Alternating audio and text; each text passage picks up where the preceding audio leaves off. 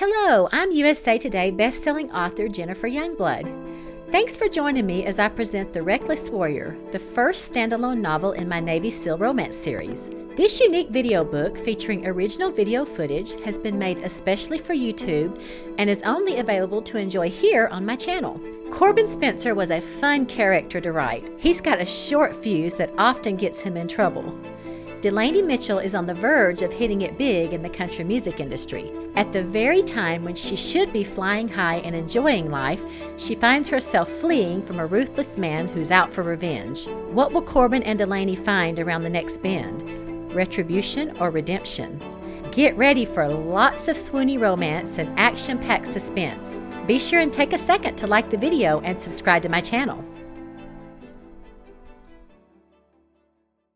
The Reckless Warrior, Jennifer's Navy SEAL Romance, Book 1. Written by Jennifer Youngblood. Narrated by Autumn McNamara. Chapter 1.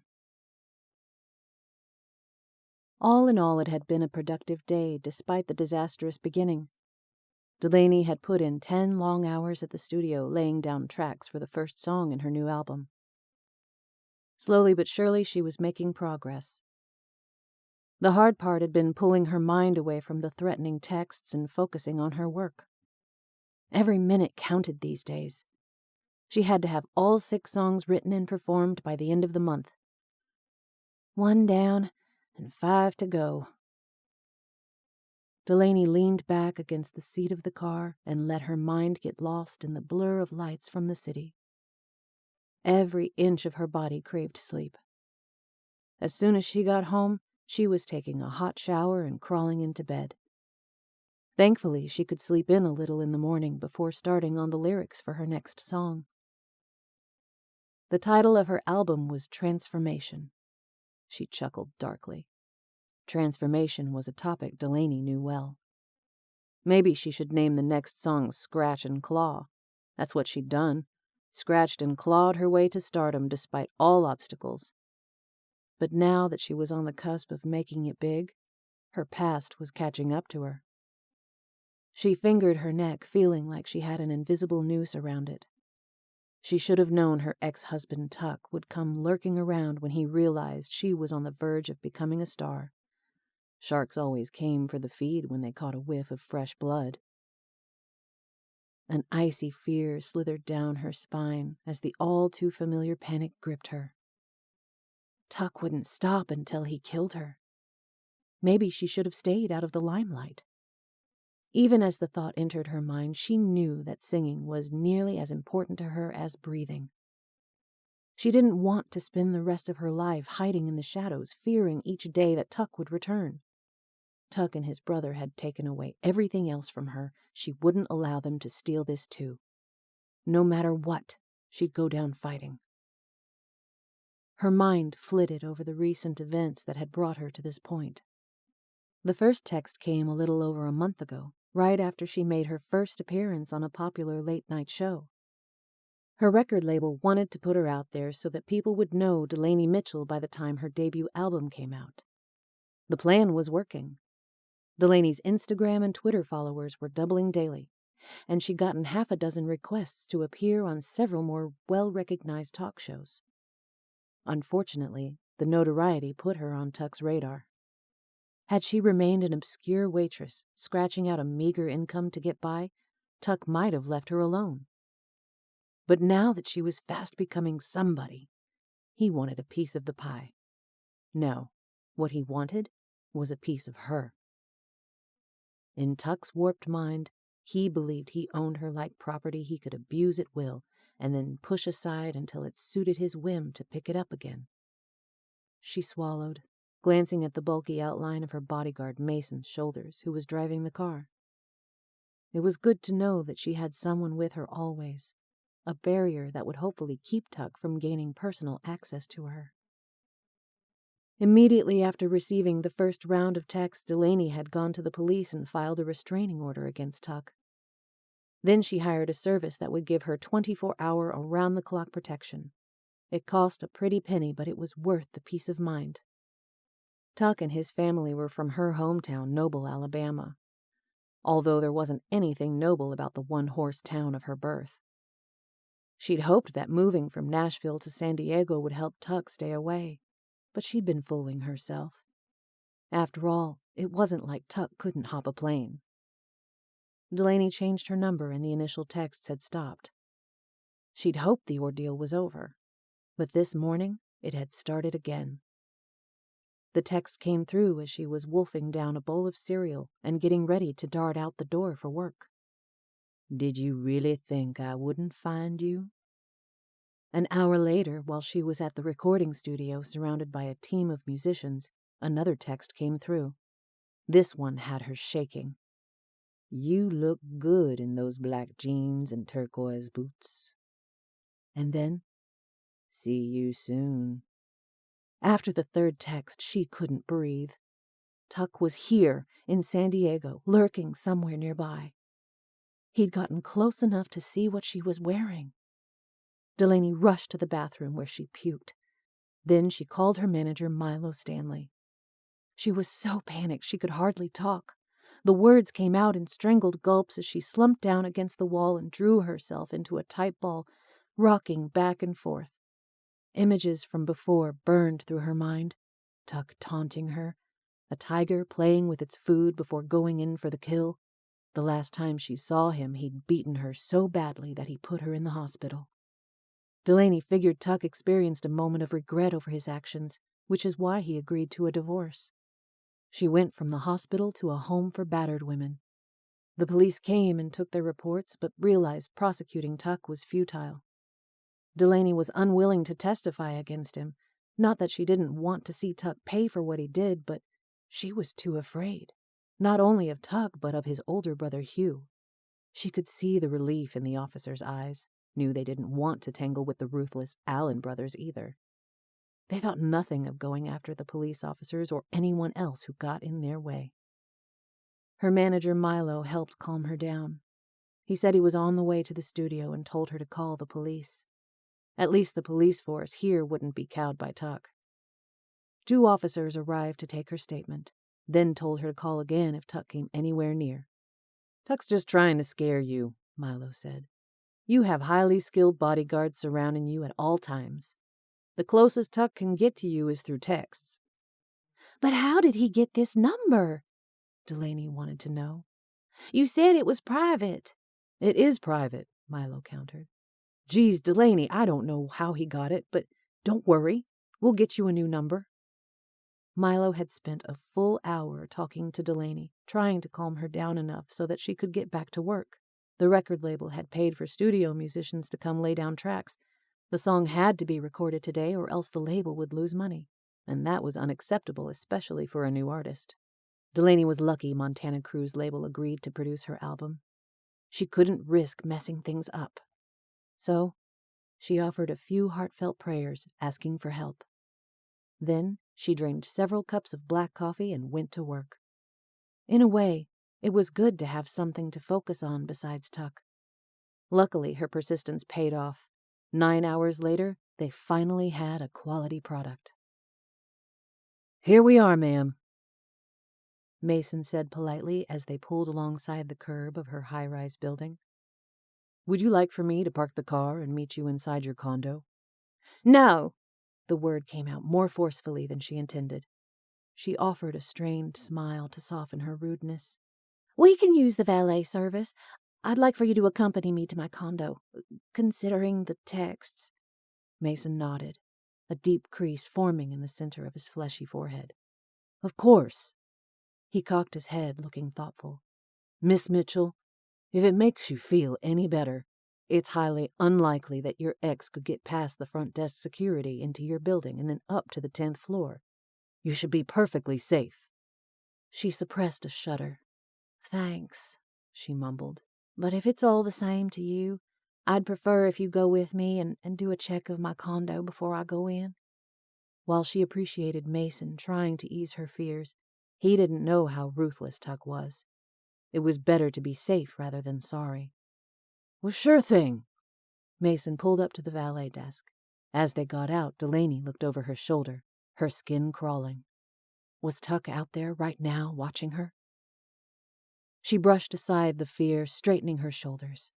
Something had shifted inside her today as she sat huddled on the bathroom floor, scared out of her mind. She felt small and pathetic, at Tuck's complete mercy, which is precisely how Tuck wanted her to feel. But enough was enough. Tuck Allen had caused her enough pain for 10 lifetimes. If he came looking for her, he'd get the fight of his life. The flowing hot water helped soothe some tension from Delaney's aching shoulders. Her mind ran through possibilities for song lyrics, but it was hard to come up with anything since she was so tired. She dried off with a towel, then slipped on her robe. She was headed to her bedroom to put on her underwear and pajamas when she heard a noise. She froze in her tracks, her heart picking up its beat. She cocked her ears. Nothing. She relaxed, laughing softly. This paranoia would be the death of her. Mason had done a thorough check of the condo, proclaiming it safe. And he was right outside the door where he'd be all night until his shift change, when another bodyguard would take his place. Delaney went to the dresser. She flinched when she heard a thump that sounded like someone was in the kitchen. Her throat constricted as she clutched her neck. For a second, she was unsure what to do. It seemed like overkill to call 911 because she had heard a noise. She reached for her phone on the nightstand and stole into the hall. Her heart pounded out a ragged beat as she made her way into the kitchen. Had Mason come into the condo for some reason? She made a mental note to call the agency the following day and stipulate that under no circumstances were the bodyguards to enter her condo without her permission. If Mason needed something, he should have called. Hello? Mason? Is that you? She stepped into the kitchen at the same instant she heard the grating laugh. Who the devil is Mason? That blockhead you had planted outside your front door? A cruel grin twisted Tuck's handsome features, revealing the monster within. Sugar, the next time you hire a bodyguard, make sure he doesn't have a weakness for beautiful women holding a box of doughnuts, he grunted. The fool digested enough sleeping pills to keep him dozing for a good long time. Who knows, maybe even enough to kill him. The words flowed so casually out of Tuck's mouth he might have been talking about the weather rather than the life of a human being. With his blonde hair, even features, and bright blue eyes, Tuck was the quintessential golden boy, his outward appearance belying the psychopath within. He'd grown a mustache since she'd last seen him, and his hair was shorter. She let out a cry, tremors shooting through her body. A wave of dizziness assaulted her as she staggered, trying to get her balance. Her mind tried to come to grips with the fact that her worst nightmare was sitting on a bar stool, his feet propped on the kitchen island. An incredulous laugh rose in her throat. Tuck was munching on an apple of all things. Her breath froze when she saw the pistol in his other hand. Run! Her mind screamed. But to where? Tuck would shoot her before she made it 2 steps away. She straightened her shoulders, trying to mask her fear with an expression of outrage. Tuck fed on weakness.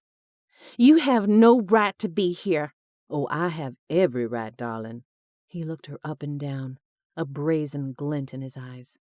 Revulsion welled in her as she tightened the tie on her robe. What do you want, Tuck? She tried to think. She was holding her phone. Was it possible to call 911?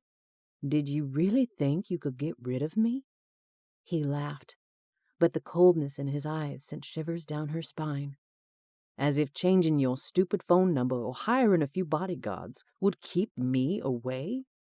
She felt like she was staring into the face of the devil as he locked eyes with her. Then his expression grew plaintive, like the child in him was taking center stage. I missed you. His voice grew pleading, confused. How could you desert me? Your own husband. In the early days, she'd been taken in by Tuck's manipulation, believed there was good in him. It was a vicious cycle.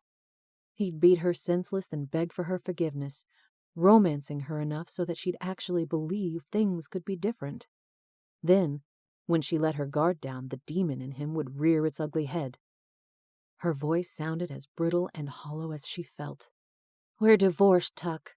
You no longer have any claim on me, he grunted.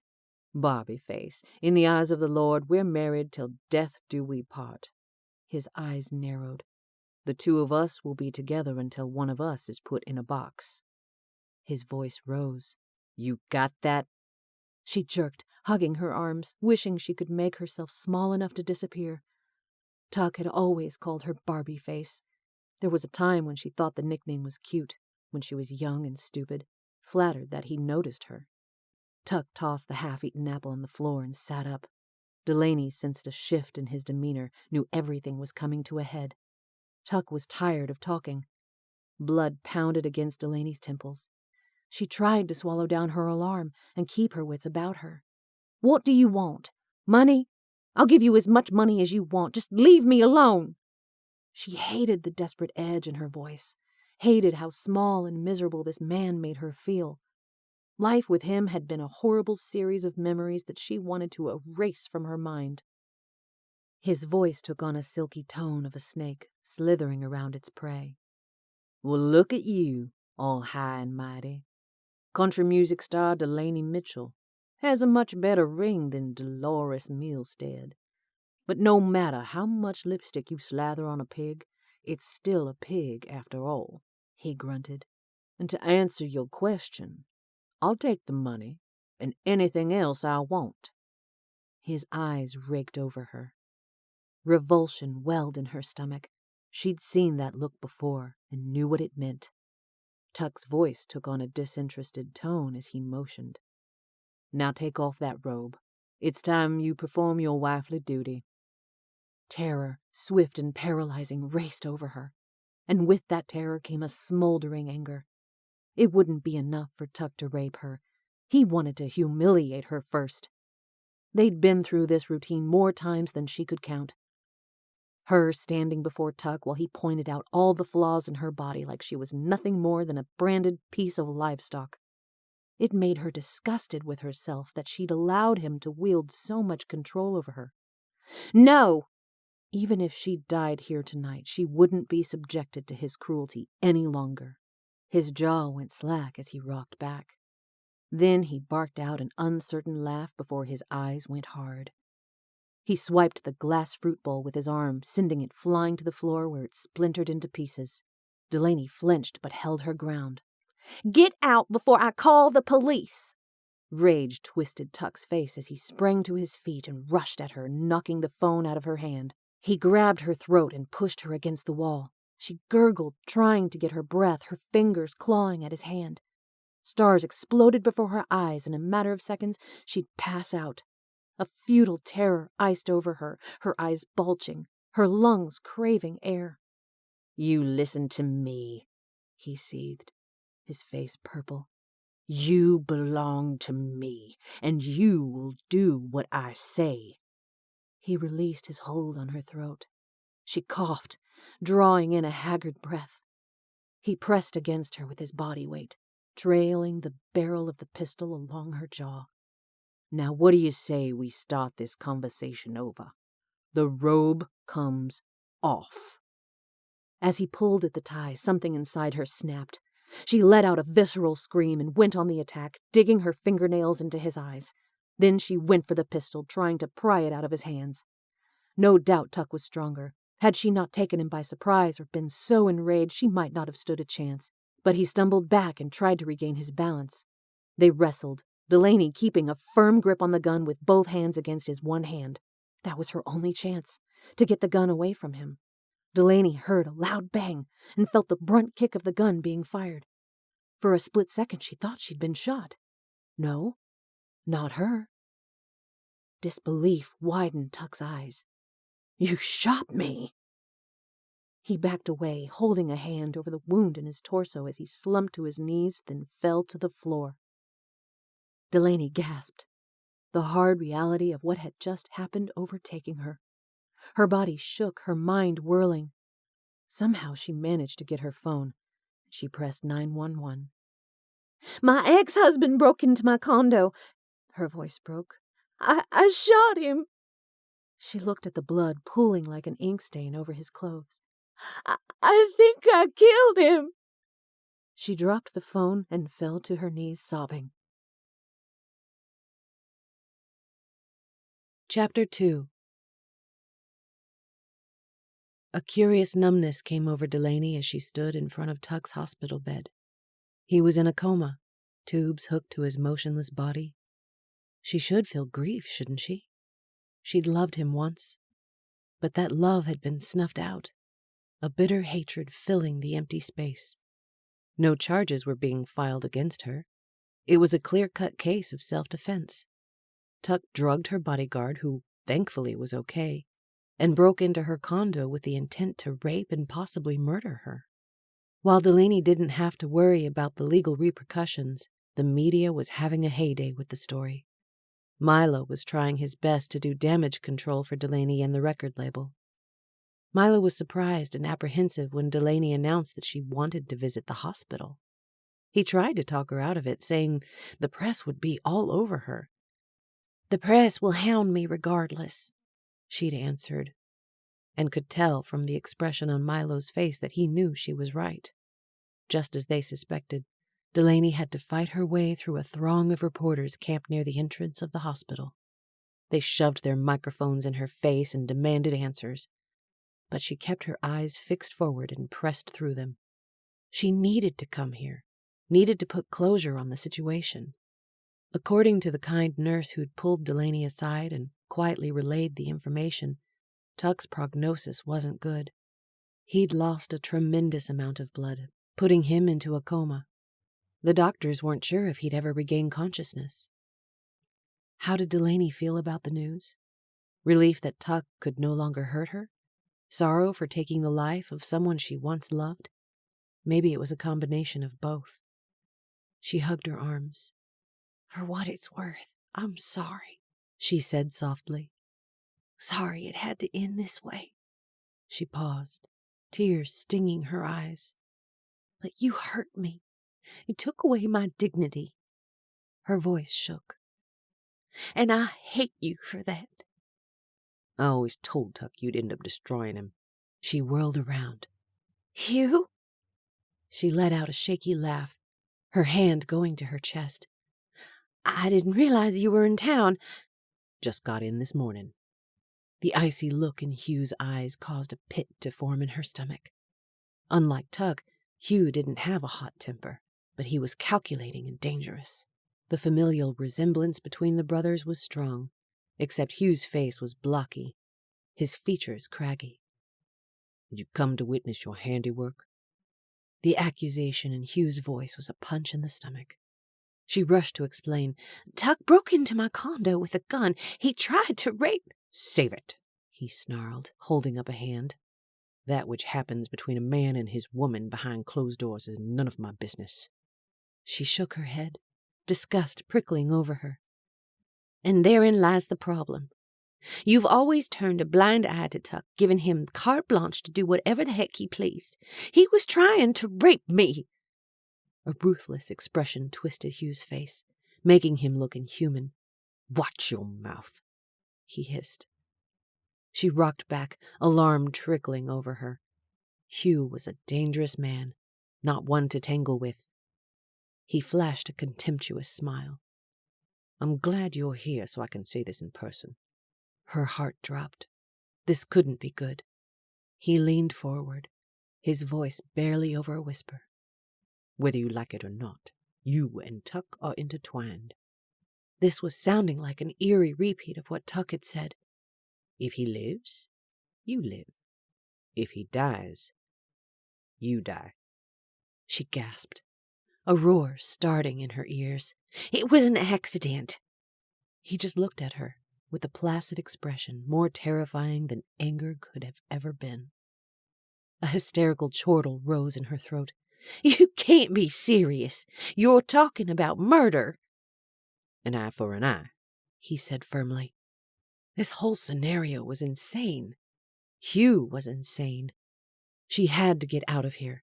She turned to flee the room, but before she could get out the door, she heard the leering amusement in Hugh's voice. "Run, little chickadee. Run all you want. But know this, no matter where you go, I'll find you if the situation warrants." You have my word on that.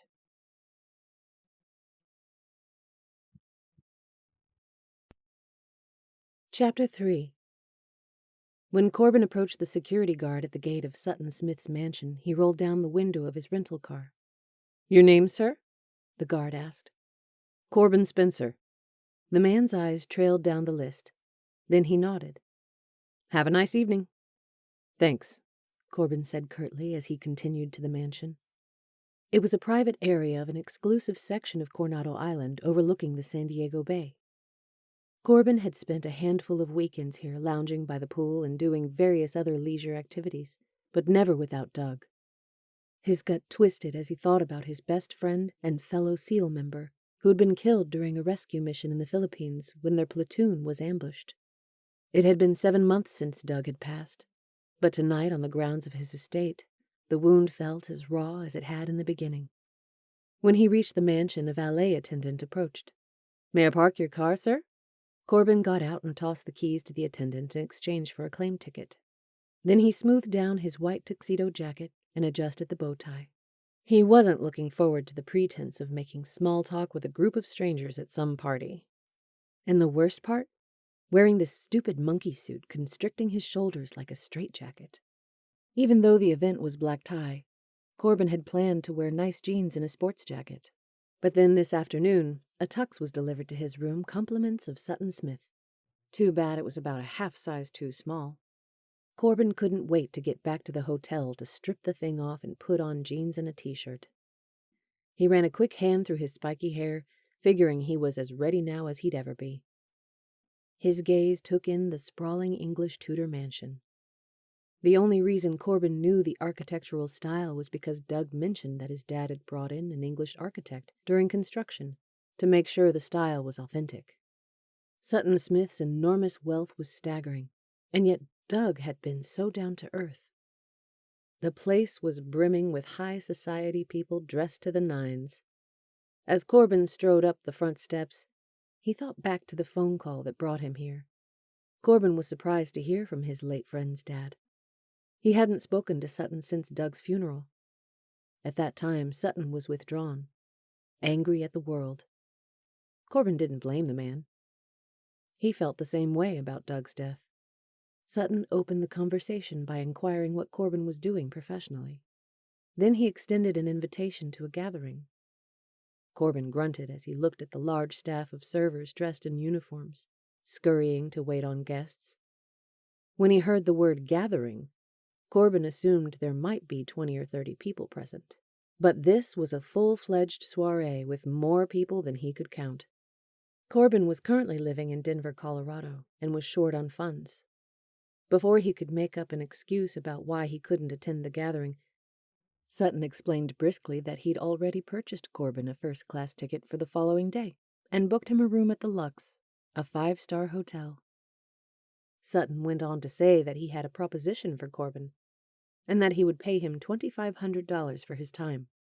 A free trip and an extra $2,500 were too good to turn down. Besides, Corbin's curiosity was piqued. He couldn't imagine what Sutton Smith wanted to talk to him about. He scoped the crowd, hoping to catch sight of Sutton. No luck. He glanced at the string quartet off to the side, playing a merry tune. All around him, people were engaged in lively conversation. The air crackled with the excited hum of people enjoying themselves. The corners of his lips pulled down. There was nothing worse than being a loner in a crowd. Hopefully he'd find Sutton soon. "Would you like an appetizer?" Delaney smiled politely before placing 2 spinach triangle pastries on her plate. "Thank you." The server nodded and moved to the next guest. It was too bad that Milo couldn't be here tonight. Then Delaney wouldn't feel so out of place. Milo had arranged her meeting with Sutton Smith, then realized that his girlfriend's son had the starring role in a school play. She sighed, taking a bite of the pastry. It was drier than a chunk of sawdust. She coughed, trying to clear the crumbs from her throat. Now she needed a drink of water. She signaled to the closest server. "How may I help you?" he said in a brisk, formal tone. She touched her throat. "Could I get a glass of water? before my windpipe closes off? Certainly. He raised his hand and motioned to a girl across the room. She hurried to Delaney's side and gave her a glass. Delaney took a few gulps. Okay, no more pastries. She glanced around the room, looking for a place to sit. When she first arrived and told the greeter her name, she was directed to an older lady who introduced herself as Agatha. Sutton is expecting you, Agatha said. But he's tied up with guests. As soon as he's done, he'll find you. In the meantime, make yourself at home. Delaney let out a long sigh. From the looks of things, it was bound to be a long night. She really couldn't complain, though, because she was just glad Sutton agreed to meet with her. Ever since Hugh had threatened her in the hospital, Delaney had been beside herself. Right after it happened, she called Milo, bawling so hard that she could hardly get the words out. He'd met her at a coffee shop, and she told him the whole sordid story. At first, Milo told her to go to the police. Then she explained how ruthless Hugh was, and how she feared the police wouldn't be able to protect her against him. Finally, Milo said that he might have another option. Delaney had laughed out loud when that option turned out to be billionaire philanthropist Sutton Smith. Then Milo told her a story about his girlfriend Leslie, and how Sutton had saved her from her abusive husband Howie. But Sutton didn't stop there. He also gave Leslie money to pay for her son's leukemia treatments. Those treatments had saved the boy's life. It was hard to believe that someone like Sutton Smith would do something so kind, asking nothing in return. Sure, he was a philanthropist, but most people like him simply donated money to charity and left it at that. Milo told Delaney that he would put out feelers, see if he could get in touch with Sutton and explain her situation. The whole thing sounded far-fetched, but Delaney was desperate enough to try anything. Fear was eating her alive. She had no doubt that Hugh would make good on his threat, and Tuck's prognosis wasn't looking good. The bullet wound had gotten infected. The doctors were amazed that he was still hanging on. Delaney had spent the last few days in a fog, hardly eating or sleeping. She tried to work, but it was impossible to get into a creative frame of mind with this hanging over her. Even though Tuck had been so horrible to her, she didn't want to be responsible for his death. And then to add Hugh's threat into the mix, it was too much to deal with. She felt like she was on the verge of a mental breakdown. Prayer was the only thing keeping her functioning. She'd been praying every day for a miracle, and today, the dark curtain of clouds had parted for one tiny second, giving her hope that help might be around the corner. Milo called this morning, telling her the good news. Sutton agreed to meet with you at his estate, but he's having a party, so it'll have to be afterwards. I'll just wait and go after the party's over, Delaney had said. No, Sutton's assistant was adamant that you come to the party. Milo couldn't remember the lady's name he spoke with, but Delaney was sure it was the older woman she'd met earlier, Agatha. The plate of uneaten pastries was starting to feel heavy in her hand. She didn't want to hold the blasted thing all night. She caught the nearest server. Can I give this to you? Her feet were aching. Why hadn't she worn lower heels? The man nodded. Of course. May I take your glass also? I think I'll hold on to it, thanks. It was one of those moments when Delaney was glad she was on the verge of hitting it big, instead of a superstar like Dolly Parton or Montana Crew. It was good to still have some degree of anonymity. Of course, at an event like this, most of the people were prominent and too preoccupied with their own importance to worry about Delaney's. Absently, her mind wandered over the crowd. She caught sight of her bodyguard keeping a respectable distance. He gave her a slight nod as if to say, I'm nearby, doing my job. Her gaze moved to two middle-aged women engaged in animated conversation. They were both so skinny they looked like skeletons, their faces stretched like plastic from so many cosmetic surgeries. Absently, she glanced towards the entrance as she took another sip of water. She nearly choked when she saw a man stride in, his angular jaw set firm like he owned the place.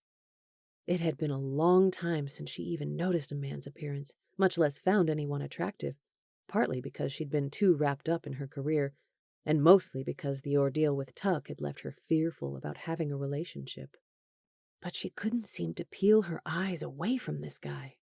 He had a rugged edge, like he would have been more comfortable in casual clothes, although he certainly knew how to fill out a tux. He was a little over 6 feet tall with lean muscles, G.I. Joe on steroids. He walked with purpose, his eyes scoping the room like he was looking for someone. "It's me. I'm the one you're looking for." And she laughed at herself. Seriously? Where had that thought come from? The fact that she was even noticing a guy right now spoke to her frenzied emotional state. If Tuck didn't pull through, she'd soon be fleeing for her life. Her career would be snuffed out before it even got a chance to blossom, and she'd have to go into hiding. And even then, Hugh would eventually find her. As bad as Tuck was, Hugh was 1,000 times worse. He wouldn't think twice about taking her life or anyone else's who got in his way. Her chest constricted, sweat beading across her nose. She balled her fist, willing herself to calm down. Hopefully Sutton would be able to help. She had to keep her mind fixed on the hope of deliverance. The guy's gaze connected with hers, sending a dart of warmth coursing through her veins. A slight smile tugged at his lips, and she felt herself smile back. The room shrank, all the people around her melting into a blur, and there was only him and her. Her heart hammered in her chest. He was coming her way. No, she couldn't do this. This guy would hurt her the same way Tuck had. Why was she always attracted to the wrong sort of man? This guy was tougher than nails, a rebel. She could tell from his swagger, the confident glint in his eyes. She broke eye contact and quickly turned her back to him. She wasn't here to pick up on men. The fact that she felt so attracted to some random guy made her sick to her stomach. Hurriedly, she threaded through the people, intent on getting as far away from G.I. Joe as she could. That was odd. The girl. Talk about hot and cold. One minute she was giving Corbin a come-hither look, and the next she was turning her back and running the other direction. He scowled. She was probably some high society chick playing games. Too bad. She was stunning to look at. And for an instant, when their eyes locked, he'd felt a connection. He threaded his way to the wall where he could observe the people in the room from a more inconspicuous place. Plus, he liked having his back protected. Still no sign of Sutton. Odd that he'd be MIA at his own party. Then again, there were so many people here, and the place was enormous. Sutton could be anywhere. He stood for another 20 minutes or so, and still no sign of Sutton. Finally, he got bored from being in the same spot and strode over to the bar and ordered a drink as he sat down at an open bar stool. What must it be like to live a life of such grandeur? He thought of the modest cabin in the tiny town of Birchwood Springs, Colorado, where his grandfather Pops and his sister still lived. It was certainly a simpler life than this, and as far as Pops was concerned, the only way to live. Guilt tugged at him. It had been too long since he'd been home. He knew he should go back, but he couldn't handle thinking about Graham's situation. The bartender returned with his drink. He mumbled out thanks and took a drink, the liquid burning like fire down his throat. He looked to his right and realized a pretty redhead was giving him the eye. He offered a brief smile before angling away from her. The girl was flashy, obviously on the make. He'd been around her type enough to know that he wasn't interested. He looked to his left and did a double take. It was her, the blonde he'd seen when he first arrived, sitting a few seats away from him. As stunning as she'd been from afar, she was even more so up close. Her hair fell over her shoulders in a sheet of glimmering honey. The form-fitting red dress hugged her curves in a classy way. He'd hoped she might look his direction so he could get her attention. But she was staring down at her drink, like her mind was 1,000 miles away. Sure, she was beautiful, but there were lots of beautiful women in this room. For a moment, he couldn't pinpoint what it was about her that had captured his attention. Then it hit him. It was the haunted expression on her face. It called to his own wounded soul. Corbin's throat went dry as he swallowed, his pulse ratcheting up a few notches. He had to get to know this woman. The compulsion was nearly overwhelming. He laughed inwardly. Was he losing it? He'd gotten very little sleep the night before. Maybe exhaustion was taking its toll. The woman had given him the brush off. She obviously wasn't interested in him. He took another swallow of his drink, his blood pumping like a piston through his veins. Before his mind could register what his body was doing, he stood, drink in hand. Without asking for permission, he sat down beside her. Her eyes widened as she glanced at him. "Hello." A stupid grin washed over his face. He didn't really know what he expected would happen when he made the split-second decision to sit down beside a stranger and try to start up a conversation. But he certainly didn't expect her to give him such a scathing look, like he was the scum of the earth, before turning her attention back to her glass. Hot needles pricked over him. Shot down before you even got off the ground. He was a big boy and could handle it. Earlier, she'd noticed him first. He'd felt her eyes on him, which is why she initially caught his attention. "Nice party," she grunted. He laughed. "That exciting, huh?" He downed the rest of his drink with a couple of swallows, feeling the alcohol buzz to his head. He couldn't believe she was flat out ignoring him. Not the sort of treatment he was used to getting from the opposite sex. Normally he had to beat the women off him. He watched as she stirred her straw through the ice cubes and took a drink. The graceful movements of her slim fingers were mesmerizing. A smile flitted over his lips as he realized what was happening. She was playing hard to get. He loved a good chase. It made things interesting. The bartender approached. "Can I get you another drink?" "I'll have what she's having," Corbin said casually. He thought that would at least earn him some sort of response. Nothing.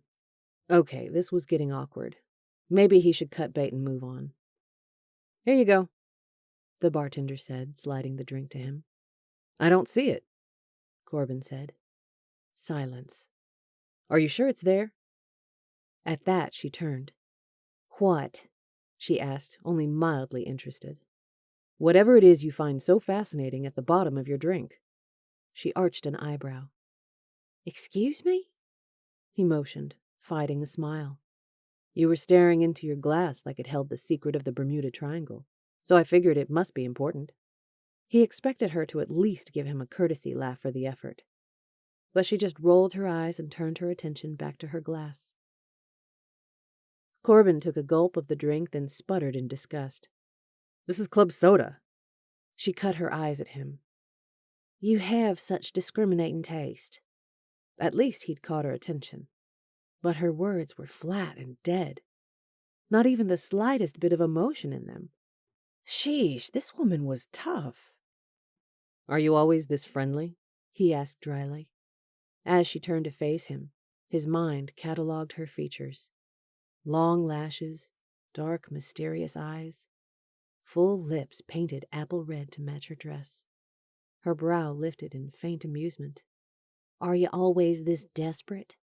Her soft southern accent was such a contrast to her insult that it rendered him speechless for a second.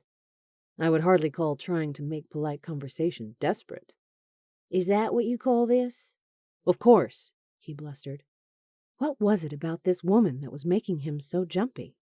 He never got tongue-tied around women. Normally the compliments rolled out of him like ballads with the ladies eating up every word. But not this woman. He forced a laugh. "Well, yeah, what else?" She shrugged. "A poor attempt at hitting on me?" "Don't flatter yourself," he retorted.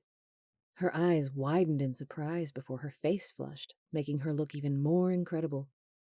He felt kind of bad for cutting her down and tried to think of a way to soften the blow. Then it occurred to him. She looked familiar. He cocked his head, trying to figure out where he'd seen her. "Have we met before? Do you live here in San Diego?" Her mouth drew into a tight line. "That's none of your business."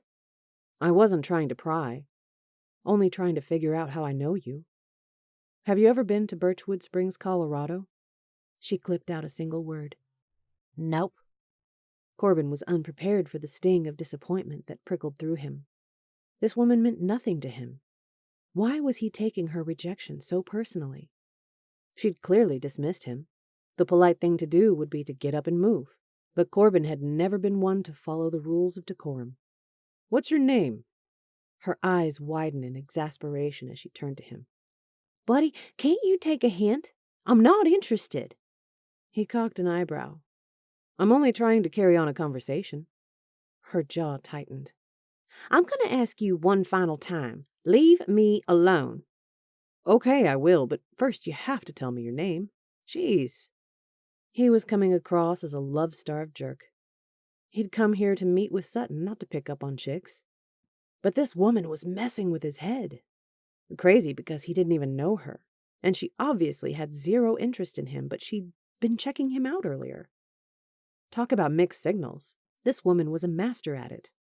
She looked past Corbin, exchanging some sort of information with the person behind him. Corbin turned as a heavy-set guy with bulging biceps approached. His thick brows bunched as he sized up Corbin. "Is this guy giving you problems, Miss Mitchell?" His voice had a warning edge, the kind tough guys used in the hope it would send all opposition running. "Not gonna happen, buddy." The name clicked as Corbin experienced an aha moment. "You're Delaney Mitchell, that country music singer." No wonder she was being standoffish. She was probably used to guys trying to pick up on her. Then he remembered hearing something about her on the news. She'd shot her ex-husband when he broke into her condo. Yep, the woman had some major baggage. He had to laugh at himself. A room full of people, and he was drawn to the one who was as messed up as he was. Par for his luck. I tried to tell him I wasn't interested, but he won't take a hint, Delaney said. "I was only trying to make conversation," Corbin mumbled. "You look lonely, like you needed a friend." Why was he even bothering to explain himself to this woman? Her gaze connected with his. For a split second, something flickered in Delaney's eyes, and he caught that wounded expression that had drawn him in. Then a curtain went down, her eyes going hard. I told you to leave me alone, she said coldly. Without thinking, he touched her arm. "Hey," he began. It was the wrong move. The big man grabbed Corbin's collar and yanked him to his feet. "Come with me," he ordered. Instinct took over as Corbin threw a punch that connected with the man's jaw. He heard the crack at the same instant the sting of the impact reverberated through his knuckles. The big man stumbled back, disoriented. Corbin sideswept his leg, sending him crashing to the ground. There were several gasps from people nearby as they stepped back. Their shocked faces cut through the heady anger, making Corbin feel ashamed. He'd come here to honor his late friend and to reconnect with Sutton, not get in a bar brawl with some hoity-toity musician's bodyguard. He gave Delaney a disgusted look. "I was only trying to get to know you. Lady, you have much too high of an opinion of yourself," he grunted. "Good riddance." He bent over to offer the guy a hand up. The guy clutched his hand, but instead of using it to get up, he pulled Corbin forward and punched him in the jaw. Pain rippled through Corbin, and with that pain came a scorching anger that overshadowed reason. They rolled on the floor, trading blows. Then Corbin sprang to his feet, adrenaline coursing through his veins. He could go like this all night. In some perverse way, it felt good to vent the anger and frustration continually warring inside him. The man also lumbered to his feet. He wiped the thin trail of blood flowing from his lip, breathing heavily. A humorless grin ruffled Corbin's lips. "Have you had enough? You should have left well enough alone, friend. I was trying to help you up." The Hulk lunged at him, but Corbin easily dodged out of his way. A crowd had circled around them. It just went to show that regardless of whether folks were high or low class, they loved the thrill of the fight. The man came at him again. Corbin stepped to the side, causing the lug to run headfirst into the bar.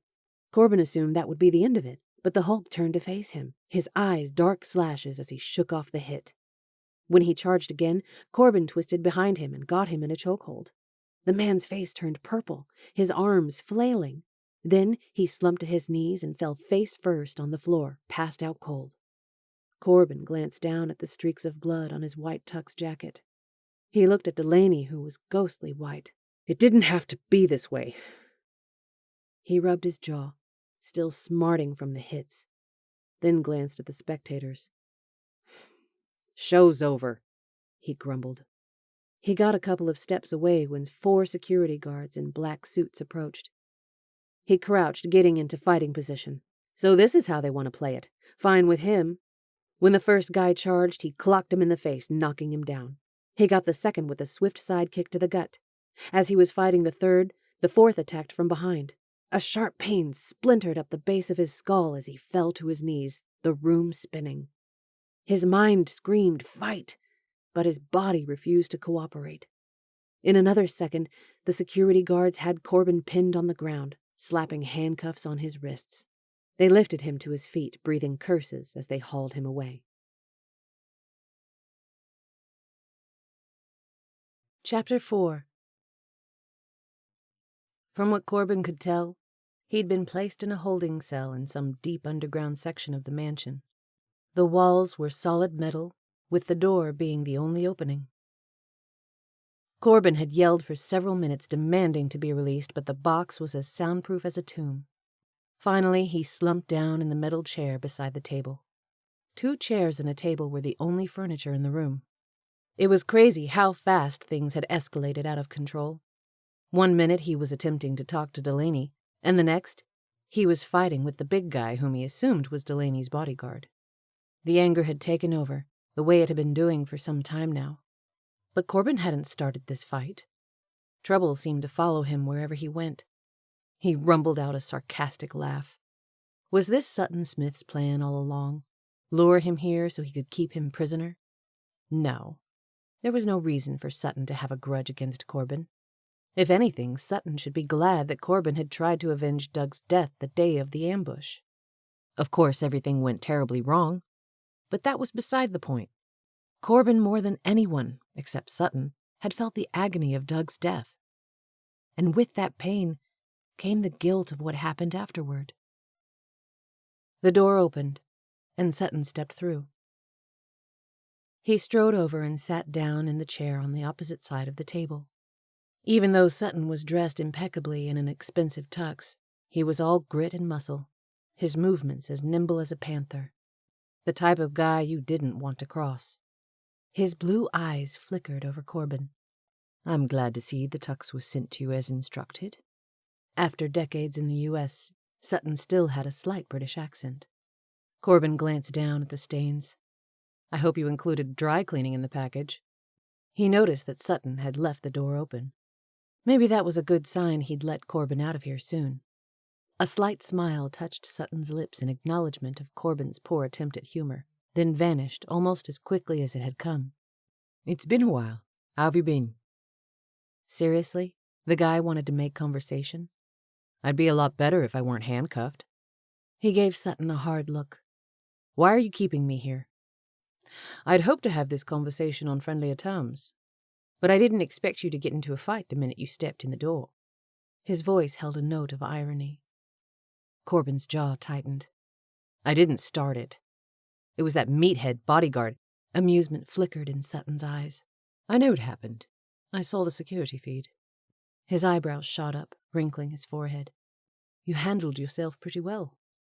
He shrugged. "At least until the end, when you were put down." He didn't appreciate the assessment, nor the jab. 4-on-1's hardly fair. It was no surprise that Sutton had cameras everywhere. This conversation was probably being recorded right now. He glanced around, seeing no evidence of a camera. But that didn't mean one wasn't hidden somewhere. Sutton chuckled. "I'd think by now you would have learned that life is anything but fair." Somehow Corbin knew Sutton was talking about Doug. It got him like a punch in the gut. He caught a blip of Sutton's hurt mirroring his own. He swallowed the ball in his throat. He looked Sutton in the eye. "Why did you pay for me to come here? I have a proposition for you." "Something other than being handcuffed and thrown in a cell?" He shot Sutton an accusing look. "You brought that on yourself, lad." Corbin was getting fed up with dancing around the topic. "What do you want from me?" "I'm holding a meeting." He glanced at his watch. "It starts in 5 minutes. I'd like for you to attend and I'll explain everything." He pinned Sutton with a look. "You tell me now. I'm tired of playing games. I wore the tux, came to your stupid party, got mauled by your security guards, and thrown into some holding cell. Enough is enough." Sutton quirked a half-smile. "You have a couple of options here." "I'm listening." "In a couple of minutes, someone is going to come in and remove your handcuffs." He reached in his jacket and retrieved an envelope. "Here's the money you were promised." He placed it on the table.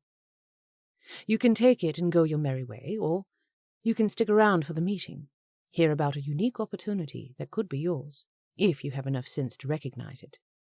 "I don't need anything from you," Corbin growled. "I'm doing just fine on my own."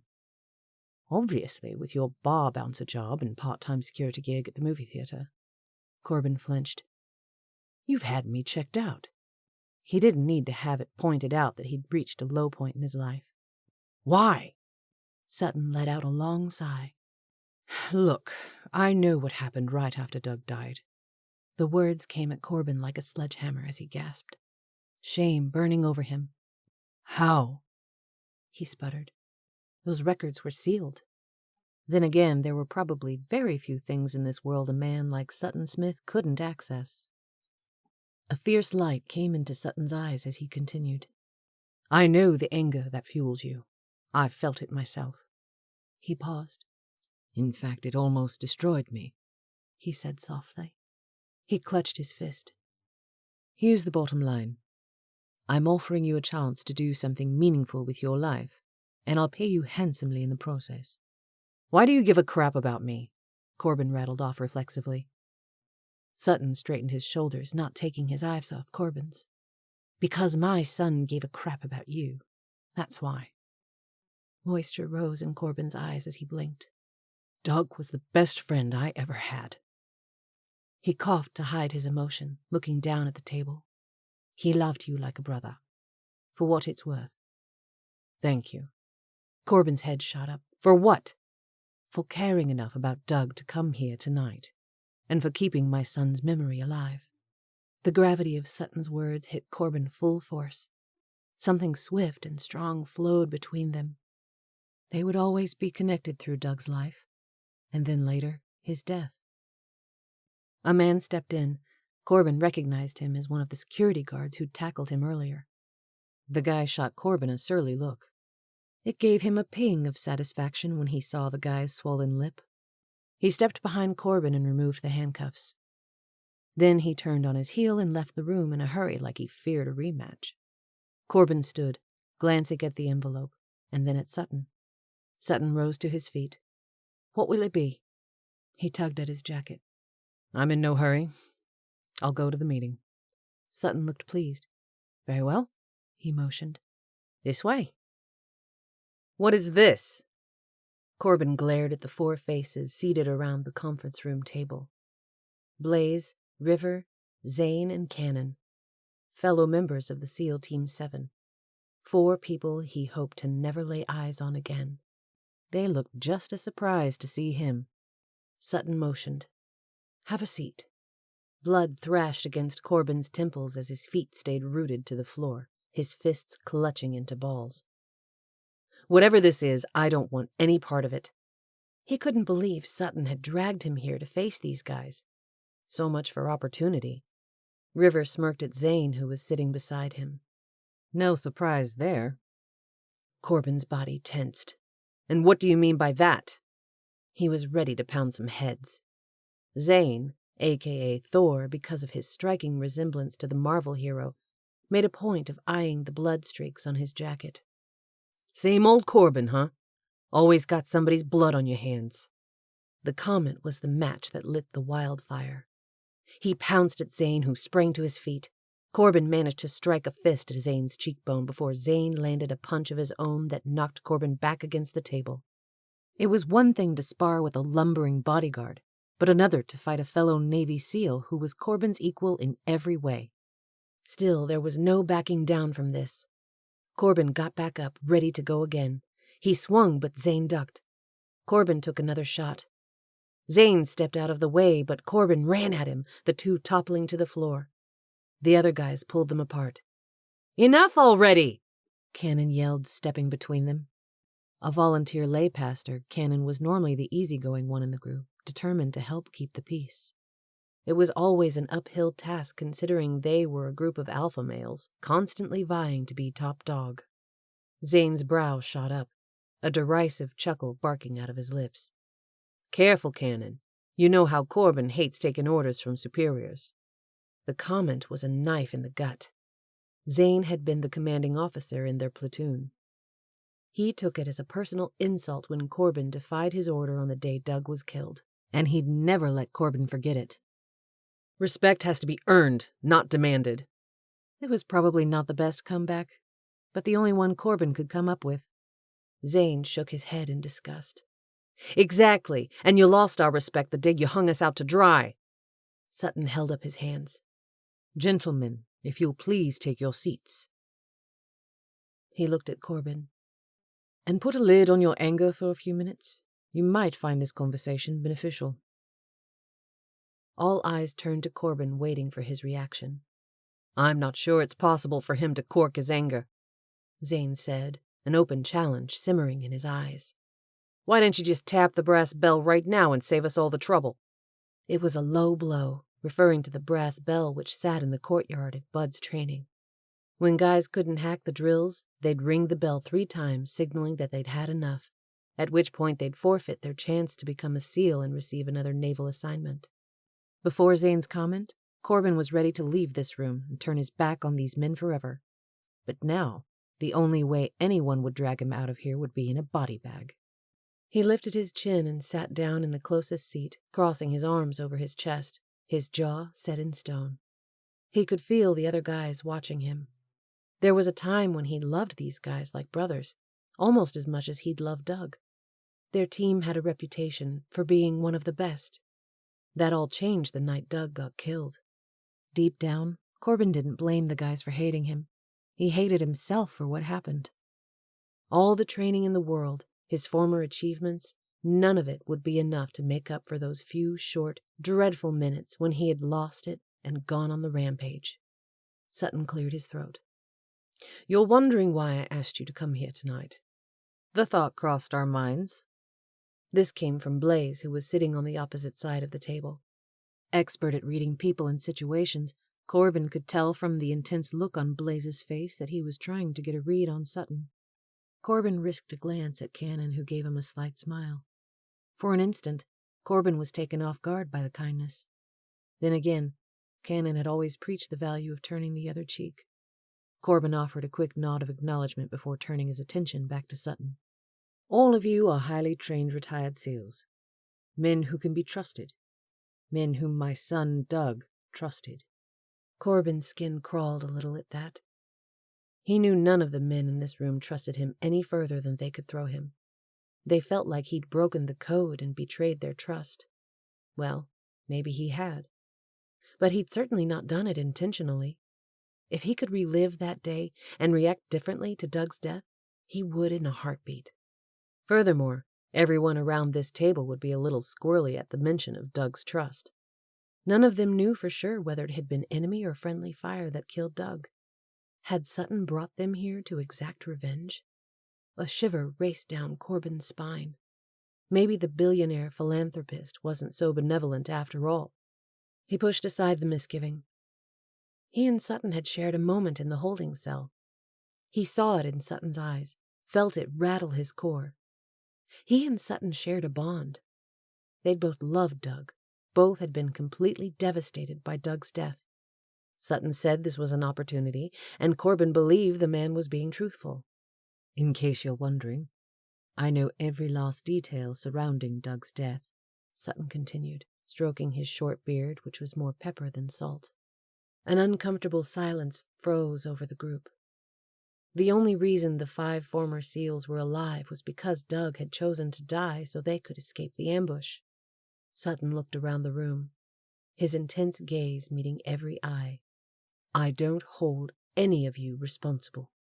It was a tragic accident." His voice quivered so slightly that Corbin wondered if he'd only imagined it. "The one consolation is knowing Doug died serving his country and fellow SEALs." Corbin remembered Doug mentioning that Sutton was a Commodore in the Royal Navy. He would have a personal appreciation and respect for service to country and fellow comrades. Doug was a cut above the rest, the embodiment of excellence, Zane said. Yes, he was. He never gave up on any of us. Even when we gave up on ourselves, Corbin added mentally. It wasn't until he saw the surprised looks that he'd realized he'd spoken out loud. He and Zane locked gazes, and in his former commander's eyes, he caught a glimpse of mutual understanding. At least that was one point on which he and Zane could agree. Doug was the best, the glue that held the team together. I'm assembling a special ops group of retired Navy SEALs. Our intent will be to help those whose problems fall outside the realm of traditional law enforcement. People who are backed in the corner with nowhere else to go for help. Zane grunted. I think I speak for most of the guys here that under the circumstance, he cleared his throat, cutting his eyes at Corbin. We don't feel comfortable putting our lives in the hands of someone who's so unpredictable. Heat burned over Corbin as his eyes narrowed. He was about to go on the rampage again, then saw the mixture of resentment and pity in Zane's eyes. It hit him in that moment. Had he been in Zane's shoes, he'd probably say the same thing. Sutton held up a hand. Group is a loose term. You'll work as independent contractors and will be paid per assignment. Additionally, each of you will receive a souped-up black SUV with bulletproof windows. I have other security personnel that you can have access to should you need their assistance. Other retired SEALs will be brought in as time goes on. Still smarting from the insults, Corbin's mind raced in circles like a hamster in a ball. No clear destination in sight, but he had to keep running all the same. It wasn't until Sutton got to the substantial sums of money they'd earned that he'd felt a quiver of excitement. This could be the start of a new career. The chance to do something useful. Also, it would be nice to earn some real money. Maybe get a new bike. Take a trip somewhere warm. He was tired of Colorado's snow and sick of pinching pennies. How will you determine which assignments were given? Zane asked. Will it be done on a as-needed basis? Good question. The jobs will be assigned according to your skill set. Sutton punched the table with his finger. You have my word that I'll make sure you have every available resource you need to be successful.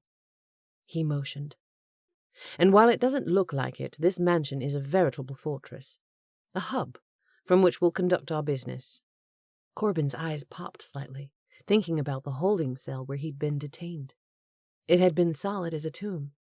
There was no telling how many secret tunnels and areas ran through the mansion. Sutton's voice grew intense, his penetrating blue eyes scoping the room. Gentlemen, in a small way, we'll be paying homage to Doug, helping right some of the many wrongs in this tragic world. He squared his jaw, straightening to his full height. Let's do this. The Warrior Project. Not only for Doug, but also for God and country. Corbin's chest burned with a new determination. He'd come into this room floundering, no real direction in his life. But now he had something he could sink his teeth into. An unexpected feeling of hope kindled in his chest. This could be a way to get the one thing he craved most. Redemption. The Warrior Project. For Doug, God and country, he repeated softly. Chapter 5. When the fight broke out between Delaney's bodyguard and that annoying guy, Delaney feared Sutton might order her to leave. Thankfully, that didn't happen. After the guy was hauled away by security guards, things settled back down. Delaney cooled her heels for 3 more hours, waiting for the party to wind down, before Agatha found her and announced that Sutton would see her in his study. Delaney had been a nervous wreck, not sure what to expect. But the meeting with Sutton Smith went much better than she expected. All in all, it was anticlimactic. She'd been prepared to plead her case, trying to figure out the best way to convey how truly cutthroat Hugh Allen was. As it turned out, anything she could have said would have been a waste of breath because Sutton already knew. He'd done his research on the Allens, probably knew more about their nefarious business dealings than she did. Rumors had been floating around Noble for years. Some had Hugh being an arms dealer to terrorist groups. Others said Hugh was the head of a private militia. Whatever Hugh was involved in, it wasn't good. People who crossed him disappeared. Delaney's philosophy had always been the less she knew, the better. After about 10 minutes into the conversation, Delaney realized that as far as Sutton was concerned, taking her on as a client was a done deal. She got the feeling he'd already made the decision, even before she came here tonight. They discussed the particulars, starting with Sutton's fee, which was nominal considering the circumstance. Sutton told her he was assigning one of his top guys to provide around-the-clock protection, a retired Navy SEAL. Considering how easily Tuck had breezed past her bodyguard, Delaney was leery of putting her fate in the hands of one individual, but Sutton assured her that the guy was well-trained and could be as vicious as Hugh if the situation warranted. As cliché as it sounds, the only way to fight fire is with fire, Sutton said in a British accent. Rest assured that your bodyguard has access to a team of people and additional resources if need be. He gave her a piercing look. It's not looking good for your ex-husband. The doctors don't expect him to live past a few more days. Her heart lurched as she nodded, tears springing to her eyes. I know, she said quietly. You're in good hands, Sutton assured her. A feeling of gratitude washed over Delaney. She was so appreciative of Milo who'd put her in touch with Sutton. For the first time since the ordeal with Tuck, she felt like she might have a fighting chance for survival. Sutton stood, telling her to wait while he went to get her bodyguard. When he got to the door, he turned. Oh, one more thing, he said casually. She tensed slightly. Yes? In order for this to work, I need you to have complete trust in me and your bodyguard. You have to listen to his instructions and trust that he'll do everything in his power to keep you safe. Okay. Odd advice. Why would she do any different? She was hiring Sutton and this guy to keep her safe. Hang tight, I'll return shortly. Sounds good. She hugged her arms, glancing around at the handsome study. Bookcases lined one of the walls from floor to ceiling. Her gaze ran over the book spines. Most of the books had to do with the military, strategy, or combat. An enormous mahogany desk sat in front of the opposite wall. Underneath it was an ornate oriental rug. The cozy space exuded old money and prestige. She scooted back into the comfort of the overstuffed chair and crossed her legs. She glanced at the large clock on the wall beside the bookshelves. She assumed that Sutton would return momentarily. But 10 minutes went by, then 20. She rested her head against the back of the chair, letting her mind get lost in the steady rhythm of the ticking clock. Delaney stifled a yawn. Until she'd sat down, she'd not realized how tired she was from all the stress. Her eyelids grew heavy as she dozed off. The door opened and she jumped guiltily. She sat up quickly, then realized she'd been drooling. Heat crept up her neck as she wiped it away. Sorry that took so long, Sutton said. No worries, she said automatically. Then her eyes popped when she realized who was standing behind him. You! Her mind reeled. I thought security guards took you away. Sorry, darling. I'm not that easy to get rid of, he said dryly. He held out his hand, an expression of faint amusement on his handsome face. Corbin Spencer. Nice to officially meet you. She just looked at his extended hand like it was a snake about to strike. This couldn't be happening. He chuckled and dropped his hand to his side. A blistering heat slapped Delaney's cheeks as she gripped the arms of the chair. Was this some sort of cruel joke? Surely this guy wasn't her bodyguard. An incredulous laugh bubbled in her throat as she looked at Sutton. Are you kidding me? Sutton's expression never changed as his eyes met hers. You and I agreed that you would trust me to pair you with the best man for the job. I've done that. No, I don't want him. She shook her head back and forth. There must be someone else. The thought of this guy being around her 24/7 was too much to take. Even now, attraction was zinging through her veins despite her best efforts to squelch it. She couldn't get involved with someone right now, especially not this guy. He was a hothead, all fire and excitement that would burn her to the core, leaving only ashes. She squared her jaw, glaring at Corbin. Sutton flashed a friendly smile. "You came here for my help, right?" Yes, she said hesitantly. "Then let me help you." His eyes locked with hers. "Corbin's the best guy for the job. You have to trust me on this." Trust. A double-edged sword. The hard set of Sutton's jaw let her know that he wasn't backing down. She ran a hand through her hair. Moisture rose in her eyes as the walls closed in around her. She blinked a few times, trying to clear the emotion. It was ridiculous to get so worked up about this. She had to have help. It was a miracle that she'd even found Sutton. No one else she was aware of could stand up against Hugh. "Okay," she finally said, exhaling a long breath. Sutton nodded. "Very good.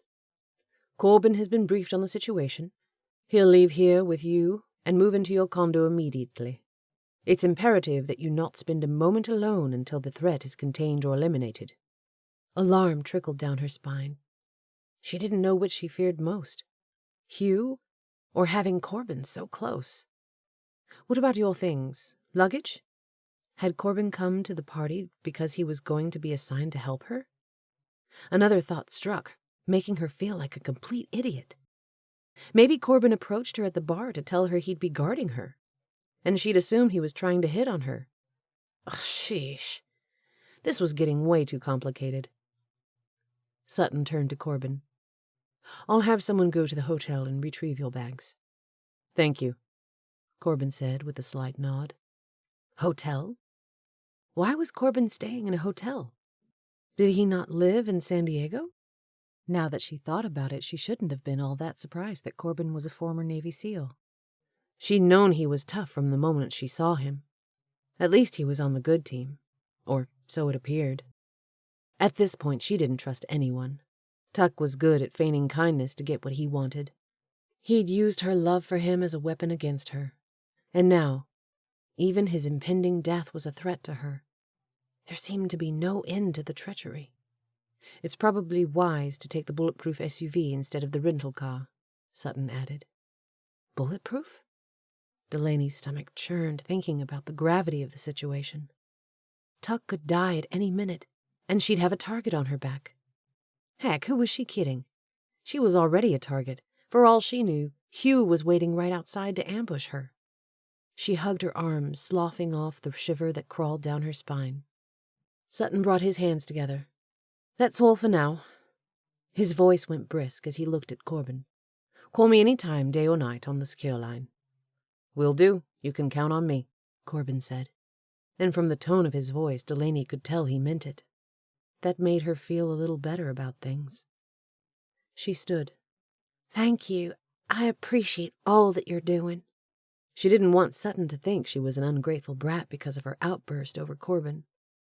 Sutton was a gift sent straight from heaven. She hoped with all her heart that Corbin would be able to keep her safe. She thought of something else. "Will I be able to go about my normal routine?" The deadline for the album was looming over her. The execs at Montana Crew Label were being very understanding about her situation, but she didn't want to do anything to mess up her big shot. "We certainly hope that's the case," Sutton answered. "There are no guarantees. We'll just have to see how this thing plays out." She nodded, her lips forming a grim line. "I understand." She appreciated Sutton's honesty, and that he wasn't just paying her lip service. A brief smile touched Sutton's lips as he looked from Delaney to Corbin. "I'll leave you to it. Good luck." When he left the room, Delaney was keenly aware that she and Corbin were alone. An awkward silence descended between them. Should she apologize for earlier, or just leave well enough alone? "Are you ready?" "Huh?" It was hard to form a clear thought with Corbin so close. Plus, she was exhausted. She hoped her mind would turn off tonight so she could get some sleep. Oh, how she desperately needed it. "To go to your condo?" "Oh, yeah." He probably thought she was a complete moron. Where else would they go? Sutton mentioned that Corbin had been briefed about her situation. How much did Sutton know about her relationship with Tuck? Did he realize that Tuck had abused her for so many years? It was embarrassing that she'd been weak enough to let it happen. She tried to keep a lid on her past as much as she could, but now that she'd shot Tuck and put him in the hospital, everything was splitting wide open. "You ready?" A hint of amusement flickered in his green eyes. Or were they gold? Whatever color they were mesmerizing. She took in his features. Messy nut-brown hair, olive skin, prominent cheekbones, white even teeth, razor-sharp jaw that had a stubborn set. A heat wave blasted over her when she'd realized he'd caught her staring at him. This was the second time tonight. She lifted her chin and forced her feet to move forward. "Yes, where's the SUV parked?" "In the back." "All right, lead the way." She wondered how long it would take before this incredible attraction subsided. Hopefully it would be soon, or else she'd make a complete fool out of herself. Chapter 6. It was crazy how drastically Corbin's life had changed in a matter of a few hours. When he realized who his first assignment was, Corbin was shocked beyond words. Interesting that in a crowded room he'd been drawn to Delaney. Of course, she'd noticed him first. Then she acted so cold at the bar. He wished they'd not met each other the way they had. It was making everything awkward. They drove in silence to Delaney's condo.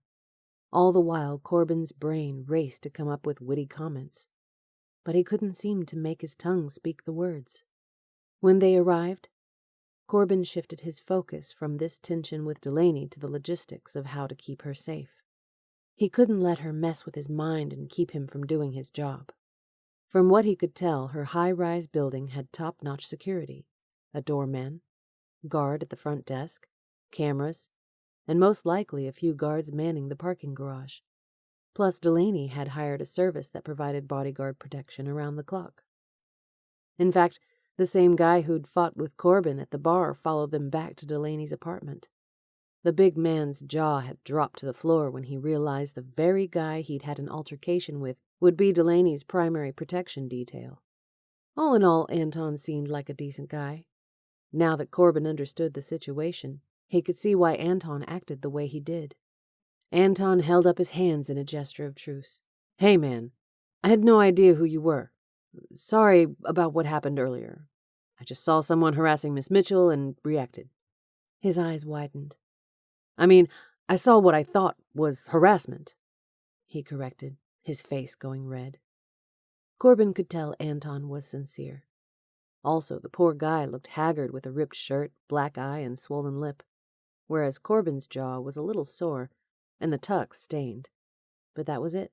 One of those situations where, if you think I look bad, you should see the other guy applied. "We're cool," he told Anton, and he meant it. Corbin couldn't blame the guy for doing his job. And it couldn't hurt to have someone parked outside Delaney's door. Of course, Tuck Allen had blown right past the high-rise security and bodyguard. Corbin had no doubt that Hugh could also break past security and get to Delaney if he so desired. His jaw hardened. What Hugh wouldn't be counting on, however, was him. During his briefing session, Sutton had shown Corbin video footage of the night Tuck broke into Delaney's condo.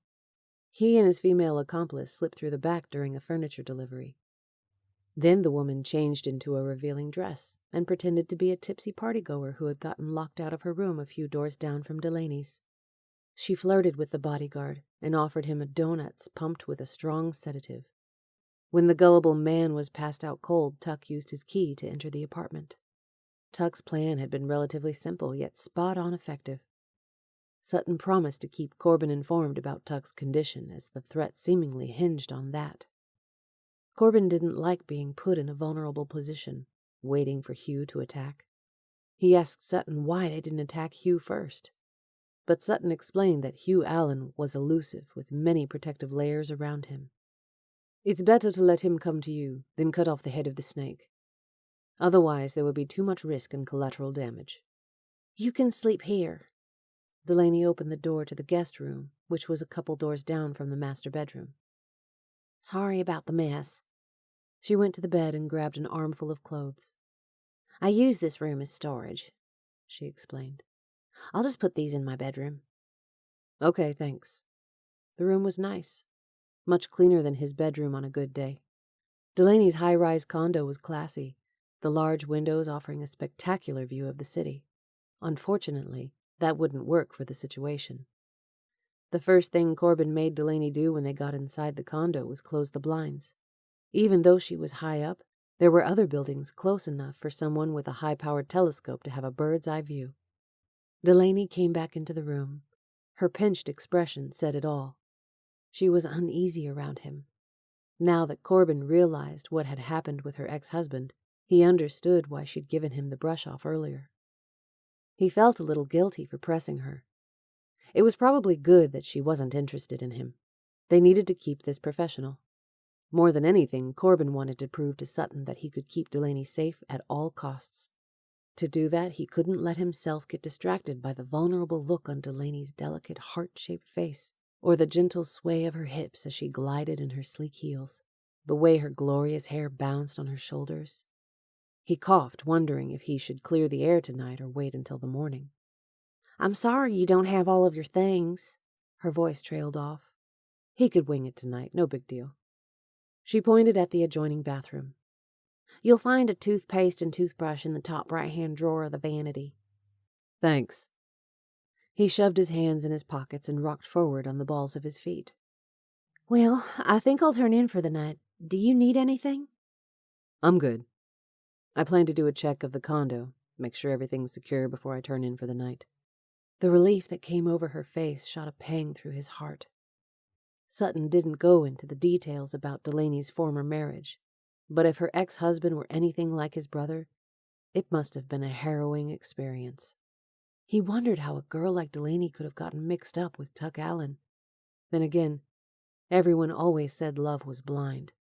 He was itching to know how Delaney felt about Tuck being in the hospital. She'd shot her former husband, someone she once loved. That had to bite. There were so many questions he wanted to ask her, about her past, her climb to stardom, her hobbies, what she liked to eat. He laughed inwardly. Okay, he needed to take it down a notch. This was business, not a date. She was to the door, about to step out of the room when he spoke. Delaney? She turned. Yes? I'm sorry about what happened earlier. At the bar? Her jaw went slack as she fast blinked a couple of times. If I'd realized the situation, I wouldn't have been so forward. A polite smile fixed over her face. Thanks. He could almost see the wall going up between them. She was determined to keep him at a distance. Disappointment settled heavily in his gut. I had no idea who you were, or I wouldn't have been so cold. Pink tinged her cheeks. I thought you were trying to hit on me. A laugh rumbled in his throat. Should he tell her the truth, or should he keep that to himself? He winked. And here I thought that you were hitting on me, when you checked me out as I came into the party. He relished the deep blush that colored her cheeks. She was gorgeous. He had the unreasonable urge to pull her into his arms and see if her lips tasted as good as they looked. Her eyes narrowed as she straightened her shoulders. I was not checking you out. Even though her voice was edged with outrage, Corbin couldn't get over how lyrical her accent was. As smooth as Graham's lemon chiffon pie, with just the right amount of huskiness. A smile tugged at his lips. It was fun teasing her. I guess we'll have to agree to disagree. She lifted her chin, her eyes sparkling. You can be a real jerk sometimes. The insult took him off guard as he laughed. Sparring with Delaney was much better than the awkward silence. He winked. Only 50% of the time. Her hand went to her hip, but he could tell she was trying not to smile. Oh, and what about the other 50%? Charming, witty, a perfect gentleman. She grunted. I doubt that. It's true, he said with a straight face. You're humble, too, she said sarcastically. He took a step closer to her. his pulse pumping up a notch. "So, Delaney Mitchell, are you gonna sing me a bedtime song if I can't get to sleep?" He cringed inwardly.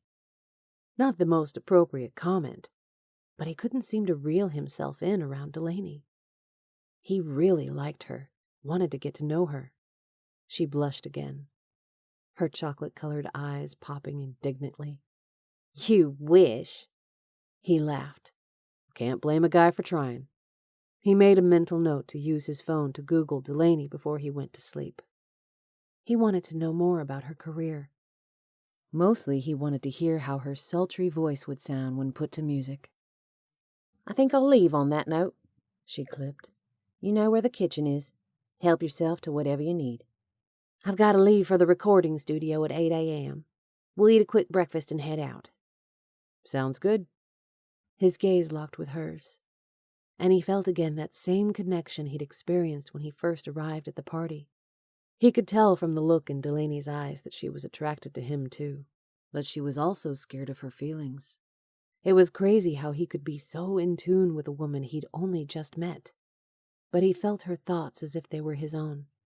Anger pulsed through his veins. It was probably a good thing Tuck Allen was in a coma. Otherwise, Corbin would have been tempted to beat the man to a pulp for hurting Delaney. Suddenly, he wished he were sleeping in the same room with Delaney. Not necessarily because he was so attracted to her, but because he wanted to keep a close eye on her in case Hugh Allen tried anything. His mind did a risk assessment. It would be nearly impossible for Hugh to enter from the patio. He'd have to come through the door like Tuck had done, or try to get Delaney in transit or at the studio. He sat down on the edge of the bed and removed his shoes. His shoulder blades were tight with tension. "What else do you have planned for tomorrow other than the trip to your recording studio?" If he knew the agenda, he could get prepared for any surprises. He loosened the bow tie and removed the Tuck's jacket. He wasn't sure what time in the morning Sutton's guy was bringing his luggage, but it had better be early. He didn't want to wear this get-up any longer than he had to. He made a mental note to text Sutton before he went to bed. Well, tomorrow night I'm singing at Senator Fleming's birthday party. He winced. "What? Sutton didn't mention anything about that." Well, probably because he didn't know, Delaney retorted. I met Sutton for the first time shortly before he brought you into the study. Corbin was surprised by that. Then again, he shouldn't have been. From what he could tell, Sutton tended to act swiftly with very little explanation. It would be a challenge to protect Delaney in a large group, especially when she's performing. He'd have to ask Sutton to send over a team of bodyguards. He rubbed his hand over his jaw. This was getting more complicated by the minute. Then again, you didn't get paid the kind of money he was getting for easy. The SEAL motto flitted through his mind. The only easy day was yesterday. Delaney leaned against the doorframe, her hands going into the air. I just can't put my life on hold because of this threat. I have commitments, obligations. My career is just now taking off. To stop now would be career suicide. Delaney's forehead creased, her eyes heavy with exhaustion, shoulders sagging. She removed her stilettos, holding them both in one hand. "I understand where you're coming from, but to knowingly put yourself in a risky situation could also be suicide. Literally." Her face paled, making her look vulnerable and lost. He was taken back by the fierce protectiveness that welled in his chest. Again, he wanted to gather her in his arms and soothe the worry lines from her beautiful face. She gave him a pleading look. What other choice do I have? I have to sing tomorrow night. It only took him a second to reach a decision. He'd never been able to stand by idly when there was a woman in need. Of course, he'd lost count of the number of times that philosophy had gotten him in fights, many of which landed him in jail. But that was beside the point. "Okay, we'll go with it. Tomorrow morning, before we head out, we need to sit down and go over your schedule. That way I'll know what's coming." Agreed. He pressed his fingers into his eye sockets, then rubbed them over his forehead and back through his hair. He needed a good night's sleep so he could look at the situation through fresh eyes, because right now, all he could think was that he was alone in a condo with the most intoxicating woman he'd ever met. He was supposed to keep her safe from a very dangerous and immediate threat, and all he could think about was kissing her until neither of them could think straight. He realized she was studying him, an enigmatic expression on her face. "What?" A slight smile touched her lips. "I know we didn't get off to the greatest start, but thanks for being here." She hesitated. "It's nice to know someone has my back." She shuddered, her voice losing sound. "In case." This was serious. The threat large. Delaney's life on the line. He had to remain sharp and push aside the attraction he felt for her. Something as indefinable as a whisper, yet stronger than steel, wafted over him as his eyes met Delaney's. This thing between them was real, more than physical. He felt her pain, knew in some indescribable way that, even though they'd only just met, he'd go to the end of the earth and back for this woman if necessary. "You need to know that I'll do everything in my power to keep you safe, whatever it takes." Her eyes teared up. "Somehow I know that," she uttered, and then looked surprised that she'd said it. "Good night," she quipped, then quickly left the room. "Good night," Corbin repeated softly. He was starting to recognize a pattern. Every time something sparked between them, Delaney retreated.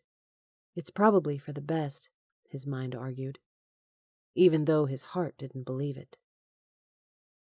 She was standing in a field of clover, the one where she used to play as a child, whiling away many a lazy summer afternoon, making long flower chains that she'd wind around her head as a crown. A chill ran over her flesh as she looked around, noticing that the world had gone dark. She looked up, trying to see the sun, but an ominous cloud was in the way. Delaney ran full speed, trying to escape the shadow of the cloud, but no matter where she went, the cloud seemed to follow. She looked in the distance and saw him coming towards her. Her first thought was to get away, but she was transfixed by the splendor of this man. Tall, with lean, sinewy muscles. He walked with purpose, a warrior strength in his jaw. Before she realized, he was standing in front of her. "I shouldn't be here. I can't be attracted to you." She pointed up at the cloud, fright knotting her insides. "I have to get away." Corbin only smiled in amusement, sending her pulse racing. She stared into his mesmerizing eyes, greener than a grove of trees with specks of gold. In the tenderness of his gaze, she caught the faint notes of a ballad that only her heart could understand. Her defenses crumbled like a broken suit of armor at her feet. Her stomach tingled as his arm encircled her waist and pulled her to him in a crushing embrace. "I can't," she uttered before his lips came down on hers. Gently, his lips moved against hers, stoking the growing fire until it became an inferno of splendid emotion. Her hands moved across his back and up through his hair as she pulled him closer. Never had she felt such utter and complete bliss as she drank in his nearness.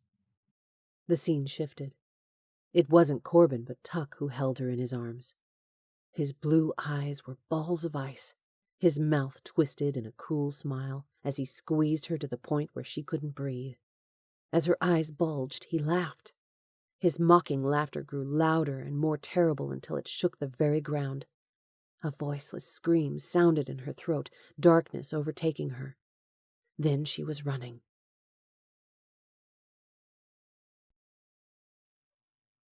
Chapter 7. As Delaney pulled a slice of bread from the toaster and slathered on a pat of butter, she cast a surreptitious glance at Corbin, who was at the table eating a bowl of cereal. Remnants of her dream the night before swirled around her, making her feel a sense of embarrassment. Jeez. The dream had felt so real, like they'd actually kissed. She shook her head, willing herself to get a grip. It was only a dream, after all. A guy had brought over Corbin's luggage. Freshly showered, he wore a faded pair of jeans and a snug black t-shirt that stretched over his wide shoulders, revealing the outline of his very defined pecs. Just as she suspected, he was a casual clothes guy. His messy hair was still damp, and there was a faint sleep line along the edge of his right eye. She bit back a smile. He was darn cute and so very masculine at the same time. His presence filled her entire condo, making her keenly aware of him every second. What she should have been thinking about, however, was her show tonight. She had to be at the top of her game, but that was hard considering she'd hardly gotten any sleep. Aside from the stupid dream, every time she heard a noise, it sent a terror racing over her. Several times last night, she'd been tempted to go into Corbin's room and sleep on a pallet, just so she wouldn't have to be alone. The only thing that kept her from doing it was pride. She didn't want him to think that she was throwing herself at him. It was embarrassing enough that he'd caught her checking him out at the party, and he'd certainly not hesitated to call her on it. She didn't want to add fuel to that fire. She took her plate and sat down at the table across from him. "Act normal," she commanded herself. "Don't think about how the very sight of this man quickens your blood and starts the butterflies flapping in your stomach." This was a job for Corbin, nothing else. She'd do well to remember that. He pushed aside his empty cereal bowl and leaned back in his seat. "Let's go over the plans for the next few weeks." She took a bite of toast, collecting her thoughts. "The main thing I have going on this month is my album." She told him about having to have the songs written and recorded by the end of the month. Then she rattled off a few other engagements. 2 months from now, I'm going on tour." He nodded. "Tell me about your ex-husband." As she coughed, causing a crumb to get lodged in her throat. She reached for her glass and took a few gulps. She coughed again, more forcefully this time, trying to clear her throat. Finally, she got the crumb to go down. Her cheeks went warm, then scalding hot when she saw the amusement in Corbin's eyes, which were more gold than green today. "Do I need to give you mouth-to-mouth?" Her eyes popped. "No, that won't be necessary." "Too bad," he uttered in an intimate tone that sent tingles circling down her spine. She had to resist the urge to fan her face. Sheesh, she was blushing like a schoolgirl, and from the look of his coy smile, he knew the effect he had on her. She sat up straight in her seat, trying to get a handle on herself. How was it that she could perform in front of thousands of people, then fall to pieces because Corbin asked her a simple question? "Why do you want to know about Tuck?" "The more I know about Tuck and Hugh, the better." His voice was light, casual, but underneath the facade she detected a keen interest. Or maybe she was reading too much into things. How much did she want to tell him? She didn't like telling anyone about her relationship with Tuck, but she especially didn't want to tell Corbin. There was an unreadable expression on his rugged features as he waited for her to expound. She shifted in her seat. The best way around this was to stick with the facts. "I met Tuck when I was 16 years old. I never knew my father. My mother and I lived in a trailer park in Noble, Alabama. Hugh was our landlord." She wasn't about to tell Corbin that her mother and Hugh had a thing, even though her mother was 10 years his senior. If Corbin wanted that bit of sordid information, he'd have to search it out himself. "Tuck and I got married when I was 19. "You were really young," he mused. "Yes." She could tell he wanted her to say more, but she just sat there. He rubbed his ear. "Why did you and Tuck get divorced?" She tensed. "Is this really necessary?" He was her bodyguard, not her psychiatrist. "I need to get the full picture. Any seemingly insignificant detail might prove useful." His eyes probed hers with such intensity that it burned into her soul, stripping her bare. She knew for sure in that moment that Corbin's interest in her past went beyond a professional level. He was interested in her, the same way she was interested in him. Their strong connection made little sense, but it was there nevertheless.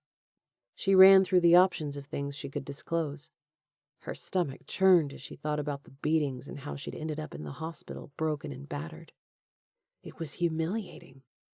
Certainly not something she wanted to tell Corbin. She realized he was studying her. Then she caught something in his eye. Her hospital stay was public record. She held him with a look. "You already know, don't you?" He didn't flinch. "Yes." The hair on the back of her neck rose as she clenched her teeth. What was this? Some sort of game or test? "Then why are you asking me?" "Because I want to hear it from you." He paused. "I want to understand how someone like you could have ended up with him." Her back went ramrod straight when she caught the accusation in his tone.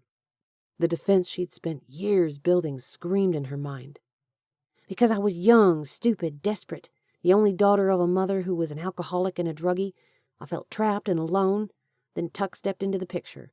Ironic that the very person I thought would rescue me ended up being my undoing. But she wouldn't tell Corbin any of that. She'd hold the anger close the way she always did, putting on a good face for the world. That was the only hope she had of surviving this. The world knew her as Delaney Mitchell. Dolores Milstead died a long time ago. She grunted, giving him a hard look. Well, to answer your question, I wish I knew why I ended up with Tuck. That's the $1,000,000 question. She tucked her hair behind her ear, pushing away her plate, no longer hungry. He assessed her with thoughtful eyes. Finally, he sat back, crossing his arms over his chest. Nope, don't buy it. Her brows scrunched. What? The nerve. Corbin didn't even know her. He had no right to judge her. You know why you married Tuck. I can see it in your eyes. He leaned forward. But you won't let anyone in, will you? Blood pounded against her temples. How in the heck could he read her so well? She let out a harsh chuckle. All right, wise guy, let's talk about you. What skeletons do you have in your closet? She saw it. That slight twitch in his eyes that let her know he was harboring secrets too. Then the mask came down as a smile tugged at his lips. There's the bite I saw last night at the bar. I knew the fighter was in there. She couldn't help but laugh. Yeah, I'll fight, but I don't know how much good it'll do me, she said dryly.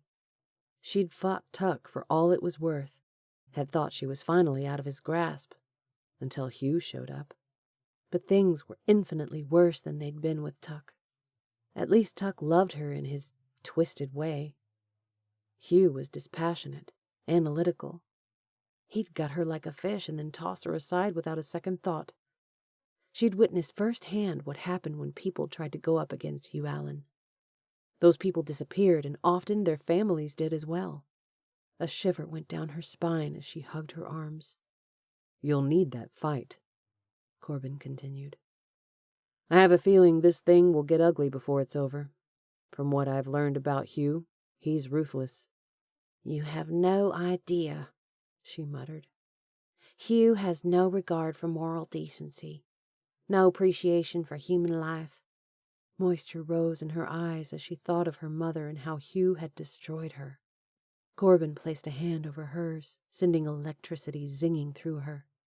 For a split second, all she could think about was his touch, how his skin felt against hers. She felt protected and invigorated at the same time. I give you my word that I'll keep you safe. She nodded, unable to stop a tear from rolling down her cheek. Could Corbin really keep her safe? She could tell from the fierce look in his eyes that he believed he could. But he'd never met Hugh face to face. Maybe Hugh would destroy Corbin too. Her heart cried at that. No, she couldn't think this way. Couldn't let fear take hold. He offered a reassuring smile. I promise. The confident timbre in his voice resonated in her chest, sending a wave of comfort over her. Maybe he could really help. In that moment, despite everything, she realized she was glad Corbin Spencer was here. She looked at their hands, panic slicing ribbons through her. She couldn't get involved with Corbin no matter how attracted to him she was. She was about to snatch her hand away, but his phone buzzed. He removed his hand from hers and answered it on the second ring. No hello, simply, Hey, Sutton. She tensed when a shadow slipped over Corbin's features. I understand. Corbin glanced at her. I'll tell her. He ended the call with a heavy sigh. Tuck is dead, isn't he? She managed to squeak. Yes. Tears spilled down her cheeks. The room began to spin as her throat closed. She coughed, trying to get a good breath, but the suffocating panic was too thick to break through. Corbin rushed to her side. Are you okay? She stumbled to her feet. He'll come for me. She had to get out of here, had to do something, but what? Corbin put his arms around her. I'm here. A sob rose in her throat as she buried her head in his shoulder and wept. Tears for Tuck, whom she once loved, and tears for herself for what lay ahead. Corbin scowled when he saw the throng of reporters gathered in front of the recording studio awaiting their arrival. He glanced sideways at Delaney, who had her game face on. Her makeup and hair were as perfect as any Southern diva he'd ever seen. No trace of tears. He had to hand it to Delaney. She'd allowed herself a good cry on his shoulder, then pulled herself together and announced that she was keeping to her normal schedule. "I have an album to complete," she said, squaring her jaw. "And I refuse to let the Allen brothers take one more thing from me. If you wants a fight, then by golly, a fight is what he'll get." While Corbin admired Delaney's determination and spunk, he wondered if she should cancel tonight's event with the senator. At the mere mention of the idea, Delaney went on a rampage. The woman was more stubborn than a moose. Corbin would simply have to do the best he could under the circumstances. The party was at 6, with Delaney scheduled to perform at 7.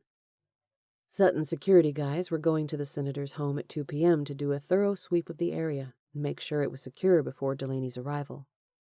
For the first time since he'd left the SEALs, Corbin wished he had a better relationship with his former comrades in Team 7.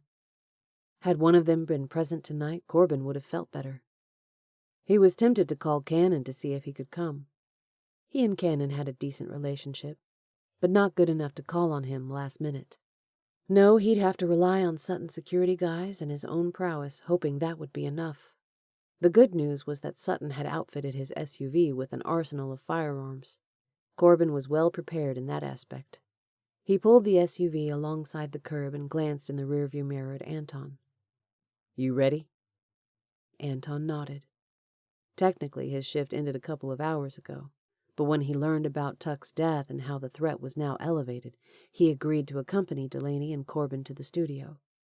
The plan was for Corbin to escort Delaney into the building while Anton parked the SUV. Corbin's senses went on full alert as he touched the Glock 19 pistol tucked in his belt over his right hip. He turned to Delaney. "You ready?" She pushed her purse strap over her shoulder, her jaw tightening. "Yep." The reporters circled around Corbin as he got out of the SUV and hurried around to get Delaney. He paused before opening her door, his eyes scouring the road and surroundings, looking for any signs of a shooter. From what he could tell, the coast was clear. He put an arm around Delaney as they walked quickly towards the building. A microphone was shoved in Delaney's face. It was mass confusion, questions pelting them from every direction. "How do you feel about your ex-husband's death? Do you feel responsible?" This came from a pretty reporter, her demeanor aggressive. Delaney's face was rigid, her eyes fixed straight ahead. Corbin wanted to knock the vultures out of the way. Unable to do that, he gave them death glares instead. Not that it did any good. "Will you still perform tonight at Senator Fleming's birthday party? Will you be attending Tuck's funeral? Is your upcoming tour canceled?" Corbin opened the door to the studio and they stepped in, leaving the pack of wolves outside. He felt Delaney's shoulders sag in relief as they walked deeper into the building. Corbin also breathed a sigh of relief. So far, so good. Now, if they could just get through tonight, they might be okay. Chapter 8. Restless currents of energy buzzed through Delaney as she looked at her reflection in the mirror. Her brown eyes were muddy, filled with fear, her skin pale beneath the makeup. Was Hugh out there in the crowd of people waiting to exact his twisted form of justice? She heard a tap at the window. Her heart leapt in her throat as she whirled around, her hand going over her chest. She laughed, feeling a weak relief, when she realized the sound was rain splattering against the glass. She turned again to face the mirror. A guest room in the senator's home had been converted into a dressing room. She was set to perform in 1 hour. It was comforting to know that Corbin was right outside the door. He'd asked if she wanted him to come into her dressing room after she got changed into her stage clothes, but she told him she needed a few minutes alone to mentally go over the set. When Corbin was around, it was hard to focus on anything but him. Right now, she needed to focus on the performance. Today at the recording studio, she'd felt Corbin's eyes on her as he sat outside the glass booth. Several times when they made eye contact, he gave her an encouraging nod, which was more comforting than Delaney wanted to admit. She couldn't believe she was forming such a strong connection with someone she hardly knew. Maybe it was time she turned the tables and asked Corbin a few personal questions, see what kind of man he really was. Then again, she didn't trust her own judgment. Tuck had fooled her. Why couldn't Corbin? A knock sounded once before the door opened. She looked up as her hairstylist Gina rushed in. "I'm sorry I'm late," she blustered. "Traffic was a beast."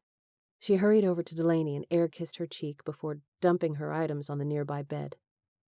Delaney smiled. Gina was always a bundle of nerves, to the point where Milo questioned if Delaney should find someone else. Delaney had no intention of starting over with another stylist. She loved what Gina did with her hair and how she could make it look glamorous without weighing it down with an excessive amount of hairspray. And besides, Gina's nervous demeanor helped distract Delaney from her own anxiety. Tonight, Gina's round face was beet red, her hair windblown and damp from the rain. Delaney could tell she'd been rushing to get here. Is it raining hard outside? "Yes, it's horrible," she wrinkled her nose. "And I forgot my umbrella." She waved a hand. "Oh well, c'est la vie." Her hand went to her hip as she jutted her thumb at the closed door. "Who's that hunk outside?"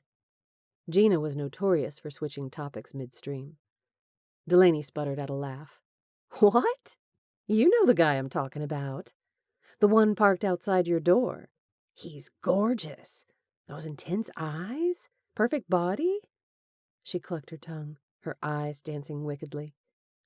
"Is he real?" A giggle bubbled in Delaney's throat. She was glad she wasn't the only one so taken with Corbin. "He's my new bodyguard." "Well, he's got my vote," Gina said, then trilled her tongue. "Ooh, I wouldn't mind having someone like him guarding me." She frowned. "If I didn't have 14 rowdy kids, a husband, 2 dogs, and a fish, that is." Delaney laughed. Gina was happily married to a great guy with 3 boys, but she often joked that it felt more like 14. "Okay, enough about Captain America. We need to make this quick." Now that she thought about it, Corbin did kind of look like Captain America, maybe with a little rebel mixed in. Captain America meets Iron Man. Yes, definitely Iron Man with Corbin's messy hair and keen wit. "You doing okay?" "Yes, why?" Delaney asked reflexively, then saw the look of compassion in Gina's eyes. "I heard about your ex. I'm sorry. I know it can't be easy." The familiar tension settled like a rock in Delaney's stomach. "No, it's not," she said, clenching her hands. Gina didn't know the half of it. No one did except Milo, Sutton Smith, and Corbin. "If you need someone to talk to, I'm here." "Thanks." Gina turned to the bed, opened the latch on the metallic blue suitcase, and lifted the lid. She pulled out a flat iron and blow dryer, along with a dozen or more hair products, which she placed on the table beside Delaney. She took a quick assessment of Delaney's red blouse. Rhinestones dotted the top section. The bottom edge was cut at an angle, swooping down in a triangle on Delaney's right side. Long fringe hanging over her jeans. The final touch was the red leather cowboy boots. Gina pursed her lips. "I think we should do your hair down tonight, but with big loose curls." She glanced at the rhinestone earrings on the table. "We'll need to push the sides of your hair back to showcase those babies." "Sounds good to me." Delaney spotted a narrow silver package wrapped in a matching bow, about 2 feet long. It was beside Gina's purse. "What's that?" Gina slapped her forehead. "I'm glad you said something. I'm such a twit. A delivery man handed it to me right as I got here. It's for you." She handed Delaney the box. Delaney took it, trying to decide if she should open it or call Corbin to check it out. Gina gave her a funny look. "Are you okay? You look a little pale." She forced a smile. "Yeah, it's just been rough, with Tuck's death." "I know. I was surprised you didn't cancel tonight." "Believe me, I thought about it. But this is such a great opportunity. I couldn't afford to pass it up." Gina nodded in understanding. "That's the nature of this business, honey. You gotta pay those dues before you can take a breather." "Yep," Delaney mumbled, her focus on the package. A sense of foreboding trickled over Delaney as she looked at it. She was about to say she needed to get Corbin when Gina reached for it. "Look at you, all shy about a secret admirer." She rumbled out a deviant chuckle. "I'll open it. It's probably the closest I'll ever come to a secret admirer. Also, we're running out of time. I'll need at least 30 minutes to do your hair justice." Delaney held her breath as Gina untied the bow. She lifted the lid, smiling. "It's a rose," she announced. Then her expression grew perplexed. "A black rose." Her features tightened, her lips going down in a frown. "There's a note, with red splotches on the edges." "Red splotches of blood." Somehow Delaney managed to speak. "What does it say?" Gina's voice trembled. "Blood always remembers." At the sound of Delaney's shrill cry, Corbin sprang from his seat and ran full speed into the room. His hand went to his Glock as he scoured the room. "What's wrong?" Terror ringed Delaney's eyes as she pointed to the box on the bed. The hairstylist was standing beside Delaney, shaking her head back and forth. She also looked petrified. Corbin's pulse raced as he peered into the box. A single black rose. The stylist pointed to the square of white paper on the bed. Corbin only had to glance to discern the blood splatters. He read the note, then looked at Delaney. "Where did this come from?" He'd done a sweep of the dressing room before Delaney entered. "Someone gave it to Gina on our way into the mansion." "A delivery man," Gina added. "Why didn't you come and get me?" He glared at Delaney, not trying to hide the frustration in his voice. "I was going to, but I grabbed it and opened it," Gina finished. She spread her hands. "I had no idea what was inside. I assumed it was from a secret admirer." Her voice dribbled off to silence. The thought of what could have happened rolled over Corbin like a semi-truck. "This could have been a bomb." He raked a hand through his hair, exhaling loudly. He'd been sitting outside the door, assuming everything was fine. Then the stylist waltzed in with a package. He looked at the middle-aged, heavy-set woman with a ruddy complexion. She seemed harmless enough, but one could never be sure. Delaney's face drained as she bit down on her lower lip. "I'm sorry. Everything happened so fast." "Who was the delivery man?" Corbin demanded. Gina drew back. I don't know." "What did he look like?" "Muscular, young, closely cropped brown hair." "What was he wearing?" "Gray delivery clothes." "Anything else you can tell me?" Gina looked at the door like she wanted to dart out of it. He had a tattoo on his wrist." "What kind?" "Some type of line." She hugged her arms, looking at Delaney as an explanation gushed out. "I was in a hurry and didn't pay much attention." He glared at the woman. Her lower lip trembled like she might break into tears. But he wasn't about to cut her any slack. Not if it meant putting Delaney at risk. He surveyed Delaney. "How well do you know her?" Delaney's eyes bugged. "Gina?" "Yes." "Very well." Delaney flashed Gina an apologetic look as she touched the woman's arm. "She didn't have anything to do with this, Corbin." "You're darn tootin' I didn't," Gina retorted, her face going red. She rolled her eyes. "I appreciate him wanting to keep you safe, but Captain America needs to take it down a notch." Corbin made a face. "What?" When Delaney's cheeks turned pink, he realized they'd been discussing him. He didn't know if he should be flattered or insulted. At any rate, they had more pressing matters to deal with right now. Delaney started trembling, tears pooling in her eyes.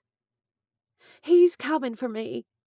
A wild look came into Gina's eyes. "Who?" "Tuck's brother Hugh. He said if Tuck died..." Her voice choked. "He'd kill me."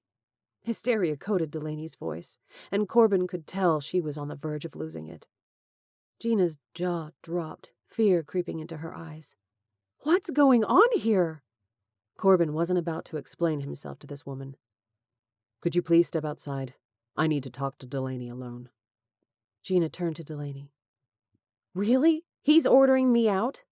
I don't want to leave you alone with him." She glared at Corbin. "It's okay." Delaney flashed a wan smile. "Really?" Gina straightened her shoulders, giving Corbin a look that said, "Go jump in a lake." "I'll be right outside," she clipped as she marched out, closing the door behind her. "Are you all right?" Corbin asked, going to Delaney's side. Tears rolled down her cheeks. A self-deprecating laugh crackled through her throat as she wiped her tears with her palms. I don't know. The haunted look in her eyes cut Corbin to the quick. Do you think Hugh's here? She asked hoarsely. He let out a breath. It's a possibility. He sat down on the edge of the bed facing her. He leaned forward so they'd be eye to eye. We knew this could happen, which is why we requested extra security. She nodded, biting down on her lower lip. You're right, she finally said. I knew this was coming, her voice caught. But the rose and the note, it makes it 1,000 times worse. She clenched her hands, her lips vanishing into a tight line. Corbin wanted to gather Delaney in his arms and whisk her away from the danger. You don't have to go through with the concert tonight. He saw her hesitation, could tell she wanted to flee. But then she tightened her jaw. No, I'm done running. Canceling the show wouldn't bode well for my reputation. Her voice gathered confidence as she continued. I'm doing the show. You sure? While he applauded her courage, he didn't want anything bad to happen to her. Protecting her while she was on the stage in front of hundreds of people wouldn't be easy. His mind ran through the protocols which were in place. Senator Fleming had his own security team, and they were supposedly checking the credentials of every guest prior to entry. Also, Sutton's guys were here along with Anton. Still, there was a large margin for error. There would be no way to guarantee Delaney's safety. She seemed to be reading his thoughts. It's okay. I know the risks. He searched her face. You sure? She lifted her chin. Yes. He touched her arm. I promise I'll be by your side the whole time. A strained smile stretched over her lips. For better or worse, huh? For better or worse, he repeated.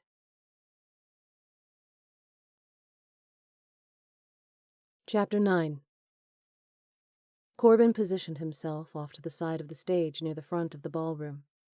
It was hard to concentrate on keeping Delaney safe when she was so dang intoxicating. Fire and dynamite.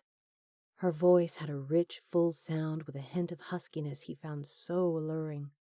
The lyrics flowed out of her effortlessly as she leaned into the microphone stand to sing. It wasn't just that she had an incredible voice, but also a compelling presence that captured the attention of everyone present. She was gorgeous, her long blonde hair shimmering against the lights. Her outfit accentuated her curves as she swayed to the music. Every time she leaned her head back, he caught a glimpse of her dangling earrings. He let his gaze linger on her shapely legs and fire-engine red cowboy boots. Finally, he pulled his eyes away from her and back to the crowd.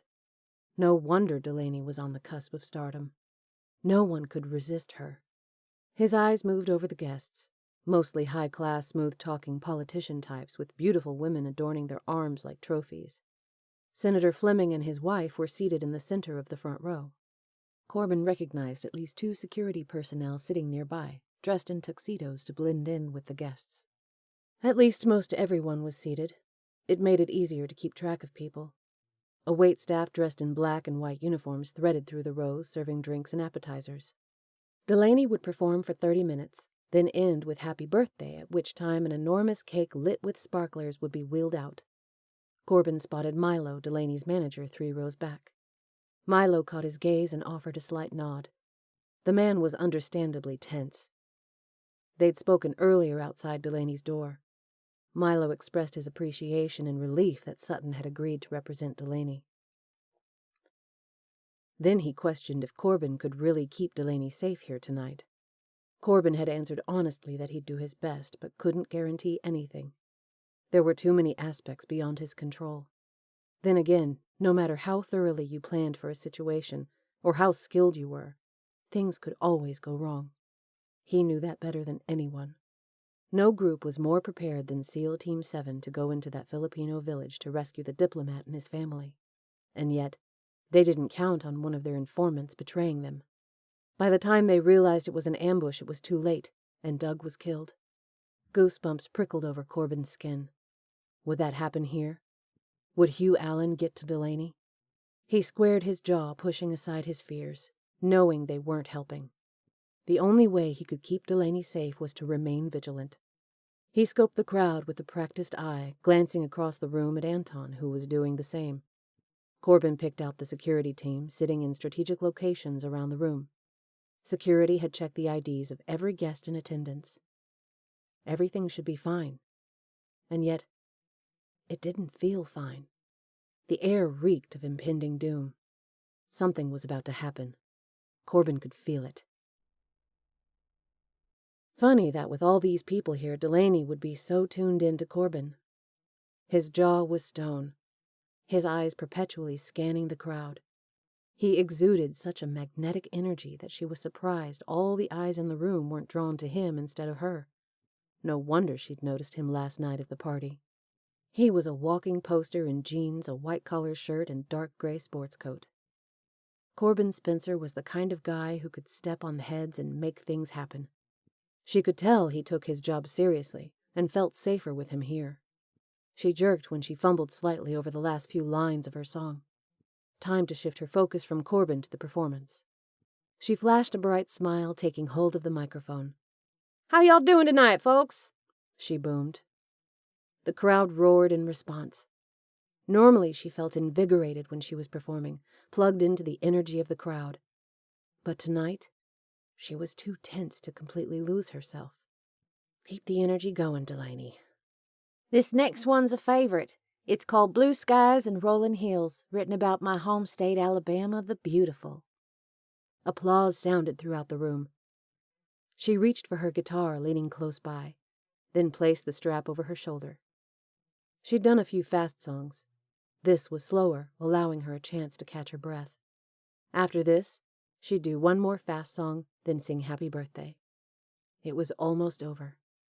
She just had to soldier on to the finish line. The song about Alabama evoked a twinge of nostalgia, reminding Corbin of the fondness he felt for Colorado, especially Birchwood Springs, where he'd grown up. He thought of his father, Wallace, the most stubborn man on the planet. His heart clutched as he thought of his beloved grandmother, Luella, who was in a care center being treated for Alzheimer's. She'd been more of a mother than grandmother to Corbin, and it tore him up inside that she didn't recognize anyone, didn't even know her own identity. She was a prisoner inside her own mind. His thoughts went to his sister Adelaide, or Addie.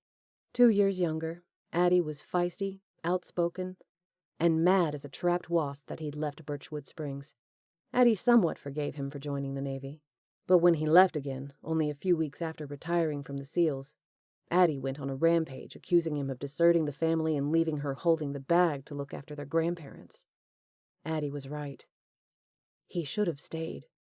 But he couldn't stand being back there, not with Graham in a care center and his conscience railing about all the things he should have done differently.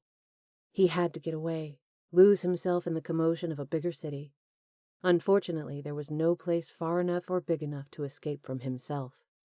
Working for Sutton gave him a new lease on life, and the fact that he was intensely attracted to Delaney added another layer.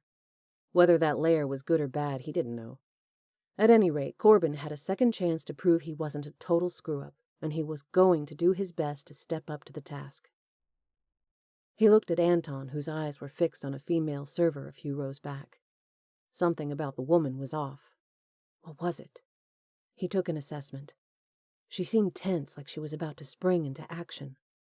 An older man waved to get the server's attention, but she ignored him, keeping her gaze trained on Delaney. Anton must have noticed it too, which is why he was watching her so intently. Alarm bells trilled through Corbin. He turned his head and spoke into a tiny microphone on his coat collar, which patched him into the network of security guards. "Female server in the center, 3 rows back," was all he had time to say before the woman tossed aside the tray to reveal a gun. Corbin acted reflexively, drawing his pistol and firing. Before joining the SEALs, Corbin had been a good marksman, but with the added training he rarely missed. The bullet hit the woman square in the chest. The force jerked her back as she let out a strangled cry, her hand going to her chest, a circle of blood spilling out from the wound. It raced through Corbin's mind that the woman had gotten off a shot before she went down. He looked at the stage, relieved to see that Delaney was okay. Murmurs rustled through the group as people scattered like frightened sheep. The senator's security detail surrounded him and his wife, huddling them out of the room. Corbin heard another shot.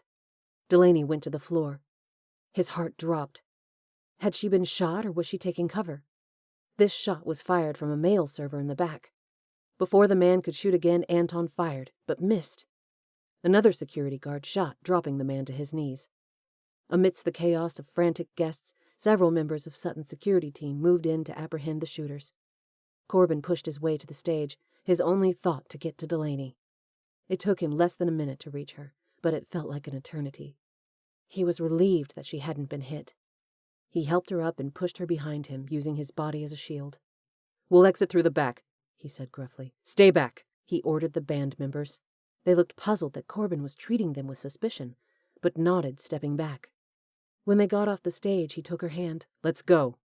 They ran for the back exit where the SUV was parked. All the while, Corbin looked around him, ready to fire should anyone attack. They'd gone through the plan beforehand. In the event of an incident, Corbin would get to Delaney and they would go out through the kitchen while Anton got the SUV. There were a handful of female servers in the kitchen. When they realized Corbin had a gun, they held up their hands and backed away, faces chalky. "Over there," Corbin ordered, using the gun to motion to the corner. These women didn't look threatening, but he couldn't be sure they weren't in collusion with the other servers. "Keep your hands up," he barked. When they reached the back door, Delaney was about to push it open and run through, but Corbin caught her collar, pulling her back. "Not yet!" For all they knew, the shooters could have been a distraction to send them fleeing out the back into an ambush. "Do you think Hugh's out there?" The naked fear in her deep brown eyes ignited a fury in Corbin that burned acid through his veins. Everything in him wanted to come face to face with Hugh Allen so he could pummel the monster, then bury him. He sucked in a breath, trying to control his anger. He didn't want to lose his head and have a repeat of what happened the night Doug was killed. He had to remain cool, alert. He eased open the door and peered out, noting two things simultaneously. The rain had stopped, and the SUV was parked just outside. "Anton, are you there?" He held his breath, waiting for a response, his mind going through alternate options. Senator Fleming and his wife had been taken to his study. At least that had been the plan. If all else failed, he could take Delaney there until more help arrived. "I'm here," Anton said. Relief washed over him. They just had to make it to the SUV a few steps away. "I've got Delaney. Is the coast clear?" "Yeah, man, from what I can tell." "Are you sure? You've got to be right about this. Look around the area. Is there anyone out there?" "I don't see anybody. It's clear." Corbin wished again for his former SEAL team members. If they assured him the coast was clear, he could bank on it. Okay. He'd go with Anton's assessment and pray it was correct. He locked gazes with Delaney, whose face was rigid. "You all right?" She nodded, her lips vanishing into a thin line. His heart bled a little when he saw her clenched fists. She was petrified, but she was a fighter. "The SUV's right outside. Anton's waiting for us. I'll cover you. Just stay next to me. Be careful, though. I'm sure the pavement's slick." They made it only a couple of steps before a bullet whizzed by Corbin's right ear. "Get down!" he yelled, pushing Delaney to the ground. The shot had been fired from across the yard. He crouched down beside Delaney, then saw the shooter partially hidden behind a tree. He aimed and fired a single shot. "Gotcha," he muttered as the man went down. He looked around. There were more of them out there. He spotted one at 2 o'clock, another at 4 o'clock. He fired. Shots came from behind them. He glanced back over his shoulder. Sutton's security guards were returning fire. They had to move now while the snipers were distracted. "Let's go!" They sprinted to the SUV. Corbin yanked open the door and pushed Delaney forward, diving in behind her. "Go!" he yelled as Anton stepped on the gas. The tires squealed, bullets pinging the windows as they drove off. Corbin had never been so grateful for bulletproof glass. He made a mental note to thank Sutton for the SUV. He turned to Delaney. "Are you okay?" She nodded, a stricken expression on her face as she looked down at her wet clothes. He suspected from the glazed look in her eyes and her shaking hands that she was in shock. But thankfully she hadn't been shot. He leaned forward, his head going between the seats as he glared at Anton. I thought you said the coast was clear. Anton shook his head. Sorry, man, I thought it was. I had no idea those guys were out there. Corbin clenched his jaw. The next time you tell me it's clear, you better know it. Had Anton not been driving, he would have finished the brawl they started earlier. And this time there wouldn't be any security detail to stop him from pounding Anton's head. He gave Anton a long, hard look to let the man know he had his number before sitting back down in the seat. "Where to, Miss Mitchell? Back to your place?" Anton asked, keeping his eyes on Delaney, not daring to look at Corbin. Delaney turned to Corbin. "Is it safe?" The words came out screechy, tears gathering in her eyes. "I can't believe this is happening," she muttered, shaking her head and wringing her hands. Corbin touched her ice-cold hands. "It'll be okay. Look at me," he commanded. She let out a soft whimper. "Look at me." She turned toward him. "I'll keep you safe. You have my word." She searched his face, and even in the near darkness he could tell she was trying to decide if she could trust him. Finally she nodded, her shoulders relaxing a fraction. Anton glanced back at them. "Miss Mitchell, I took the liberty of calling my company. They have a team of bodyguards waiting for us at your condo." "Thank you, Anton," Delaney said, her voice strained. "I hope that was okay," Anton continued. "I figured it couldn't hurt to be safe." Corbin's senses jumped to full alert. When had Anton had the time to call his company? There had been scarcely enough time for the man to get out of the mansion to the SUV. Corbin's mind raced through the events of the evening. He'd noticed the server because Anton was watching her. He assumed it was because the woman looked suspicious. But what if it was because Anton was waiting for her to act? Anton told him the coast was clear when there were shooters all over the place. The man had to have noticed something. Had Sutton's security team not come through the back and started shooting, Corbin and Delaney would have been goners. Delaney's stylist described the delivery man as muscular with a line tattoo on his wrist. Corbin leaned forward, trying to see. But Anton's wrists were facing the steering wheel. He turned to Delaney and whispered, "How far are we from your condo?" She was about to speak when he put a finger to her lips. "Quietly," he hissed. She looked puzzled. "About 5 minutes?" she said softly. His eyes locked with hers. "Do you trust me?" Concern washed over her as she started blinking. "Why? What's happening?" "No time to explain," he muttered. He whipped out his Glock and pointed it at Anton's head. "Pull over." Anton's eyes bulged. "Are you crazy, man? I'm on your side."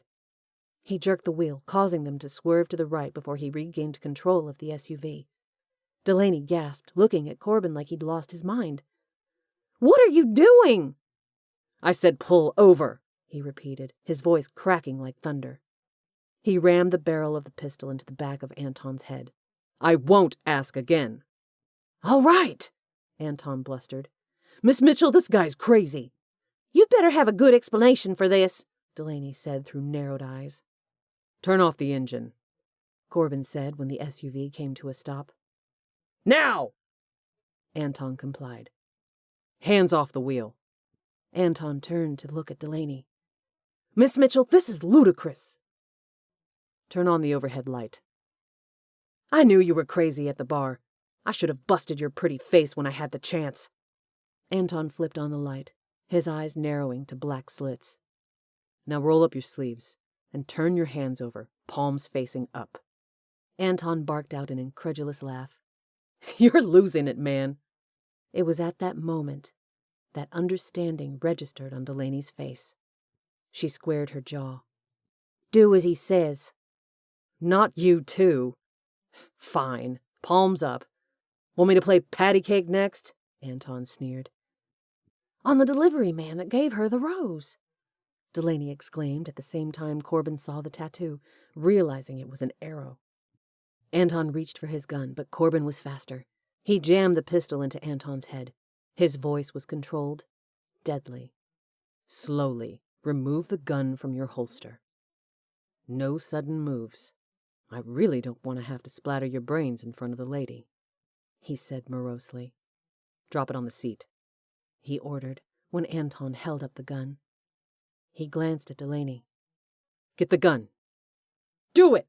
he yelled when she hesitated. She leaned over the seat and grabbed it, then dropped it on the seat beside them like it was a hot coal. "Now get the cell phone." He grabbed it from Anton's hand and placed it on the seat beside him. "How much did Hugh pay you to become a traitor?" Corbin asked, disgust churning in his gut. Hugh had been able to get to Delaney's closest point of contact. No one could be trusted. "A lot more than your lady back there." Anton rumbled out a laugh, his voice going vicious. "This world ain't big enough a place for you to hide. He'll find you. You too, pretty boy." Corbin swore when Delaney sucked in a ragged breath. Stress was taking its toll. Her breathing was shallow and labored, and he feared she might start hyperventilating. Time was ticking away. For all they knew, Hugh and his goons could be closing in any minute. He pointed the gun at Anton's head. "Drive us to Sutton's mansion. Any funny movements and you die." Chapter 10. After a decent night's sleep at Sutton's mansion, Delaney was feeling somewhat better about her situation. Granted, she was still freaked out, and if she thought about it too much, her whole body would start to shake. On the upside, it was comforting to have Corbin by her side. Those first few moments when he put the gun to Anton's head, she thought he was nuts. But if he hadn't realized Anton was leading them into a trap, they'd be dead right now. Delaney had no doubt that the security detail Anton referred to, the ones waiting at her condo, were Hugh and his men. A shiver ran down her spine. How long could they keep evading Hugh? Were they just postponing the inevitable? And now it was not only her life at risk, but also Corbin's. She hugged her arms, shaking off the fears. Better to try and focus on the positive. They were in Corbin's SUV, headed to a shop to pick her out a wig. Corbin glanced sideways at her. "You okay?" An automatic smile plastered over her face, the one she used on stage to suppress her jitters. "Yeah." "You're a terrible liar." She turned in surprise. "What?" He glanced at her hands. "You keep digging those fingernails into your palms and we're going to have to get a set of pliers to pull them out." She looked down, realizing she was clenching her hands. "Oh." She opened her hands, which felt stiff from the tension. "You know, you'd be a whole lot prettier if you smiled once in a while." Her eyes widened. Then she laughed, recognizing the lyrics of a popular song, Lullaby by Sean Mullins. "Yep." A smile slid over his lips, giving him a boyish, mischievous appearance that was even harder to resist than his usual tough guy expression. She allowed herself a moment to check him out. Her eyes slid over his rugged profile, the defiant set of his chin, his defined biceps, even more pronounced with him holding the steering wheel, his chiseled abs. She noted how the t-shirt and jeans seemed to be an extension of him. A dart of warmth shot through Delaney with enough force to heat the whole West Coast. Sheesh. Crazy that she'd been thinking about how good-looking Corbin was in the middle of a crisis. She angled toward him, curious to know more about the man who was throwing her for a loop and making her rethink her stance on steering clear of a relationship. "Are you a fan of folk rock?" "I like all types of music. Rock, jazz, country." She pursed her lips. A man with eclectic tastes. Impressive." A hint of a smile pulled at his lips. "I'm glad you find something about me impressive. I was starting to wonder." The comment broadsided her, rendering her speechless. There were many things she found impressive about Corbin Spencer, hence the problem. She could tell from his sly expression that he was teasing her, which helped relax her a little. He glanced at her. "You were amazing last night, by the way." The compliment settled into her chest like a warm ray of sunshine. "Thanks." Of all the people in the audience, she'd been most aware of him. It was gratifying to know that he'd paid attention to her performance. You have such a unique voice. Where did you learn to sing like that? My mother loved to sing. From the time I was a kid, she was always strumming on her guitar and singing. Mostly top 50 Billboard hits. She taught me to play the guitar and would get me to harmonize with her. Those were some of the few happy memories Delaney had of her mother, before she became so addicted to drugs that she couldn't function. One of the darkest days of Delaney's life was the day her mother sold her guitar to buy drugs. But she wasn't going to tell Corbin that. And what was your mother's name? Angie. Tell me about her. Corbin's voice was gentle, patient. Still, it touched a nerve. Her jaw tightened as she balled her fists again. What do you already know about her? Facts, mostly that Sutton gave me. She remained silent, waiting for him to expound. Why was she still so dang sensitive where her mother was concerned? Maybe she should just get it out in the open so it wouldn't be hanging between them. She felt like she was on a high dive, trying to decide if she should go into the water gently or just plunge right in. My mother was an alcoholic and a druggie, she blurted.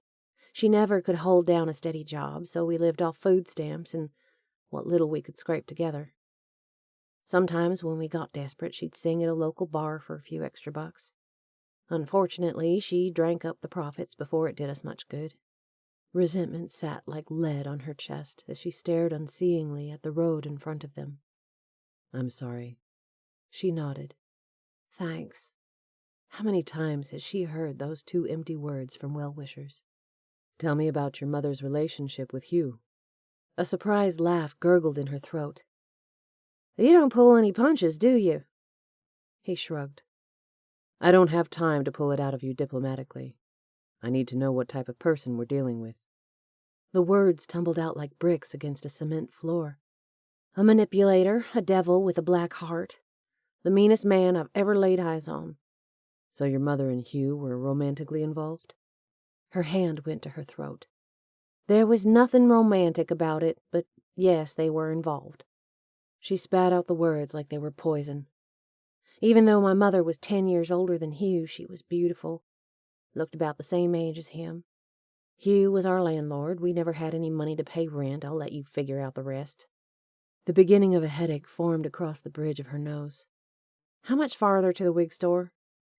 She was ready to be out of the SUV to give her space from Corbin and his probing questions. About 10 more minutes. Delaney turned away from Corbin and looked out the window, letting her mind get lost in the passing buildings. The plan was for them to get Delaney a wig, then drive 13 hours to Birchwood Springs, Colorado, the small town Corbin was from. Corbin insisted on going there because he was familiar with the terrain and the people. Sutton contacted Milo, letting him know that Delaney was being moved to an undisclosed location and would remain there until the situation was resolved. Delaney argued that she had an album to record and couldn't lose any time. You can't record anything if you're dead, Corbin had said dryly. He was right, of course, although it was chilling to hear it put so bluntly. Then again, Corbin wasn't one to mince words. Obviously, but what about my things? She'd asked. Can I at least go back to my condo and get them? I'll need my guitar to compose songs. If she was going to be stuffed away in some remote place, she wanted to at least do that. She could get the songs written, then record them all at once. That way she wouldn't lose much time. Corbin had chuckled in amusement. Are you listening to yourself? Going back to your condo would be a death sentence. Hugh has guys there waiting for you. Heck, for all we know, he could be camped out there himself. The thought of Hugh Allen or his men invading her personal space, going through her things, sent a shudder through Delaney. She wished she'd never met the Allens. Wished she could run away from this and never look back. If only. In the end, Sutton had a complete wardrobe of clothes in Delaney's size delivered to the mansion, along with a Gibson guitar. He even had a few items delivered for Corbin.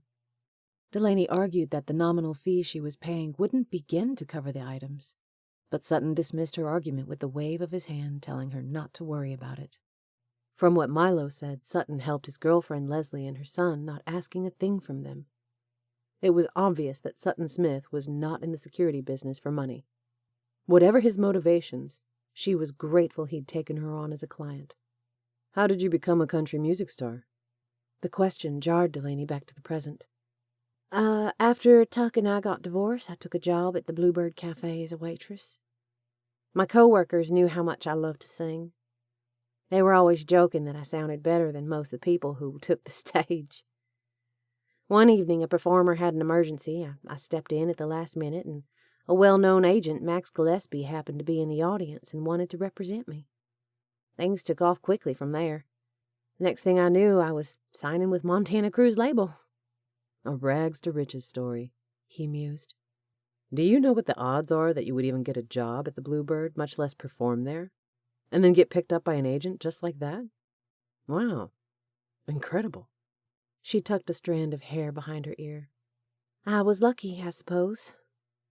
No, you're good. Dang good. Thanks. It was surprising how much his approval meant to her.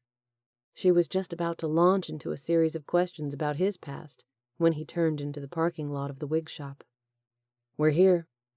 He turned off the engine, a crooked smile tugging at his lips. Let's see what we can find for you to wear, Dolores. She winced. D, she corrected. She was going to Birchwood Springs under the guise of Corbin's girlfriend. She couldn't use her stage name, so Sutton suggested she go by her real name, Dolores, to keep things simple.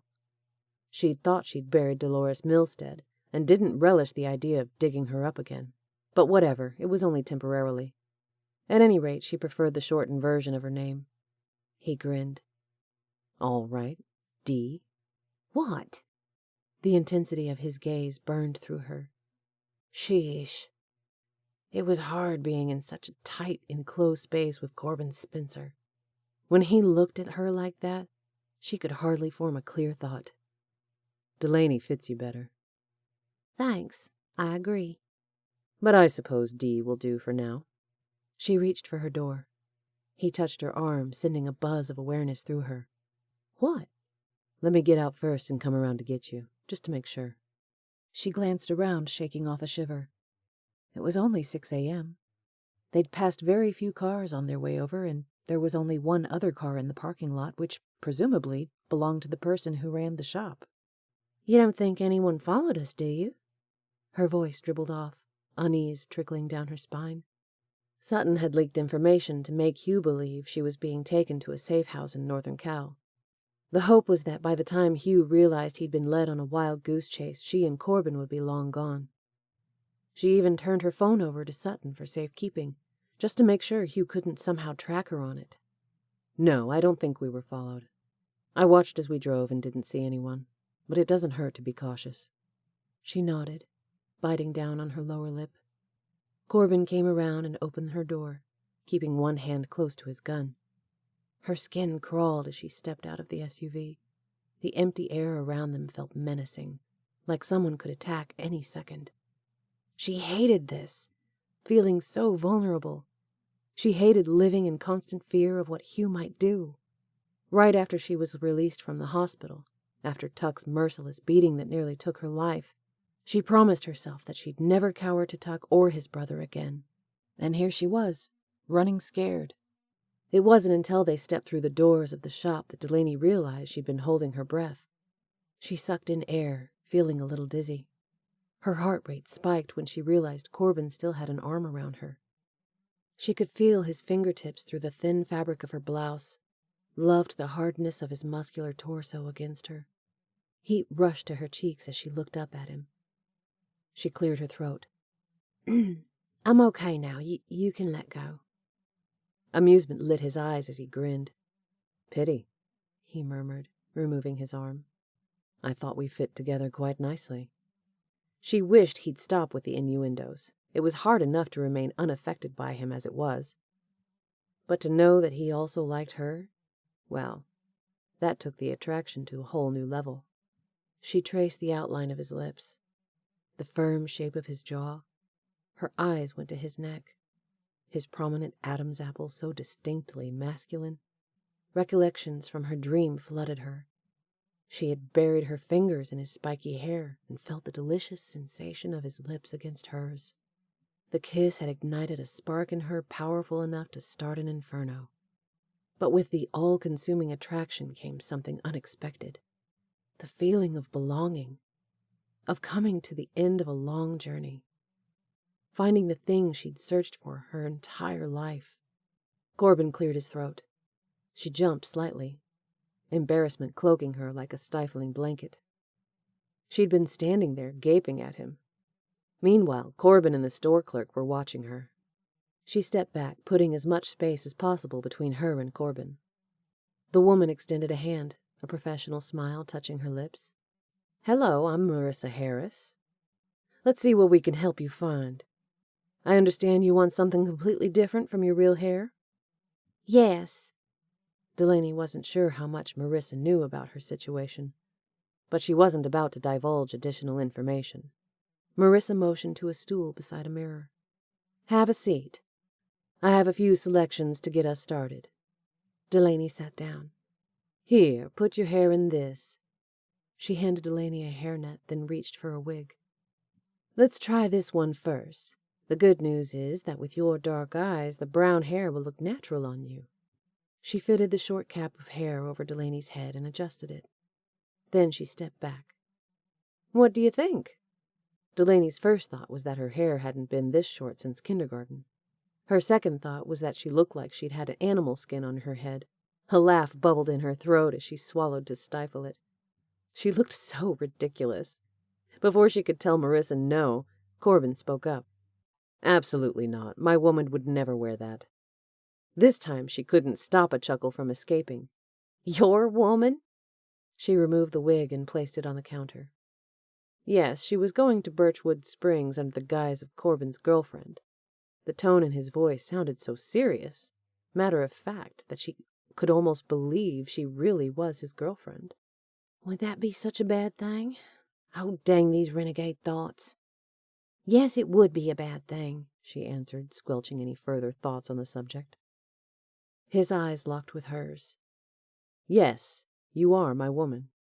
The certainty in his voice struck a chord inside her. His woman. She liked the sound of that. Blood pumped faster through her veins, making a swooshing sound against her temples. She looked at his lips, wondered if they'd feel and taste anything like she'd imagined in her dream. Her voice went higher as she laughed to relieve the tension, her words gushing out. You sound like the Russian in Man from U.N.C.L.E., where the girl's trying on clothes to pose as his fiancé, and he keeps telling her that his woman wouldn't wear that. Corbin shrugged. I assumed girlfriend would do the trick, but I guess we can elevate our situation. Boost you up to fiancé level. A girlfriend is good, she said quickly, her cheeks scorching like a sunburn. She swallowed hard, so glad he couldn't read her thoughts, relieved he didn't know what she'd dreamt about him. Then she caught the mischievous glint in his eyes and realized he was teasing her again, enjoying watching her squirm. And she was rising to the bait. She scooted back in her seat, her chin lifting. All right, buddy. You want to play games? Fine, I'll play. What would your woman wear? She asked snippily. He made a face, his eyes going to the wigs lined up on the counter. Well, certainly not those. He looked at Marissa. No offense. She waved a hand. None taken. Corbin looked thoughtful, his eyes scoping the options. He strode across the room and lifted a copper-brown wig off the mannequin head. This one. Delaney wrinkled her nose. Seriously? You don't think it's too red? Marissa tilted her head. Try it on. It could work. I like the style. Delaney placed it on her head and pursed her lips, studying her reflection in the mirror. The bangs were wispy, the sides tapering around her face. The length came to her shoulders. Surprisingly, it looked pretty good.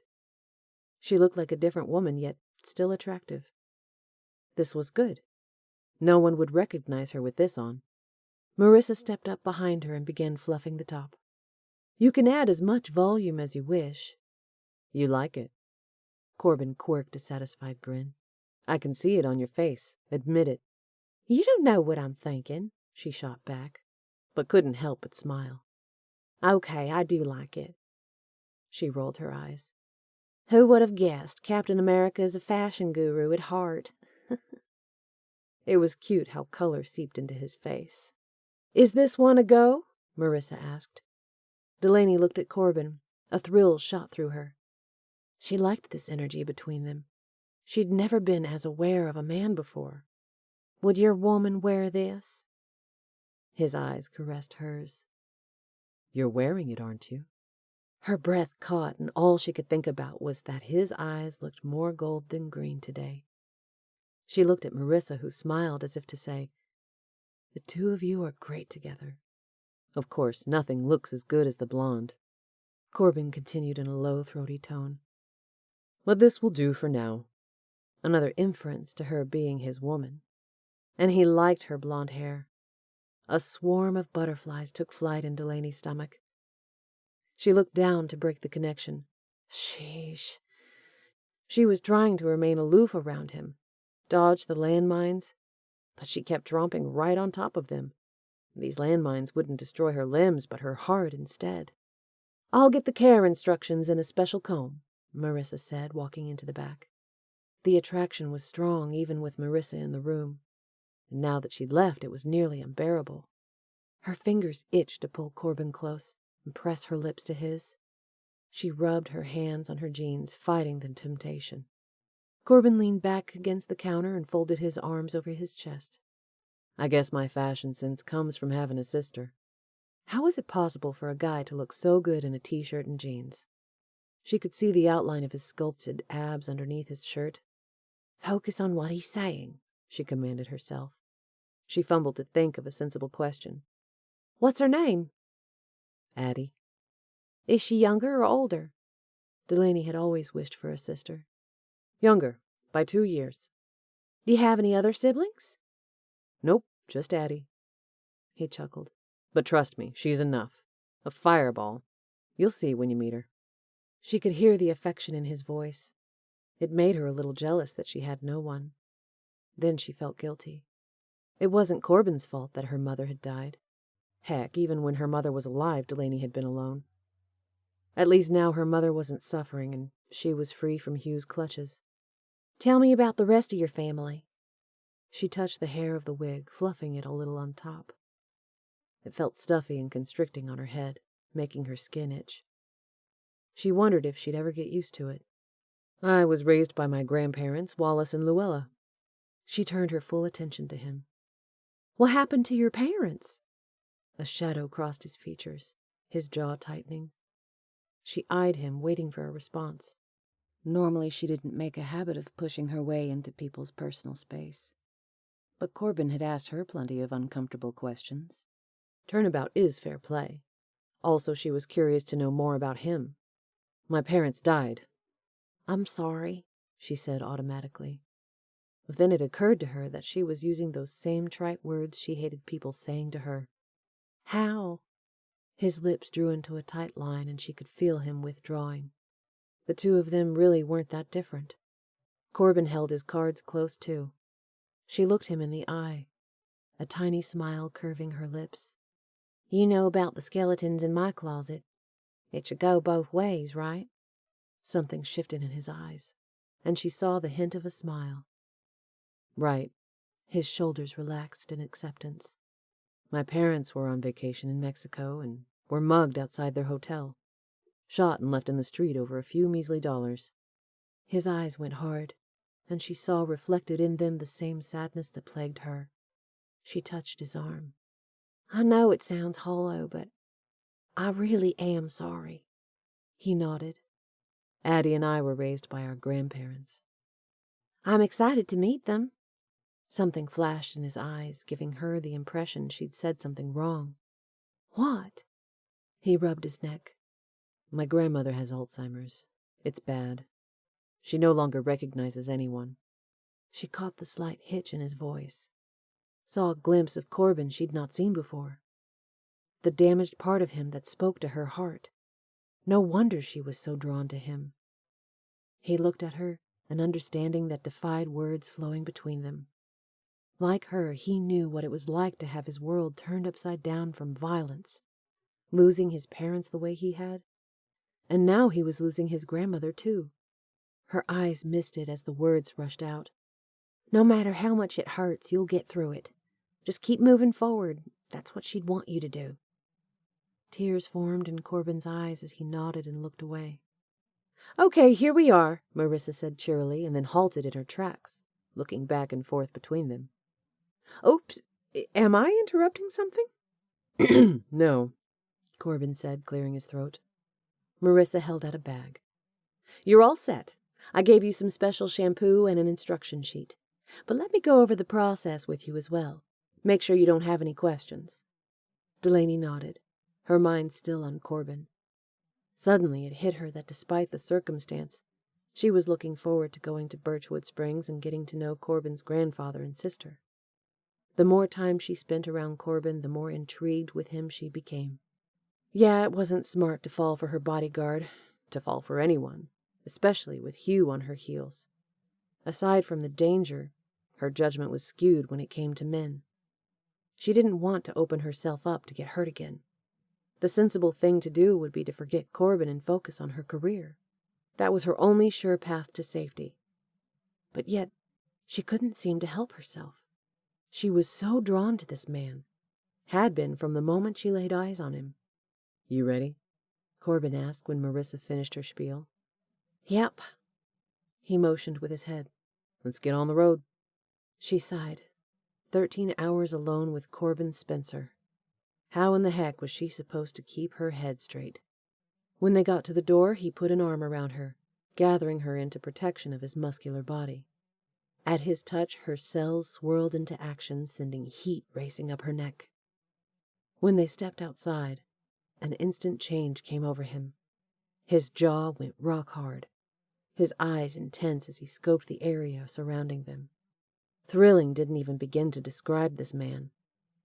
He was the type people made movies about. A rebel, maverick, and Captain America all rolled into one. His eyes caught hers for one brief moment, and he gave her a reassuring smile.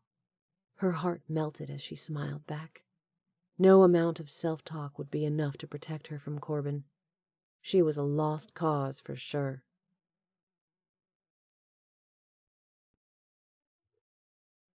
Chapter 11.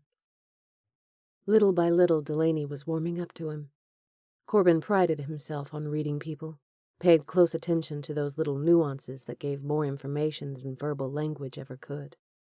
Delaney was attracted to him, just as he was to her, but she was fighting against it hard. Corbin couldn't blame her. He'd be paranoid too if he'd been through what she had. Maybe after more time, Delaney would relax around him, realize that he was nothing like Tuck Allen. He tightened his jaw. It rankled his gut to think of Tuck abusing Delaney. And then there was Hugh, the cutthroat killer out for revenge. Corbin would do everything in his power to keep Delaney safe, even if it meant he had to die trying. He couldn't explain it, but Delaney was his responsibility. And now that he'd met her, he'd never be able to let her go. He laughed inwardly, realizing how ridiculous that sounded. His grandfather, Wallace, swore that the first time he laid eyes on Luella, he knew they'd be together. Corbin always thought that was wishful thinking, Pop's rewriting history to fit with the present. But now, he was starting to wonder if there was something to the story. Corbin glanced sideways at Delaney. Even with the wig, she was stunning. He was glad they had so much road time so he could get to know her better. And the best part, she couldn't retreat. "So," he began, "if the two of us have any hope of pulling off this boyfriend-girlfriend charade, we need to know the details about each other." The color seeping into her cheeks indicated how uncomfortable she felt about the situation. "Well, what do you want to know?" "Favorite food?" "Sausage gravy and biscuits," she said without hesitation. He laughed. "Really? I've never been that crazy about biscuits. They're kind of dry and hard." She grunted. "That's probably because you've never had a good biscuit. Where did you eat the biscuit that was dry?" "I don't know. A restaurant." "Out west?" "Well, yeah." "Well, that's the problem. You've never had a southern biscuit. They're light and flaky, melt in your mouth. I guarantee that if you had a biscuit made by someone who knows what they're doing, you'll change your mind." It was fun to see this side of Delaney, sassy and more carefree. "Do you know how to make biscuits?" "Of course, I'm southern, aren't I?" he chuckled. Yes, you are. He kept his voice casual, non-threatening. Maybe you could make me some when we're at the cabin. See if you can change my mind. She hesitated for a moment, long enough for him to fear that she'd refuse. Okay, you're on. Another win. Little by little. He'd love to have Delaney cook him a meal. Heck, he'd even volunteer to help. Anything to keep her by his side. How about you? What type of food do you like? Pasta. Well, that's kind of broad. What type of pasta? All types. Red sauce or white? Yes. She laughed. Okay, what are your hobbies? Hobbies? He hadn't thought about that in a long time. Not since way before he became a SEAL. I like target shooting, camping, hiking, snow skiing. An outdoor man. I kind of figured that about you. He could feel her eyes on him. He glanced at her as they shared a smile. I always wanted to learn to snow ski. She chuckled. But in Alabama, the closest thing you get to snow are a few ice storms. Well, we'll have to go when we're in Birchwood Springs. There's a resort right next to my grandfather's cabins. My sister works there. Really? We could go? Would it be safe, considering the circumstance? Her voice faded into a thick silence. Corbin wanted the whole ordeal to be over. It cut to hear the dismay in Delaney's tone, to know how terrified she was. He couldn't help it. He reached over and placed a hand over hers. Electricity spiked through him when their skin connected. She had to have felt it too. Yes, he could tell she did. He knew from the way she went rigid. He thought Delaney might jerk her hand away, and was relieved when she didn't. I think we can manage a trip to the ski resort. I'd like that, she said, giving him a wan smile. Carefully, she removed her hand from his. Sorry, but considering our situation, I'd like to keep things between us professional. Disappointment pummeled through him as he nodded, putting his hand back on the steering wheel. 1 step forward, 2 steps back. He was getting used to Delaney's routine, but he didn't like it. How'd we first meet? Well, that's the #1 question people will ask. Her comment helped ease some of the tension as he relaxed in his seat, keeping his eyes on the road. At a party. Okay, sounds good to me. What type of party? A fancy shindig on Coronado Island hosted by a billionaire philanthropist. He saw the surprise on her face. She'd just now figured out the direction he was taking. I walked into the mansion wearing my new shiny white tux and felt this gorgeous babe checking me out. I was not checking you out, she blustered. A smile tugged at his lips. Yes, you were. He cut his eyes at her to let her know she wasn't getting off the hook. She could sit there all day and pretend there wasn't anything between them. But she couldn't deny that she'd noticed him first. You know it's true. She made a face. Fine, I admit it. I was checking you out, she muttered. What do you want, a confession in blood? I just wanted to hear you say it out loud. She shoved his arm with a laugh. You're such a cocky moron. I can't believe you got me to admit that, she uttered. He glanced at her, not surprised to see her lips turn down in a petulant frown. She was so darn cute that he wanted to pull the SUV over and kiss her right this minute. He chuckled inwardly. Not a good idea. She'd freak out, never speak to him again. And then, when I went over to talk to you at the bar, you sicked Anton on me. She chuckled nervously. Yeah, not one of my finer moments. But you certainly had no trouble holding your own. The admiration in her voice caused him to lose his train of thought. He fumbled to come up with a response. Did he say thanks? Was she complimenting him? Or just stating the facts? Thankfully, she spoke first. I'm sorry about the Anton thing. I had no idea you were working for Sutton. I thought you were hitting on me. He'd dodged this the night before. Time to own up to what really happened. I was. She coughed. Excuse me? I was hitting on you. I didn't realize you were going to be assigned to me. You caught my attention earlier, and I wanted to meet you. There, he said it, gotten it out in the open. Aha! I knew you were hitting on me. Her voice grew animated, like she'd just gotten the correct answer on a game show. His next statement could either move things forward or put a monkey wrench in them.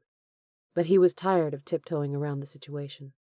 1 minute you openly checked me out, and then you shot me down cold when I tried to approach you. Why? He knew the reason, of course. She was scared because of what happened with Tuck. Still, he wanted to bring it out in the open, discuss it, hoping they could move past it. Because I don't need a relationship right now, especially not with you. Talk about a punch in the gut. Wow! What's so bad about me? Never mind, I shouldn't have said anything. She shook her head, angling away from him. No, you started this. I want to hear it. He clutched the steering wheel, awaiting her answer. No way he was going to let her weasel out of this one. She'd given him a personal insult, one which was totally unfounded. It's not you, it's me. I don't understand. Can we just drop it? Her voice had a panicked edge. It made him feel for her, how badly she'd been hurt in the past. But he wasn't the bad guy here. All he'd done was try to help her. No, I don't think we can. I need to know where you're coming from. She blew out a breath. Fine. You want to know why I shot you down? Her voice went higher. Well, here it is. I'm attracted to the wrong type of guys. He tensed. What makes you so sure I'm the wrong type of guy? Because it's written all over you. Your swagger, the intensity you exude like a second set of skin, the rebel. She let out a harsh laugh. Believe me, I know you, Corbin Spencer. You know how people say they have a knack for finding the most expensive item in the store? Well, that's me when it comes to men. You put 10 guys in front of me, 9 of them could be upstanding men and only one the rebel. And I'd pick the menace every time, guaranteed. So I'm a menace now. Need I remind you I'm one of the good guys? I know you're fighting for the right side, and I'm grateful you're in my corner. But tell me, Corbin, of all the guys Sutton could have picked to protect me, why do you think he picked you to go up against Hugh? Because I'm capable. Have the right set of skills. And because he wants to give me a second chance to prove I'm not a total screw-up. Because you're as tough and relentless as Hugh. You fight fire with fire, as Sutton said. You put a gun to Anton's head and then ask questions later. He couldn't argue with that. Doug had told him much the same thing, using different words. You may be tough, he said, but tough isn't enough. You also have to be tempered. From the time he was a kid, Corbin carried around the pain of losing his parents.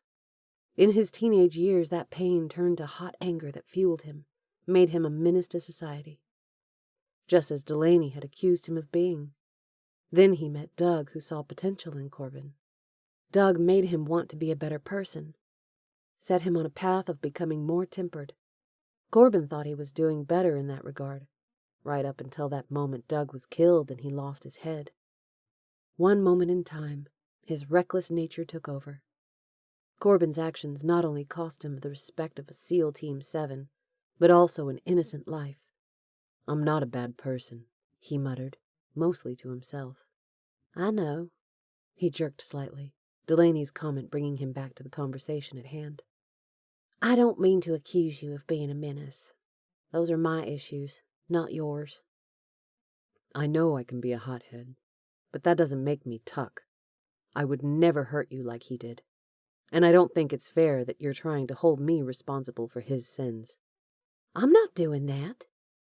Okay, then, why are you so afraid to admit there's something between us?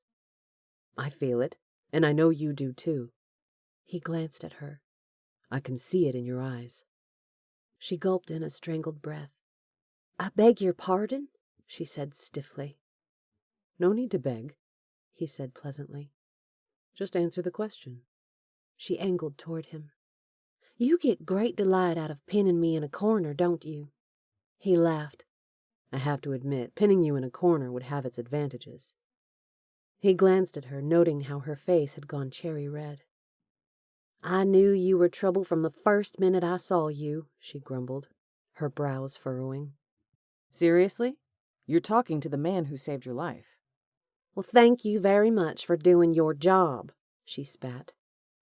You're welcome. He regretted the words as soon as they left his mouth. A frigid silence settled between them. Delaney was sitting with her arms clamped over her chest, her face rigid. He sighed. That hadn't gone the way he hoped. He'd known he was probably pushing her too far when he brought up the attraction thing. But he wanted to test the water, break down as many barriers as he could. I'm sorry. I shouldn't have said that. You don't owe me anything for keeping you safe. Like you said, I was just doing my job. He hated how cold and sterile the words sounded. Yeah, he was working for Sutton, getting paid for the assignment. But this thing with Delaney was personal, more personal than anything had felt in a long time. I shouldn't have said that. It took his brain a second to register that she'd spoken. Huh? If you'd not realized what Anton was up to, we'd both be dead right now. Thank you. I do owe you my life. The sincerity in her words caught him off guard. I'm glad we averted disaster and that you were safe. He hoped she realized how much he truly meant that. About the relationship thing, I can't get involved with anyone right now. Not while this thing with Hugh's hanging over me. Can you understand that? He looked sideways and saw the pleading in her eyes, then put his focus back on the road. Yeah, he finally said. I understand. But you have to understand that the goal is to make everyone in Birchwood Springs believe you're my girlfriend. So if I put my arm around you, hold your hand, or even kiss you, you can't freak out. He didn't have to look at her to know she was mortified. She really was fun to tease, although he was serious. The best way to keep her safe was to make everyone believe they were a couple. Of course he'd make sure to take every opportunity to kiss her. Isn't there some other cover-up we can come up with? Maybe we're work colleagues.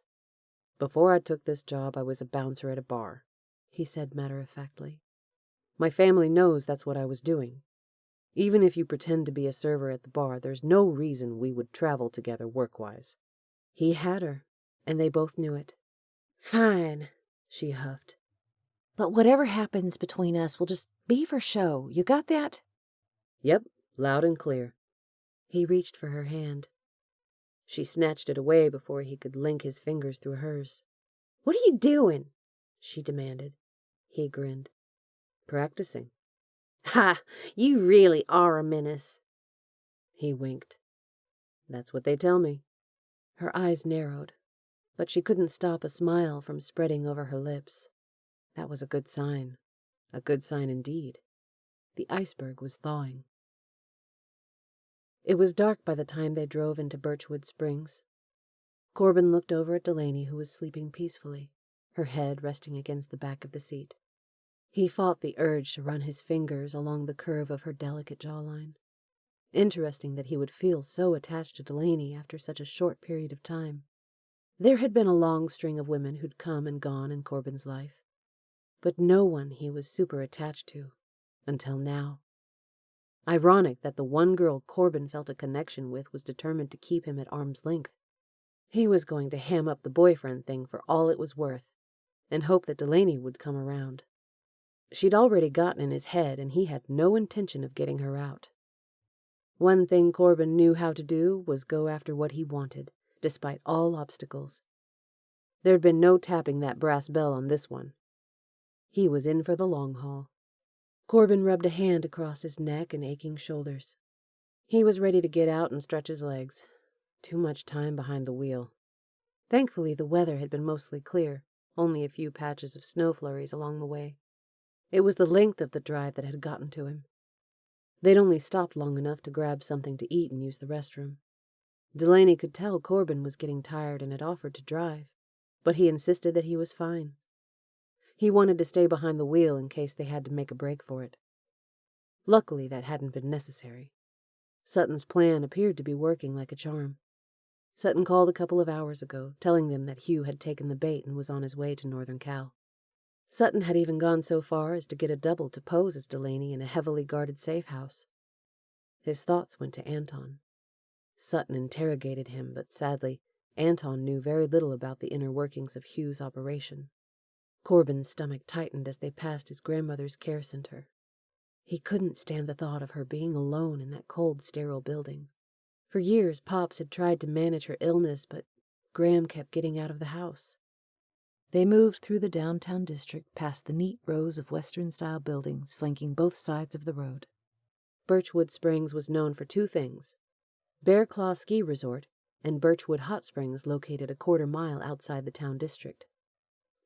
He smiled, thinking how he wouldn't mind getting Delaney all to himself in the hot springs. He glanced up to where the tall mountain sat in the distance. There was no more than a hint of a shadow of it in the darkness, but his mind filled in all the details.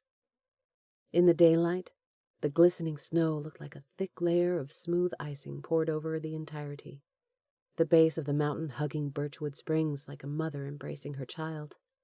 Coming home always evoked conflicting emotions. Corbin was fond of this place, and yet he'd been so angry as a youth that he was often in trouble with the law for silly things: soaping up the fountain in front of the bank, driving too fast, sneaking into the ski resort without paying. Sheriff Cliff Hendricks would agree wholeheartedly with Delaney, describing Corbin as a menace. The sheriff had always hated him, like he had some personal vendetta to make sure Corbin always stayed at the bottom. Corbin felt like Birchwood Springs was the best place to keep Delaney safe. Otherwise, he wouldn't have come. 10 minutes later, Corbin pulled into the driveway of Pops's cabin, the place where Corbin grew up. The property consisted of a dozen getaway cabins Pops rented to tourists who visited the ski resort and hot springs. Pops lived in one of them year-round. Even during what was considered peak season, Birchwood Springs was a sleepy little town. It was even more secluded here on Pops's property, making it an ideal place to bring Delaney. Delaney sat up in her seat and rubbed her eyes. "Sorry, I fell asleep." She suppressed a yawn. "I'm glad you got some rest." She looked around, trying to come fully awake. "Where are we?" "Birchwood Springs. My grandfather's cabins, to be exact. We'll go in. I'll introduce you to him and my sister. We'll grab a key to the cabin where we'll be staying." He grinned. "Remember, we're a couple, so pretend you like me." He wasn't about to tell her that Pops knew the truth. She rolled her eyes, her voice going extra twangy. Yeah, I got it. Don't worry. I'll put on a convincing performance, sugar." "All right, sweet cheeks, let's do it." He could hardly say the words without laughing, especially when he saw the horrified look on her face. "Sweet cheeks? Seriously? That's a little over the top." He pursed his lips. "You're right. Too much. Babe, how about that?" She sighed. "I guess babe will have to do." "Don't touch that door," he said when she reached for the handle. "Huh?" Wariness swept into her eyes. "I thought you said no one followed us." "We're safe. It's not that. My woman would never open her own door." She blinked a couple of times. "Oh, but it's just us." "You never know who could be watching. We can't let our guard down." As if on cue, the curtain moved and Addie looked out. He motioned. "See, I rest my case." "Thanks." She tilted her head, looking thoughtful. "You sure you're not from the South?" He chuckled. "Yeah, why?" "I thought only Southern men opened doors for women. You know, the gentleman thing." "I've got news for you, Dee." He spoke her name like a caress, peering into her eyes. "Southern men don't have the monopoly on chivalry." She rewarded him with a genuine smile, the lines around her eyes crinkling. "That's good to know," she said softly. A charge of energy raced through his veins as he leaned closer. "Should we kiss and give my sister something to talk about?" Delaney's eyes rounded as she drew back. "What?" He placed a hand on her arm. "Addie's still at the window, watching." He didn't know if she was or not, but it sounded plausible. "If we kiss now, it'll be old hat when we kiss in front of people." He caught the flicker of desire in her eyes, knew she wanted this as much as he. Her breath hitched when he touched her cheek. "Just one little kiss," he murmured, trailing his finger along the line of her jaw. "For practice sake." He memorized her features, thinking he'd never see a more exquisite woman. Her long lashes, the dainty upward tilt of her nose, her full lips. Something shifted in her eyes. Then her lips parted in acceptance. A zing shot through him as his mouth touched hers. Go slow, his mind commanded. The kiss was deliciously sweet, her lips soft and accepting. How easy it would have been to gather her in his arms and crush her lips with his until neither of them could breathe. Somehow he managed to gather the strength to pull away. He scoped her face, trying to discern the expression in her dark eyes. Surely she had to have felt the river of fire that flowed between them. That wasn't so bad, was it? He kept his voice casual, even though the question meant so much more. Not bad. Crash and burn. Ouch! She laughed lightly. Not bad for a menace, she winked. She'd turned the tables, was teasing him. He couldn't stop a broad grin from filling his face. I guess I deserved that. She certainly knew how to dish it out. He liked her more each passing second. He motioned with his head. You ready to go in? Let's do it, sweet cheeks. He winced. Ugh, I should have never started that. If Addie hears you call me that, there'll be no end to her teasing. She laughed. Any girl who can put you in your place has to be worth her salt. Ha! Now that hurts. He opened the door and rushed around to get her door. He opened it with a slight bow. After you, babe. She stepped out, pushing her purse strap over her shoulder. Thanks, hon. She winked, her voice going sugary sweet. He punched the clicker to lock the doors as she slid an arm through his, pulling him close. I can't wait to meet your family, she gushed. Delaney was performing. Corbin looked sideways at her, recognizing the same expression on her face that she'd worn at the senator's birthday party. She started performing right after their kiss to protect herself from any real feelings. Disappointment settled over him. He wanted the real version of Delaney, not the pretend one. Yet this whole boyfriend-girlfriend thing was pretense, so he couldn't fault her for playing her part. He'd just told her to pretend. Better tone it down a notch, he warned as they got to the door. Addie'll see right through you. Just be yourself. She nodded, her lips forming a grim line. Okay. He knocked once before opening it. Hello? He announced. We're here.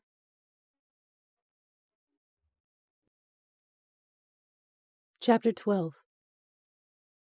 The first time Delaney ever performed in front of an audience, she'd been shaking in her boots to the point where she could barely hold a microphone. Tonight, walking through the door of Corbin's grandfather's home, she felt the same way. That kiss had thrown her for a loop. It had been every bit as good as the one in her dream. Well, except for Corbin holding back like she was a china doll that could break if he touched her too hard. She wanted more. Wanted to lose herself in his lips. Wanted to satisfy this incredible longing building inside her. Was she losing her mind? She was pushing Corbin away with one hand and pulling him toward her with the other. He probably thought she was the biggest tease. That wasn't her intent at all, however. She was just trying to figure all of this out. She leaned into Corbin for support, glad to have his arm around her as they went into the living room. Addie was the first to approach. Delaney instantly saw the resemblance. Same color eyes with the same intelligent light in them. Same stubborn set of the chin. But Addie's features were softer. Her dark hair fell past her shoulders in tight corkscrew curls. She was thin and tall, standing a good 4 inches above Delaney. Corbin let go of Delaney and hugged his sister. Hey, bro, great to see you. I was beginning to think you'd never come back home. She stepped back and looked at Delaney. And you brought a girl with you. Her eyes danced as she clucked her tongue. Wonders never cease. Delaney thrust her hand out to shake, but Addie just looked at it and chuckled. No shakes in this family, only hugs. She pulled Delaney into a tight embrace. Delaney caught a whiff of Addie's fruity shampoo and fought the urge to touch her wig. Hopefully it wouldn't fall off. The thought sent a burst of heat across her forehead, making it go moist. She'd not thought about that. What if she was out somewhere and the wig fell off? Addie looked her up and down. Well, you're very pretty. Thanks. Delaney looked past Addie to Corbin's grandfather. He was Corbin's height, with a shock of silver hair and golden wrinkly skin that suggested a lifetime spent in the sun. She offered a tentative smile. "Hello." "Hello. I'm Wallace. It's a pleasure to have you in our home." He returned her smile with a genuine one of his own, revealing neat rows of white teeth. It hit her. Corbin and his grandfather had the same smile. "Welcome to Birchwood Springs," he said heartily, embracing Delaney in a tight hug. Delaney decided right there and then that she liked Wallace Spencer. He'd only just met her, yet welcomed her with such genuineness. If she'd had a grandfather in her life, she'd want him to be like Wallace. Aside from their smiles and height, Corbin and his grandfather didn't look that much alike. But there was something similar about them. She tried to pinpoint what it was. Maybe it was the fearless look in their eyes. Yes, could be. Although Wallace seemed tamer, like he had a longer fuse, a fine wine that had aged gracefully. Wallace turned his attention to Corbin. The two searched one another's faces, some sort of silent information passing between them. "I'm glad you came home, son." He hugged Corbin and patted his shoulder. Then he motioned. "Have a seat." Delaney followed Corbin to the love seat where they sat down. He draped an arm around her as if it were the most casual thing in the world. She ignored the attraction that buzzed through her. Wallace and Addie sat down on the couch across from them. "How was the drive?" Wallace began, looking from Corbin to Delaney. "Not too bad," Corbin said. "Did you come in from Denver?" Addie asked. Delaney tensed, hating the subterfuge. She glanced at Corbin, whose expression never changed. "Yes." "I love your southern accent," Addie said. "Where are you from?" "Alabama." Corbin had instructed her to tell as much of the truth as she could. That way they'd have less chance of getting tripped up. Addie's eyes sparked interest as she tucked a curl behind her ear and leaned forward. "So, how did you two meet?" A giggle rumbled in Delaney's throat as she looked at Corbin, who had a quirky grin on his handsome face. Yep, she'd known that question would be at the top of the list. "Should I tell her, or do you want to?" Corbin asked. Crap. They'd started talking about their cover story, then got sidetracked by their disagreement. "We met at a party," she began. Corbin sniggered, and she couldn't help but laugh. "I don't get it. What's so funny?" Addie frowned, looking from one to the other. "An inside joke," Corbin said. Addie harumphed. "You and your inside jokes." She looked at Delaney. "You'll get used to those." "Oh, I already have," Delaney agreed. "And you're right. They can be annoying." This won her a look of approval from Addie. "I knew I liked you." Addie chuckled, tucking her leg underneath her. Corbin groaned, giving Wallace a pleading look. "Well, now the two of them are ganging up on me." Wallace spread his hands, smiling. "That's how it works. Better get used to it." Delaney laughed. "I'm sure you can handle it." She turned to Corbin, patting his cheek. "Right, sweet cheeks?" "Sweet cheeks?" Addie howled with laughter. Wallace's eyes went large. He tried to hold back a laugh, but it came out in a burst that gave way to a string of muffled chortles, his shoulders shaking. He held up a hand, giving Corbin an apologetic look. "Sorry, I shouldn't laugh, but that's funny." Color blotched up Corbin's neck, his eyes shooting daggers at Delaney. She just laughed and winked at him, loving putting him on the spot for once instead of the other way around. "Ooh, she's good," Addie cooed. "Keeps you on your toes, bro. Better hold on to her." Corbin pulled her closer. "Oh, don't worry. I intend to." The sure promise in his voice reverberated through Delaney's like the hum of an ocean current. Steady, permanent, and all-consuming. "Okay," Addie said impatiently. "Tell me the story." Delaney's brain raced to come up with something sensible. Corbin worked at a bar in Denver before taking on her assignment, meaning it would be logical that they would have met there. She turned to Corbin, whose eyes were sparking amusement. Was he really going to sit there and let her flounder? "Help me," she pled silently. Corbin grabbed her free hand, linking his fingers through hers. Her pulse cranked up a notch. When he started rubbing circles over her thumb, her heartbeat shot through the roof. How in the heck was she supposed to concentrate on the conversation with Corbin touching her this way? Well, like Dee said, we met at a party, Corbin said with a straight face. She teaches music at a middle school. Dee hosted a party for her kids, a reward for their performance. I was working security for the school during the special events. He flashed Delaney a very convincing, affectionate smile as he squeezed her shoulders. I looked at her. She looked at me. The rest is history. Right, babe? Delaney forced a smile. Right. Dang, Corbin was good. She could almost believe the story herself. She didn't know if she should be impressed or concerned at how smoothly the fabrications flowed from his lips. Another reason why she needed to be leery of him. How could she ever be sure that the man she was seeing was the real deal? Addie untucked her leg, shifting to get comfortable. So you teach middle school kids. I'll bet that's challenging. You have no idea, Delaney said, causing everyone to laugh. What do you have planned during your stay here?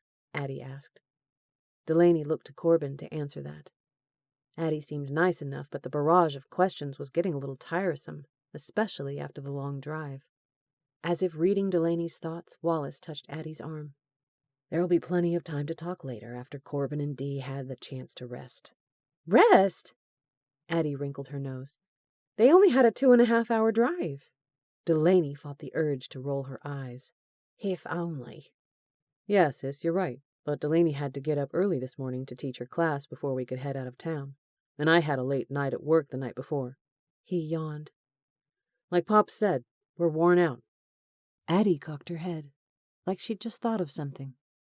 Well, who's watching your classes while you're here?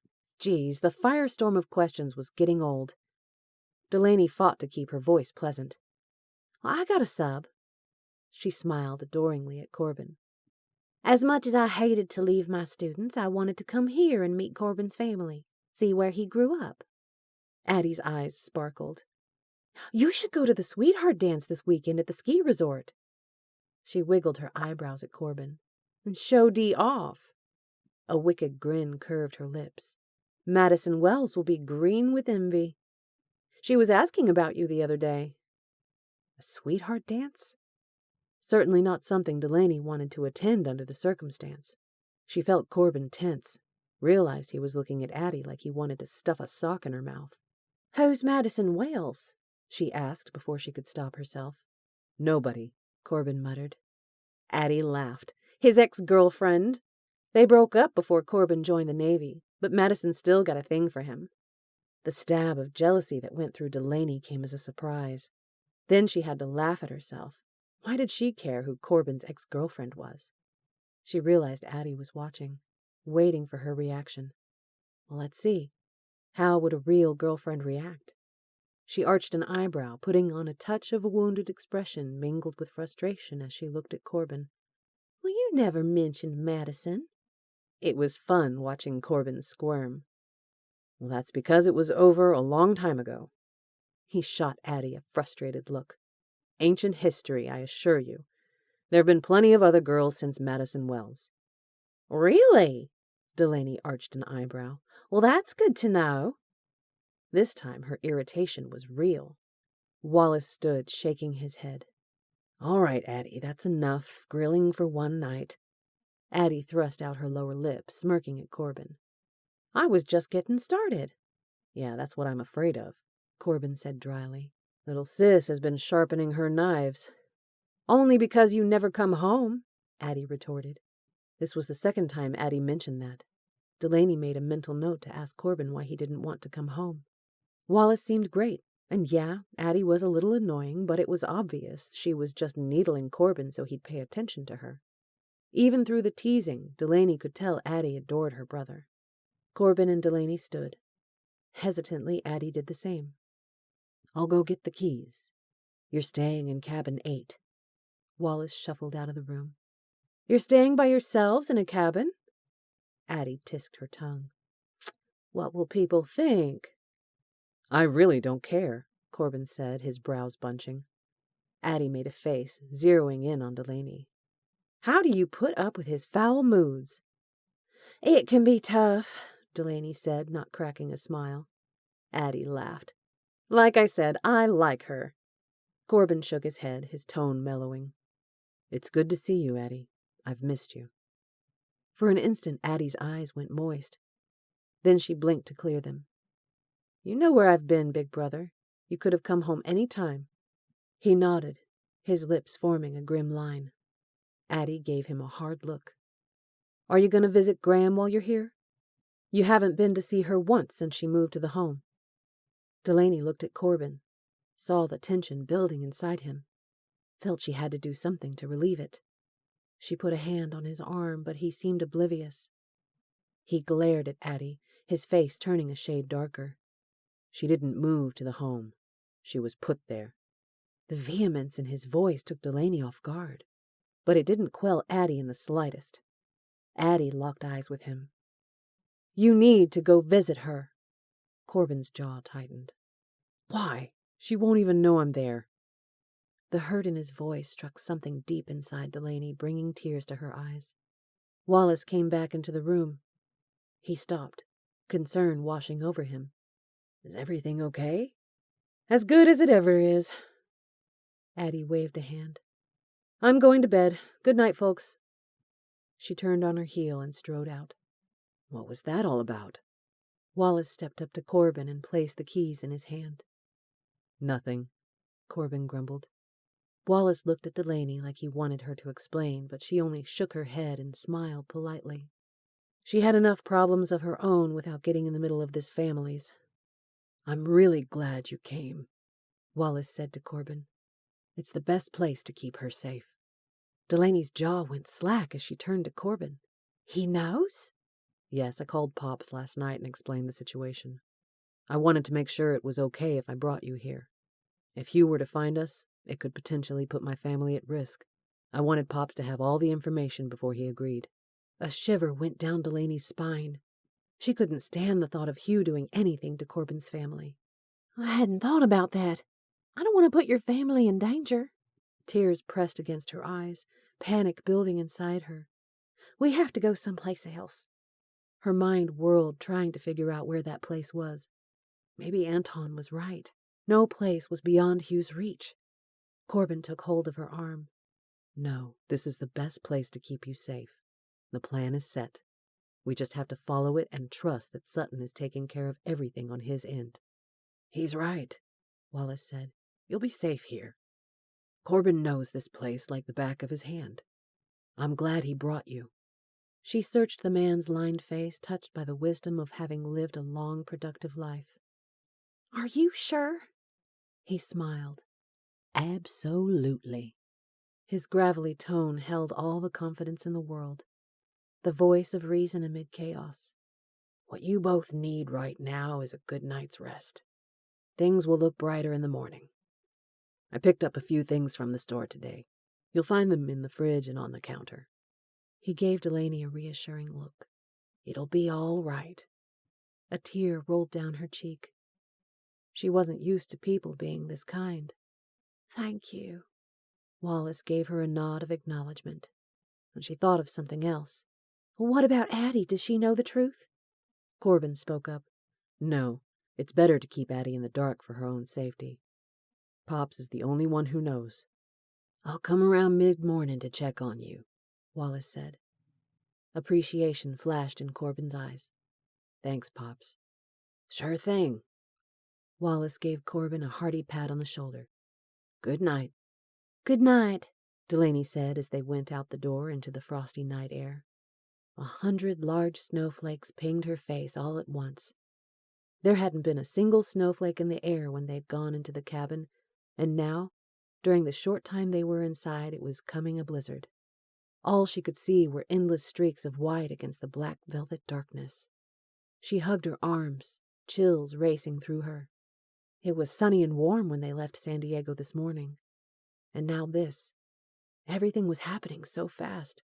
She could hardly wrap her mind around it. When Corbin put an arm around her, she snuggled into the warmth of his shoulder as they walked heads down to the SUV.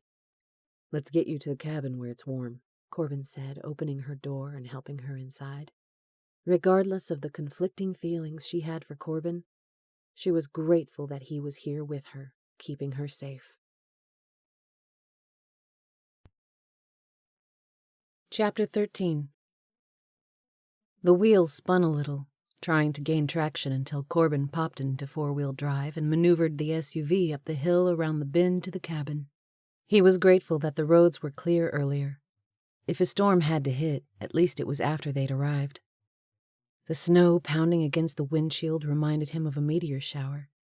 The windshield wipers were of little help. The instant they brushed the flakes away, thousands more took their place. Can you even see? Delaney was leaning forward in her seat, her voice strained.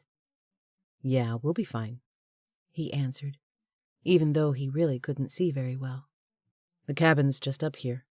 He could feel Delaney's relief when they pulled into the driveway. "Let's get you inside and I'll come back for the luggage." Thanks. Delaney shivered, giving him a slight smile. I guess you were right. I should have worn a thicker coat instead of leaving it in the suitcase. When they set out this morning, Corbin questioned Delaney's choice of clothing, reminding her that Colorado winters were nothing like the mild ones in San Diego. Delaney brushed aside the comment, saying she'd be fine. He couldn't help but smile a little inwardly. At least she didn't mind admitting that she'd been wrong. The good news is that you have lots of winter clothes in your suitcase. Yeah, I'm glad Sutton thought of it. Me too. Birchwood Springs only had a handful of shops with a scanty selection of clothing. It was nice that they wouldn't have to worry about it. The wind pushed against the driver door, making it hard to open. He tucked his chin into his neck as he went around to get Delaney's door. Cabin 8 was near the back of the property in one of the more secluded spots. Pops had chosen it for added privacy. Snow was accumulating fast, already a good 6 inches on the ground. Delaney got out, leaning into him for cover as they made their way to the door. Even though he knew she was only getting this close to him because he was shielding her from the snow, it felt good to be next to her. He'd wondered how Delaney would react to his family. She seemed to do just fine despite Addie's intrusiveness. It felt so natural to sit in Pops's living room, his arm around Delaney as they talked. They trudged up the steps to the door where Corbin shoved in the key, turned the lock, and pushed open the door. The two of them practically fell into the shelter of the cabin as they brushed off the snow. Corbin flipped on the lights and looked around. It was the same as he remembered. Exposed rough timber beams on the ceiling, log walls, a wooden staircase leading up to the bedrooms on the second floor, woodsy furnishings. An open floor plan included the living room and a kitchen in one big area. He looked at the efficiency kitchen. A kettle was on the stovetop, a dish towel draped over the oven door.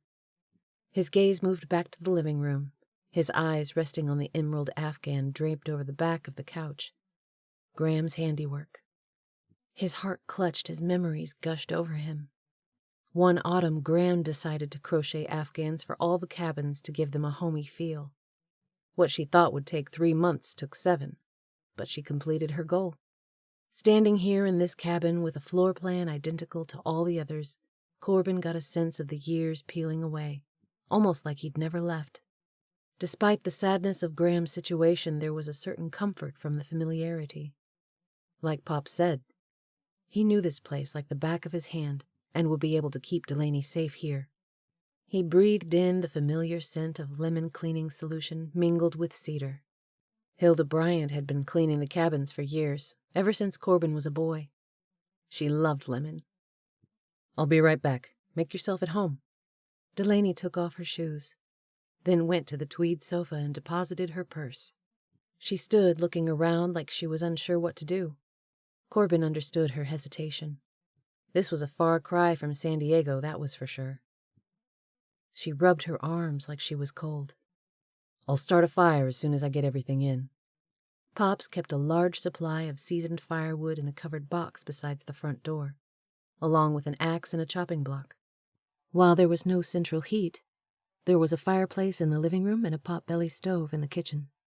The bedrooms had portable heaters, and when a fire was going, the cabin was cozy and romantic. Although Delaney would balk if he dared bring up the ladder. Once the luggage was in, he locked the door and clicked the deadbolt. Tomorrow he'd do a thorough check of the perimeter to make sure everything was secure.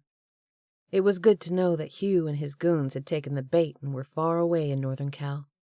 Delaney was sitting on the couch, the TV on, There were only a handful of channels available, mostly local stations. She was watching the news. She glanced at the luggage.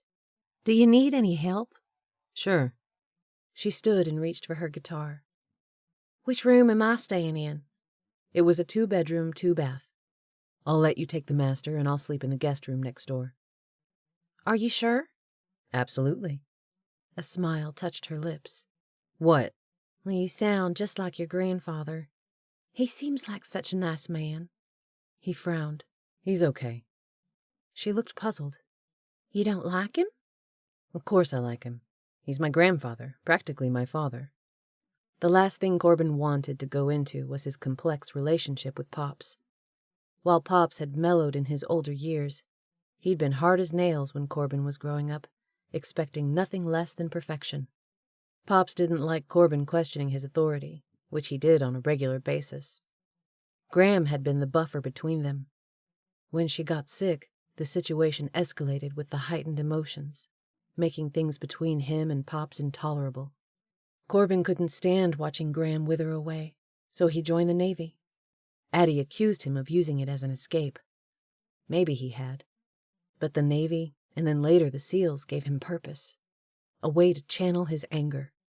It had worked well until Doug was killed and everything fell apart. Doug had been his rock, his compass. Had it not been for Doug, Corbin never would have made it through Bud's training, and especially not Hell Week, that 5.5-day stretch where they were forced to operate on 4 hours of sleep. Men were dropping like flies, men who seemed a lot tougher than Corbin. There were many days when Corbin had been ready to ring the brass bell to tap out. But Doug's response was always the same. "You can ring it tomorrow if you want, but not today. Today we conquer." In Bud's training, conquering meant surviving the day. Corbin hauled the heavy suitcase up the steps. Delaney was in front, carrying her guitar and a duffel bag. At the top, he motioned. "The master's this way." Corbin placed Delaney's suitcase on the floor beside her bed. A smile slid over his lips as he gave her an offhanded look. "What's in here, rocks?" She shrugged. "Hey, don't blame me. I didn't order all that stuff." "True," he conceded. "Are you normally a heavy or a light packer?" She leaned her guitar against the wall, dropped the duffel bag on the floor, then plopped down on the bed. "Is this one of those times when anything I say can and will be used against me?" He laughed, liking that she was bantering with him, even though they were both weary to the bone. "Maybe." "Well, I'm Southern, and Southern girls never do anything small." She stretched out her legs, leaning back against the headboard. "I'm so exhausted." She yawned as she spoke. "Me too," Corbin agreed. His mind ran through the setup of the cabin. "The bathroom is Jack and Jill style, share between our bedrooms." Her face fell. "Oh." "If it bothers you, I can use the one downstairs." "I hate for you to do that. We can share." He searched her face. "Are you sure?" "Absolutely." She said it like Pops, breaking the word into pronounced syllables. They both smiled, sharing the moment. She reached up and pulled off her wig and placed it on the nearby nightstand. Then she removed the hairnet, her blonde locks falling over her shoulders. "I'm so glad to have that thing off my head. My scalp's itching like crazy." She scratched her head, then ran her hands through her roots, fluffing it up. Corbin's breath caught, thinking of how it would feel to run his fingers through her hair. She looked like an angel, the most intoxicating woman he'd ever seen. She tipped her head, a smile tugging at her lips. "What?" "You're beautiful," he said softly. He thought about their kiss and how it had consumed him, making him want more. Next time he wanted to kiss her the right way, holding nothing back. Briefly, he wondered how she would react if he went to her this instant and pulled her into his arms. Her swift reaction to his compliment was his answer. Her eyes widened as she looked like she wanted to retreat. "Thanks." "Sorry, I didn't mean to make you feel uncomfortable. I have a terrible habit of speaking before I think." She relaxed a little. "No worries." She paused, looking thoughtful. "It was nice getting to know your family." "They really like you." "Really?" I wasn't sure what Addie thought of me. She wrinkled her nose. Is she always so inquisitive? He chuckled. Yeah, she's the nosiest woman on the planet. She likes to pretend like she's tough, but inside, she's a teddy bear. Corbin felt a little foolish standing in the middle of the room. Did he dare sit down on the edge of the bed? There weren't any chairs. No, he'd better not chance it. Delaney might freak out. It felt intimate enough with the two of them alone in this cabin.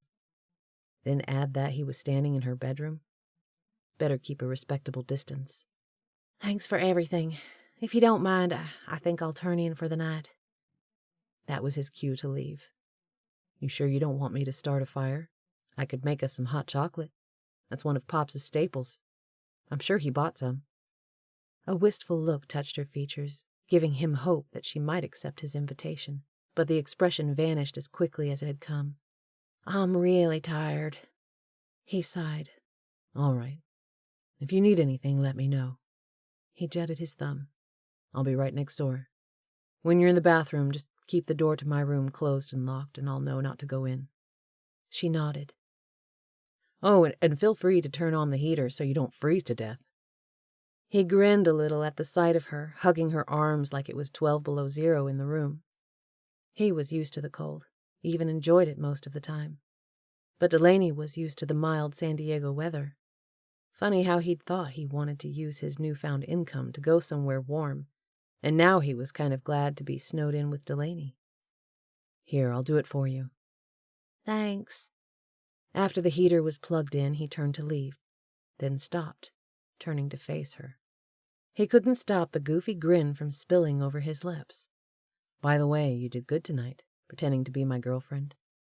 She blinked in surprise as a deep blush brushed her cheekbones, making her look even more incredible. She smiled hesitantly. You didn't do so bad yourself, Captain America. The compliment sent warm bubbles bursting through him. It took all the fortitude he could muster not to close the distance between them and pull her into his arms. His eyes held hers. I guess we fit together better than we thought, huh? She flinched, hugging her arms even tighter. Good night, she clipped. Good night, he repeated dully. 1 step forward, 10 steps back. At this rate, he'd be 60 before he won her over. Corbin was exhausted, and yet too keyed up to sleep. The wind howled like a lonely wolf outside his window, making him glad he was inside, snuggled under the heavy blanket. It was crazy to think how quickly his life had changed. 1 minute he was working a dead-end job, and the next he was on a plane to San Diego. Now he was back home. The most fascinating woman he'd ever met, sleeping next door. Of course, all was not fun and games. He had to keep Delaney safe from a ruthless killer. Goosebumps prickled over his flesh as he looked at the Glock on his nightstand. He'd kept it nearby just in case. Before turning in for the night, he'd called Sutton and reported in. That was their system. He'd call in every night on a secure line, letting Sutton know the status. Sutton asked if Corbin needed any backup. He told Sutton that as long as Hugh was in Northern Cal, he was fine on his own. But that could change in a heartbeat. He closed his eyes, willing his mind to shut down for the night. An image of Delaney flashed before his mind. Their kiss had not been acting. He was sure of it. They'd probably needed to stay in the cabin, keep away from people as much as possible. But Corbin hoped they might be able to get out a little.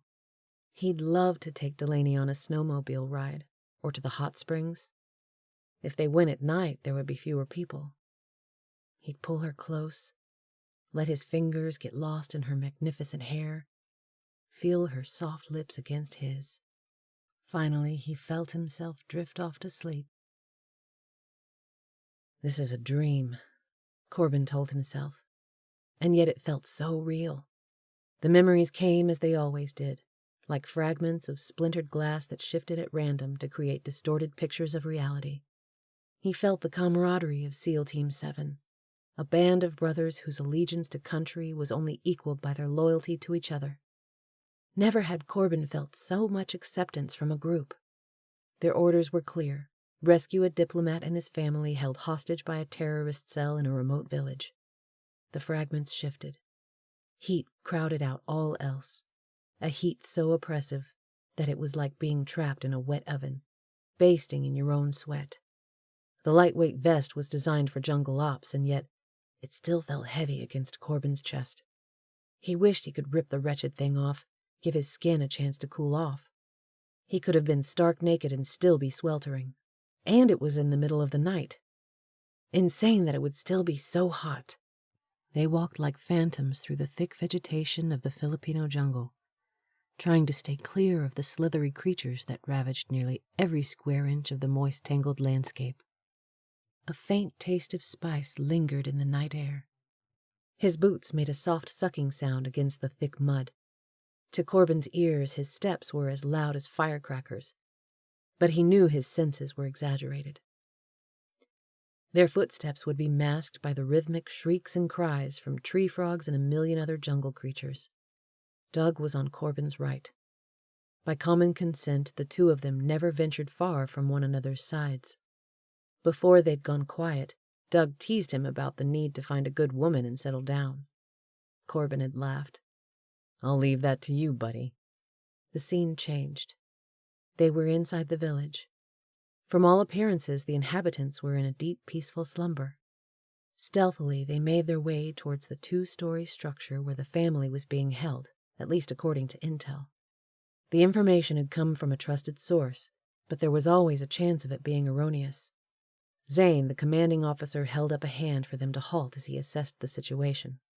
Corbin clutched his assault rifle, his eyes scanning through the darkness, looking for any signs of movement. Finally, after what seemed like an eternity, Zane waved the group forward. They were about 20 yards from entering the house when everything broke loose. Shadows rushing at them, shots popping like hot grease in a pan. "Ambush!" Corbin's mind screamed. "Fall back!" Zane ordered, but there was no time. They were caught like fish in a bowl. A firestorm of bullets rained down. Cover was too far back. Nothing they could do to escape. Doug rushed forward into the chaos as shots ricocheted in every direction. He tossed a grenade at the delivery truck parked in front of the building. It hit the gas tank on the side, exploding into a ball of flames and shielding the seals from the bullets of the enemy. For a moment, the gunshots stopped. Doug ran back. Corbin waited for him, while the other seals darted to the cover of a low wall. "That was gutsy, man," Corbin exclaimed. "The perfect diversion to get us out of here." Doug went down, face in the dirt. At first, Corbin thought he'd tripped. Then he realized with horror that he'd been shot multiple times. Corbin fell to his knees, his tears mixing with the sweat. Corbin ripped off Doug's helmet, the vacant look in his best friend's eyes shredding him to pieces. "No!" he cried. Cannon took his arm, trying to pull him to his feet, urging him to fall back with the team. But rage boiled through Corbin's veins, crowding out all reason. All he could think about was retribution, a dozen lives for the life of his friend. His mind shifted to the next events. More commotion. Screams. Zane's voice coming through the headset. "Stand down!" he yelled. "Abort!" But the command fell on deaf ears. Out of the corner of his eye, Corbin saw the family, huddled together, 2 men dressed in black carrying semi-automatic rifles, one in front and one in the back, leading the family out the side door into the jungle. A mother and father, 2 young girls, their muffled sobs carrying in the night air. Corbin began systematically firing at the terrorists, instinct taking over. He dropped the 2 gunmen in the front and back of the family, then took out several more on the roof. "You're putting the team and family at risk! Abort!" Zane ordered. But Corbin's rage knew no limits. He'd get them all. He stepped into the open, no longer caring about his own life as he ignored the shots being fired at him. The next events were seared into his soul. The family running, a terrorist firing at them, the bullet hitting the young girl as she crumpled, blood spilling over her white nightgown. The blood pooled and ran like a river onto the ground. He felt the girl's terror, heard the mother's gut-wrenching cry as she fell to her knees beside the girl. The father trying to drag the mother away. His grandmother's face took the place of the girl's. Graham had been so good to him, had understood him in a way no one else had. And now, she was alone. Graham was standing at the head of a tunnel. He had to get to her, but his legs were cement, darkness closing in around him. "Help her!" Corbin cried. A sob broke loose in his throat. Please! Chapter 14. A cold sweat broke over the bridge of Delaney's nose as she shot up in bed, her hands gripping the covers. Her body trembled as she looked wildly around the dark room, her mind trying to process what was happening. Was Hugh here? An icy terror clutched her. She heard the deep rumble of Corbin's cry. Help her! Please! Somehow she managed to find her voice. Corbin? Are you okay? No answer. For a moment she wasn't sure what to do. She looked at the closed bedroom door, expecting it to burst open any minute. Nothing. She heard more muffled cries. Sobbing? A prayer for help sounded in her mind as she sat there, shaking. Finally, she pushed back the covers and got out of bed. Her heart in her throat, she rushed through the bathroom into Corbin's room. A heady relief covered her, making her go weak in the knees when she realized what was happening. Corbin was having a nightmare. She stood there trying to figure out what to do. The tough guy was crying like a baby in his sleep. Compassion washed over her as she went to his bedside. Holding her breath, she touched his shoulder. Corbin? As he sat up and reached for his gun, she jumped back with a yelp.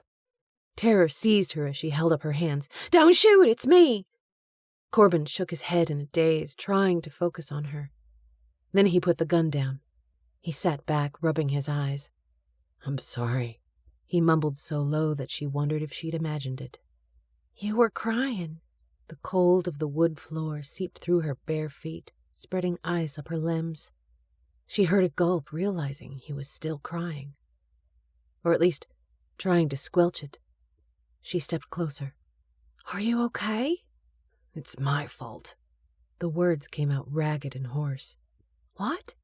Long pause. And then another choking sound. The girl's death. If I hadn't gone berserk and started shooting, she'd still be alive today. 1,000 questions pummeled her mind, ending with, what girl? He drew in a halting breath, letting out an embarrassed chuckle as he scooted to sit up. Sorry, I was still half asleep. Scratch those statements. He ran both his hands through his messy hair. Sorry, you probably think I'm a head case. He wiped at his tears. There were 2 things Delaney was well acquainted with: sorrow and regret. She'd never fault anyone for going through hardships. In fact, she was surprised Tuck's death wasn't plaguing her in her sleep. Her mother's death did often enough. A sliver of moonlight shone through the windows, reflecting off Corbin's strong jaw. Even Captain America had weaknesses. She got a good look at Corbin, realized with a jolt that he was shirtless. A blast of heat went through her as she looked at his defined pecs and six-pack. Okay, focus on his face, her mind commanded. I'm all right. Just a stupid nightmare, he grumbled. She clutched her nightgown, knowing how ridiculous she looked in the striped pink and blue gown. She never would have bought this for herself in a million years. She'd consider sleeping in her underwear, but that seemed inappropriate considering Corbin was right next door. He sighed. I'm okay now.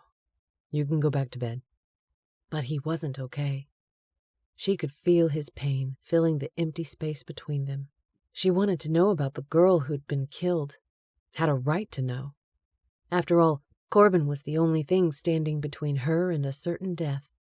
She needed to know what had happened to him. She motioned. Do you care if I sit down? Sure, he said in surprise. In the full light of day, Delaney was sure she could come up with 1,000 reasons why being here in Corbin's bedroom wasn't a good idea. But at this moment, her guard was down, and Corbin needed to talk this out. She didn't know how she was so tuned in to a man she hardly knew, but like it or not, that was the case. She sat down, hugging her arms. It was frigid in here. Did you not plug in your heater? No, I like it cold when I sleep. Graham used to say that the healthiest way to sleep was to be able to see your breath at night. I'm surprised I can't see my breath in here, she said tartly. He scooted over and patted the spot beside him. Come here. Her heart pounded. I don't think that's a good idea, she squeaked. I assure you I'll be a perfect gentleman. I just don't want you to freeze to death while we talk. I could always plug in the heater. Yeah, but it'll take at least 20 minutes for the room to heat up.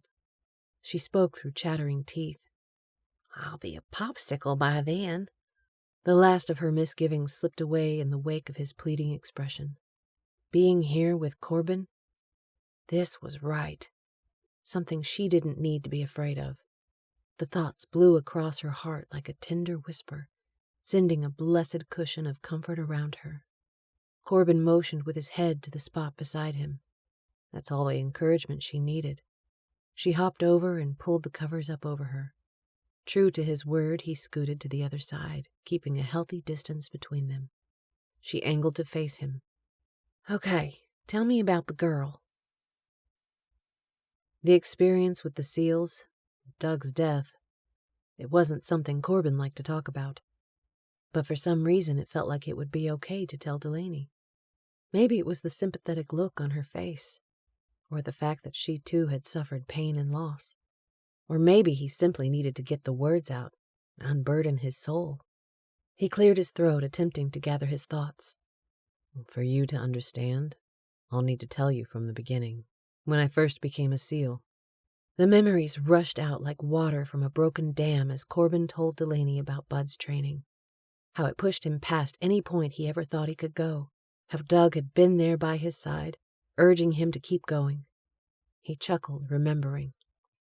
Unlike me, Doug grew up with a silver spoon in his mouth. As Sutton Smith's only son, the world was his oyster. He had every reason to be full of himself, and yet he was the very opposite. The most down-to-earth guy I ever met. Delaney sucked in a breath, looking puzzled. Your best friend was Sutton's son? Yeah. Doug's the only reason I became a SEAL. I would have tapped out early on if it hadn't been for him. He clenched his fists, bitterness coating his throat. I should have been the one who died, not him. How many times had he wished he could live that horrible night over again, somehow taking Doug's place? Doug had rushed forward to save everyone while he stayed back. How different things might have been had he gone with Doug to help. He looked at Delaney, surprised to see tears glistening in her eyes. She scooted closer and touched his arm, sending electricity surging through him. I'm sorry, she said softly. What happened? While Corbin was trying to decide what to tell her and what to hold back, the whole thing gushed out. He told her about the rescue mission, how he'd gone nuts when Doug was killed and started shooting up the place like Rambo. And finally, how he'd been the cause of the girl losing her life. When the words ran dry, he sat there, a guilty man waiting for the jury's verdict. You can't keep blaming yourself. You didn't shoot the girl. A hard laugh escaped his throat. Can't I? I disobeyed a direct order from my CO. He told me to stand down, that my actions were putting the team and the family at risk. And he was right. The self-loathing rushed back with a vengeance.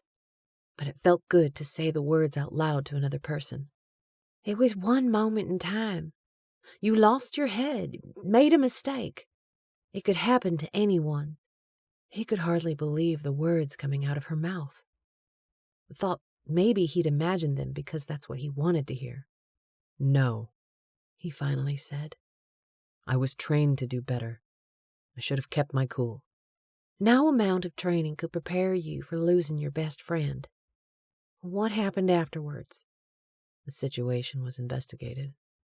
The ballistics test came back unclear if Doug had been killed by enemy or friendly fire. The government slapped a lid on the incident to prevent a public outcry, and I was transferred to another team. I left the SEALs shortly thereafter. Shame blistered over him, and he could hardly make himself look at Delaney. He forced the words from his dry throat, knowing he had to get them out while he could. Now that you know what type of man is protecting you, it might be a good idea to call Sutton and request a replacement. I wouldn't blame you if you did. He looked down at his hands, his gut sinking like a lead balloon. It was good that he was being honest with Delaney. Her life was on the line. She deserved to know what kind of man he really was. "Look at me." The authority in her voice took him by surprise. Reluctantly, his eyes met hers, and he was struck by the fierceness of her expression. She cupped his face, the warmth of her skin flowing into his. "You're a good man. I trust you to keep me safe. You did it once before in the car with Anton, and I know you'll do it again." Her words burned into his chest, kindling an unexpected hope. "Really?" Tears brimmed in his eyes. He felt like such a fool for crying in front of her, and yet the emotion was too much to contain. "Absolutely." He chuckled at the reference to Pops. "I can't believe you met my grandfather one time and are already quoting him," he said dryly. "Well, he seems like a smart guy." "He's all right for an old dude," he said offhandedly. A smile tipped her lips, her dark eyes sparkling with a hint of mystery that gave him the feeling that no matter how much time he spent around Delaney, it would never be enough. "So, Corbin Spencer, will you still be my pretend boyfriend?" He looked down at her ridiculous-looking nightgown, his gaze lingering on the ruffles around her neck. "I dunno," he drawled. "My woman would never wear that." She laughed. "Yeah, it's pretty bad." It's okay for a 19th century farm girl. Her smile grew larger. "You know, I thought the same exact thing. Did Sutton have this hidden away in some trunk?" Maybe it belongs to his assistant Agatha. It looks like something an old lady would wear. She giggled. "Yes, it does." Corbin's heart felt lighter than it had in a long time. Longer than he could even remember. He'd bared his soul to Delaney, and she was okay with the things he'd done. He still found it hard to believe, but he wasn't about to look a gift horse in the mouth. He leaned in, closing the distance between them. "So," he said huskily, "would it be okay to give my pretend girlfriend another kiss? For practice?" Delaney's cheeks grew flush, but she didn't retreat. There was a smolder of desire in her eyes that matched the fire igniting in him. "Okay, but only for practice." He pulled her into his arms, his lips taking hers. She tipped her head back, a groan sounding in her throat as she slid her arms around his shoulders. This time he didn't hold back. He ran his fingers through her hair, their lips moving together in a burst of energy and flames. He was being consumed by this woman, and it was happening so fast he could hardly process it. She pulled back, breathing hard. "I think we've got that move down pretty good." "I believe you're right," he grinned, "but I'll never say no to practice." Her eyes grew troubled as she looked around, like she just now realized what was happening. "I shouldn't be in here with you," she shuddered. "I'm not that kind of woman." Panic raced through him. She was retreating. It was like a switch suddenly flipped in her brain. She moved to escape, but he caught her arm. "Hey, don't do this." "What?" "Run. From us." She gurgled out a laugh. "There is no us. This is pretend, a charade invented to keep me safe." He let go of her arm and trailed a finger down a tendril of her hair. "This is real." His eyes locked with hers. "You know it." He could tell from her expression that he was right. "I can't get involved with you right now. Not when we're in the middle of all of this." He held her gaze. "Afterwards?" She shrugged, giving him a small, sad smile. "Afterwards, we'll see." He could tell she had no intention of entertaining a relationship with him, and it cut. All the angst rushed back. "Because of what I've told you about my past?" It was stupid to think she could accept him, or that anyone could, after what he'd done. "No, because of me and my past." Her eyes teared up. "I'm damaged goods." He touched her face. "No, you're an angel. The most beautiful, intoxicating woman I've ever been around." He could tell from the doubt in her eyes that she didn't believe him. "I wish you could see what I see. You pulled yourself up from nothing, made something of yourself. You looked fear in the eyes and kept moving forward. All of those things are heroic. She drew back from him, a tear dribbling down her cheek. Hastily, she brushed it away with her palm. I need to get some rest, in my own room. Maybe they were a lost cause. He was no psychiatrist. Couldn't imagine all that Delaney had been through to bring her to this point. He didn't know how to reach her. Every time he felt like he was getting close, she retreated even farther away. A bleak emptiness settled over him as he nodded. All right. Good night. She scuttled out of the bed. Good night, she said over her shoulder, rushing out of the room.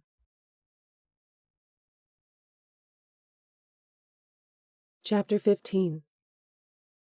For a moment, right after she awoke, Delaney was confused about where she was. Then everything came back in a flash. Tuck's death, Hugh out for revenge, fleeing to the cabin, and last night, the kiss in Corbin's bed. She sat up, her cheeks burning with remembrance. She couldn't deny that the feelings Corbin stirred in her were stronger than any she'd ever had. Tuck had been her only other relationship, and that was so messed up and tainted that she really had nothing to go off of. She scrunched her nose, realizing she'd dubbed this thing with Corbin a relationship. Corbin probably thought she was a total moron, kissing him and then fleeing, right after she told him he was a good man and that she trusted him to keep her safe. She did trust him to keep her safe, but she didn't trust him with her heart. Maybe she'd never be able to trust anyone. Like she said, she was damaged goods. She got up and looked out the window, struck by the splendor of the landscape. It was a winter wonderland. The rolling hills of pristine snow were surrounded by a hedge of towering evergreen trees. Above that, the crisp blue sky was streaked with wisps of hazy clouds. Always those clouds in the sky. At least today they weren't obscuring the sun. A tingle of excitement ran through her. Not a bad place to spend the next few days writing songs. Then again, they could be here much longer, depending on how this thing with Hugh played out.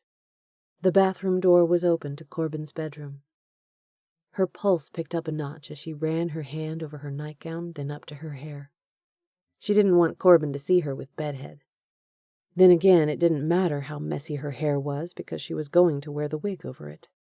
She looked at the hair on the nightstand, half expecting it to start crawling.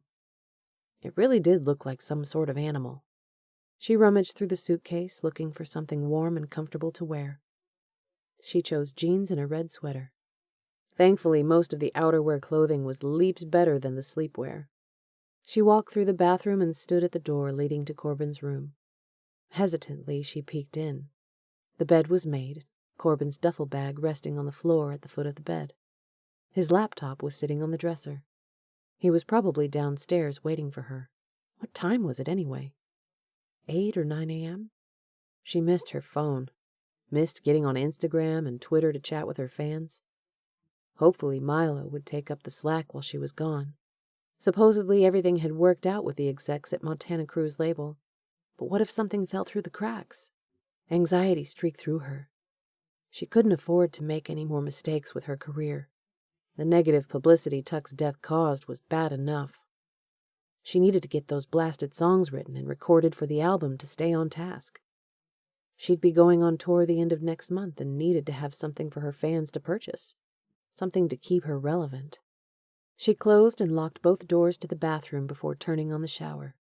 A couple of seconds later, she stepped in, letting the hot water run over her shoulders. Her mind went through the song options. She ran through the litany of usual subjects. Heartache, cheating, love, money, drinking. There really were no original ideas, only remakes with a unique spin. As she stepped out of the shower and reached for a towel, an idea struck. The new title of her next song, Absolutely. A smile tugged at her lips as she pictured Corbin's face when he heard it. The lyrics floated through her mind, fitting together like pieces of a puzzle. She pursed her lips, staring at her reflection. How would she frame the song? It could go something like, "Will you be there to hug me in the night? Absolutely. Will you still love me in the morning light? Absolutely. I'll absolutely love you for the rest of my life, until the stars fall from the sky. They say I'm damaged goods, and I admit it absolutely. But baby, you give me more hope than a person ever should." She tried to think of the rest, but that's all that would come. Now she wanted to hurry up and get ready so she could jot down those notes before they flew out of her mind. It was rough, but at least it was a start. She blow-dried her hair and brushed it a few times, wishing she didn't have to put on the wig. She applied her makeup and rolled on lip gloss rather than lipstick. Then she put on the wig and fluffed the top like Marissa had instructed. The last thing she did before heading downstairs was put on a pair of dangly silver earrings. She studied her reflection, turning from side to side. It was amazing how much different she looked. She hardly recognized herself. The tantalizing scent of bacon caused her stomach to rumble as she walked down the stairs. Her heart pounded out an erratic beat as she rubbed her sweaty palms on her jeans. She didn't have a clue what she'd say to Corbin. She stepped into the kitchen and the man turned, causing her to stop in her tracks. "Oh, Wallace, I wasn't expecting you." A friendly smile split his face, causing the wrinkles around his eyes to deepen. "Well, good morning. I hope you don't mind, but I thought I'd make breakfast." She looked at the stack of pancakes beside the stove. Wallace slid the spatula under the pancake cooking in the skillet, turning it over with a flick of his wrist. "Where's Corbin?" She'd not expected him to leave without telling her where he'd gone. Was he ticked at her because of last night? Her heart dropped. Probably. "Oh, he went to the store. Something about buying some sausage and flour for biscuits and getting a certain little lady a decent set of pajamas." "Oh!" Wow, impressive. Here she was thinking Corbin had left her high and dry, and he was doing something nice. Guilt washed over her. She hated how she was always so quick to assume the worst about men. She thought of something. How did Corbin get out in all the snow? The roads must be iced over. In Alabama, everything shut down when there were a few inches of snow. She couldn't imagine what it would be like with several feet. "Well, the private drive leading out to the main road's a little dicey because it doesn't get plowed. But everything else is clear." Does anything ever shut down because of the snow? "Not normally, unless we have a blizzard." As far as Delaney was concerned, it had come a blizzard. But Wallace was acting like the storm was a normal event. Then again, it was Colorado. "The ski resort will be happy to get the snow. We've had a dry winter." He motioned. "Have a seat." "Can I help with anything?" "Thanks, but it's ready." He slid the pancake to the top of the stack, then turned off the stovetop, wiping his hands on a dish towel. Delaney scooted out a chair, wincing when it made a loud scraping noise against the wood floor. "Sorry." "Don't mind that. I've been meaning to put some new pads underneath the chair legs, but I haven't gotten around to it." Wallace placed the platter of pancakes in the center of the table. Before Delaney sat down, he held up a finger. "Oh, I forgot the orange juice. Would you mind getting it out of the fridge?" Not at all. She went to the fridge and retrieved it, suddenly realizing how hungry she was. She and Corbin had grabbed a quick sandwich for dinner the night before, eating it in the SUV as Corbin drove. Not super hungry, Delaney had only eaten half of it. But now that she was in a safe, comfortable place, her appetite had returned with a vengeance. She placed the juice on the table, then sat down. Wallace put the syrup, butter, and bacon on the table before joining her. "Sorry we don't have any whipped cream. I forgot to get that when I went shopping." She reached for a napkin, placing it in her lap. "This looks great." She was about to reach for a pancake, then stopped when Wallace bowed his head to pray. Quickly she closed her eyes and lowered her head, embarrassed that she'd forgotten. She needed the Lord's help to see her through the situation, and didn't want to be one of those people who only prayed when desperate.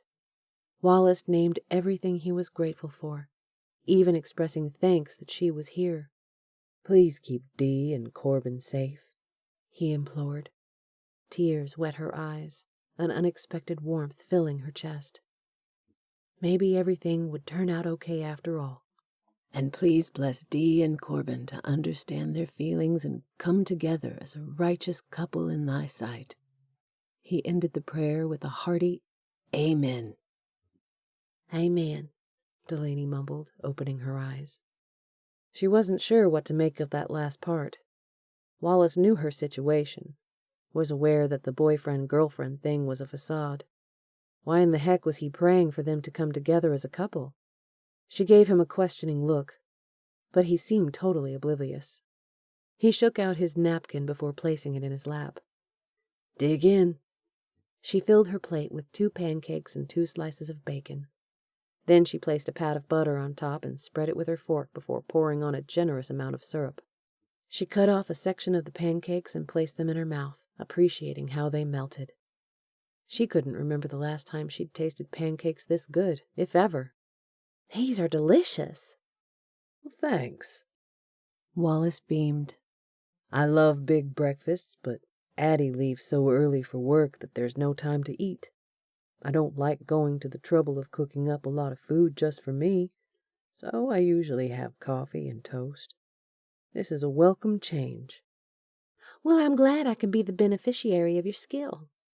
She bit off a section of crunchy bacon, chewing appreciatively. "I'm sure you were wondering about my prayer." The bacon went down the wrong pipe. Delaney coughed to clear it. She'd only thought he was oblivious, the sly dog. Wallace was direct like Corbin, or maybe it was vice versa. "Yeah, it took me off guard," she admitted. "Especially since you know my situation." He took a long swig of juice and placed the glass down with an audible plunk. Then he took a large bite of pancakes. He seemed to be deliberately chewing, making her wait for his response. "I watched the 2 of you together last night. Could tell there's a lot more brewing than a pretend relationship." He took another drink of juice. A shaky laugh escaped her throat as she touched her neck, which felt hot enough to combust. "Maybe we're just good at acting." "I don't think so." He pinned her with a look. "You care about my grandson. Maybe even love him." She belted out a laugh, then clamped her lips shut to cut it off. "Love him? I hardly know him. We've only been together for a few days." He shrugged. "Time is irrelevant when it comes to matters of the heart. Did Corbin ever tell you how Luella and I met?" "No." "We were at the county fair. Luella was with a date standing by the Ferris wheel. I saw her and my world shifted. She was the most beautiful woman I'd ever laid eyes on. She looked at me and we had this connection. Something that defied words." His eyes sparkled. "I knew in that moment that I'd move heaven and earth to be with her." She jerked slightly, the irony not lost on her as she thought of the strong connection she and Corbin had when they first saw each other. "How could you be so sure that the 2 of you were meant to be together?" He shrugged. "I don't know, but I knew it to the depth of my soul. Luella knew it too." He grinned. "But it took a while before I could get her to admit it. I must have asked her out 100 times, but she turned me down. That's okay, though, because I'm persistent. I knew I'd eventually win her over." Was that how Corbin felt about her? Would he be as persistent? A spark of warmth shot through her as she realized that she hoped he would. A tumult of feelings rushed through her, feelings she didn't fully understand. Since moving to San Diego, she'd found a church to attend, one where she felt welcome. Pastor Simmons was always saying that the Lord's time is not the same as ours, and that he works in mysterious ways. Maybe the Lord had put Corbin in her path for more than just protection from her awful situation. Her eyes misted as she blinked a few times to clear the emotion. "It's a beautiful story. Thank you for telling it to me." "Absolutely." She smiled at the reference. Wallace's voice grew reflective. "Is coming May? Luella and I'll celebrate our 50th wedding anniversary. Well, congratulations. A trace of sadness flitted over his features. I only wish Luella realized. I'm sorry. Corbin told me about her Alzheimer's. The depth of feeling in Wallace's eyes struck something inside Delaney. This wasn't some storybook romance that would vanish like the dew at sunrise. She got the distinct feeling that what Wallace and Luella had was deep and abiding. A love that would transcend age, even death. When she was younger, before Tuck's cruelty had jaded her, Delaney had wished for something like this. She held on to that dream to stave off the loneliness that consumed her, while her mother was passed out cold in the next room. Sure, the timing was lousy, but what if Corbin was the very thing she'd been searching for her entire life? A haven for her heart. He nodded. Before Luella got sick, she had a memory like an elephant. She was smart and loved to read, would devour every book she could get her hands on. She was always helping, tending to someone who was sick, making casseroles. She loved to bake and crochet. In fact, she made the green afghan over the back of the couch. Delaney had been so exhausted the night before that she'd not paid much attention to the furnishings. She made a mental note to look at the afghan. Luella sounds like a remarkable woman. Her greatest strength was her kindness. She and Corbin were really close. He paused, his jaw working. It nearly killed Corbin when Luella went into the care center. His eyes moistened. It hurt me too, but I didn't see any other option. Luella's condition was deteriorating to the point where she was becoming belligerent. She'd get out of the house while I was asleep. One night I found her wandering in the snow. I was worried about her safety. There was a hint of pleading in Wallace's voice, like he was defending himself. He felt guilty for putting Luella in the care center.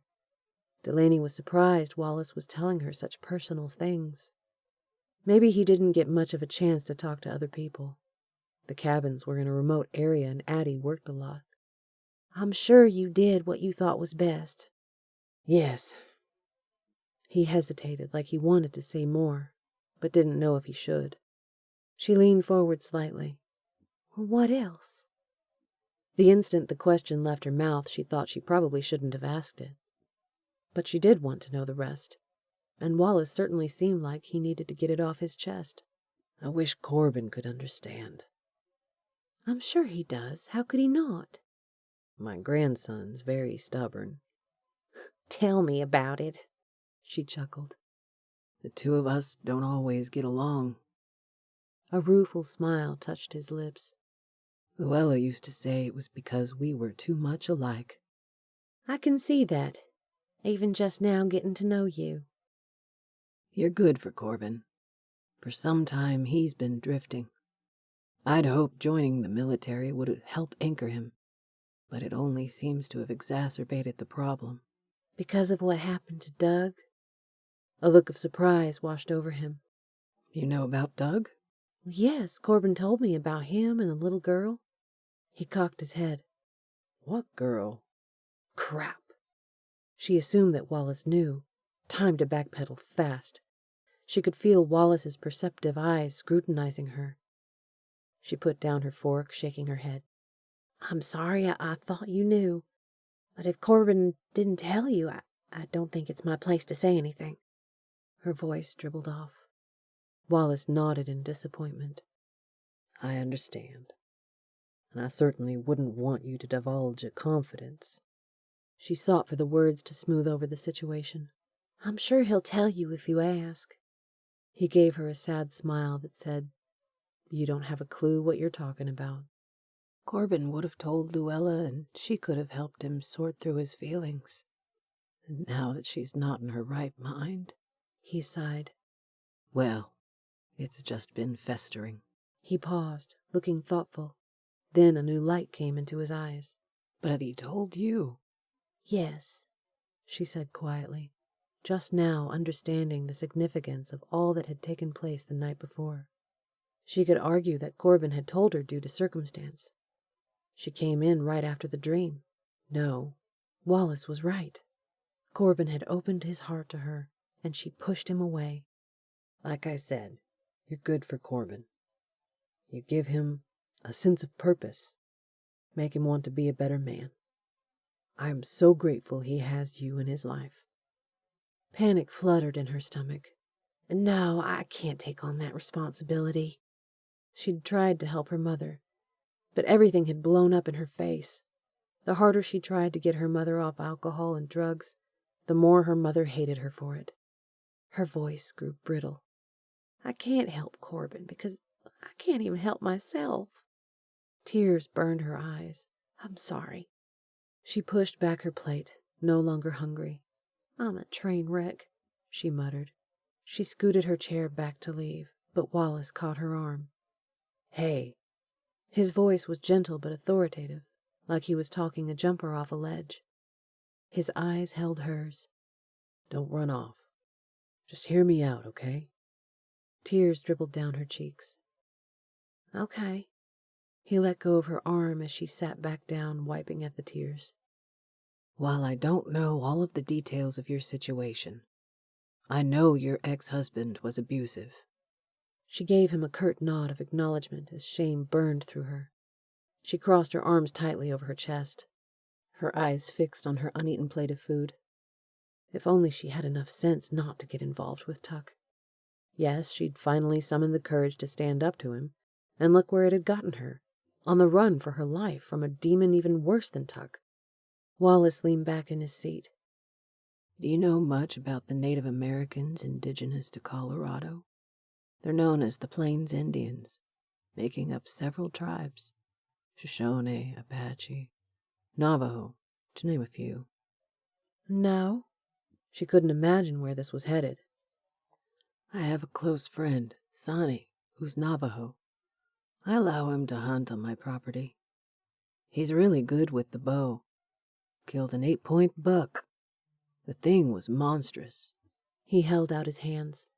The rack was this wide. He stopped, giving her a sheepish grin. You don't care about hunting, do you? Not really, she admitted. But I know plenty about it. I grew up in Alabama, after all. He was impressed. Do you know how to shoot? A smile flickered over her lips. Well, like I said, I'm from Alabama. Corbin's a sharpshooter. Another thing the two of you have in common. I'm not a sharpshooter by any stretch of the imagination, but I know how to handle the gun. He grinned. I knew I liked you. Oh, and Corbin can sing, too. Really? Now that she found intriguing. He has a great voice. Can even play the guitar. I had no idea. See? The two of you are more alike than you realize. He smiled broadly. You're a great singer, by the way. I watched you on YouTube. The admiration in his voice was touching. No matter how many times people gave her compliments on her music, it never got old. In some small way, every time she took the stage, she healed a small part of herself, because performing was the one thing she could be proud of, evidence that she'd broken out of the bonds of her childhood and made something of herself, despite all obstacles. Thanks. The wig doesn't look bad on you, but I like your real hair much better. Me too. She touched her wig, wondering why she was wearing it in the cabin when the only other person here right now knew who she was. Then again, someone could see her through the windows or drop by the cabin unannounced. Better to be safe than sorry. He waved a hand. Anyway, back to the story. Sonny once told me something that stuck with me. The grandfather was speaking to his grandson, telling him how every living person has 2 wolves within, warring for dominance. The first is anger, fear, greed, malice. The other is kindness, benevolence, hope, faith. But grandfather, which wolf will win? The grandson asked. Delaney waited for the rest. but Wallace just sat there, studying her. She was starting to recognize a pattern here. Wallace wanted her to be an active learner, giving the answer only when she was ready to receive it. A smile touched her lips as she asked the question dutifully. What did the grandfather say? 2 wolves inside every person. An interesting concept. It certainly described her. Even as the thoughts rolled through her mind, she could feel something building inside her. Knew somehow that Wallace's answer would be significant. Which wolf will survive? His tone was light, musing, a direct contrast to the intensity in his eyes. The one you feed.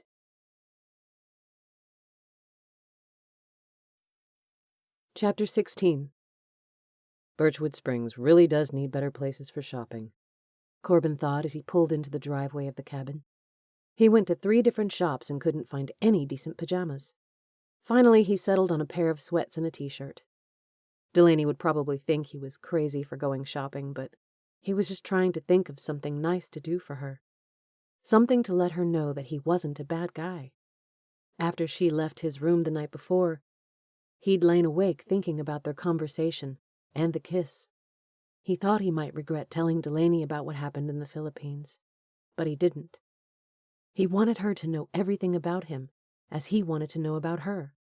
He reached for the bags and transferred them all to his left hand, then grabbed the bouquet of flowers with his right. On impulse, he'd grabbed the flowers as he was leaving the grocery store. Was it too much? He hoped not. As he walked to the door, his skin prickled with the knowledge that someone was watching him. He looked at the cabin to his right, about half a football field away. A man had gotten out of his car, also going into his cabin. When he realized that Corbin had made eye contact, he smiled and waved. Corbin nodded and offered a brief smile. The heavy-set man was bald and looked to be in his early 60s. He seemed harmless, but under the circumstances, Corbin had to be cautious about everyone. "Hey," Pops said when he stepped into the cabin. Pops was reclining on the couch, watching TV with his hands behind his head, his feet propped on the coffee table. Corbin looked around. "Where's Delaney?" He hoped she hadn't been too upset when she realized he was gone. She was sleeping so peacefully when he left that he hated to wake her. And he needed some time to sort through things. Try to figure out the best way to get through to Delaney.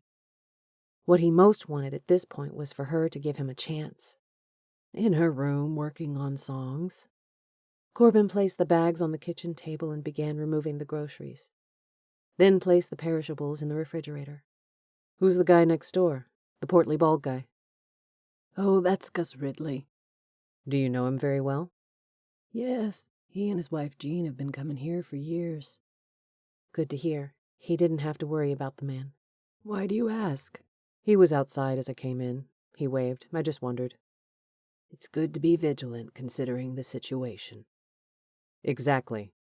"Nice flowers," Pop said a few seconds later.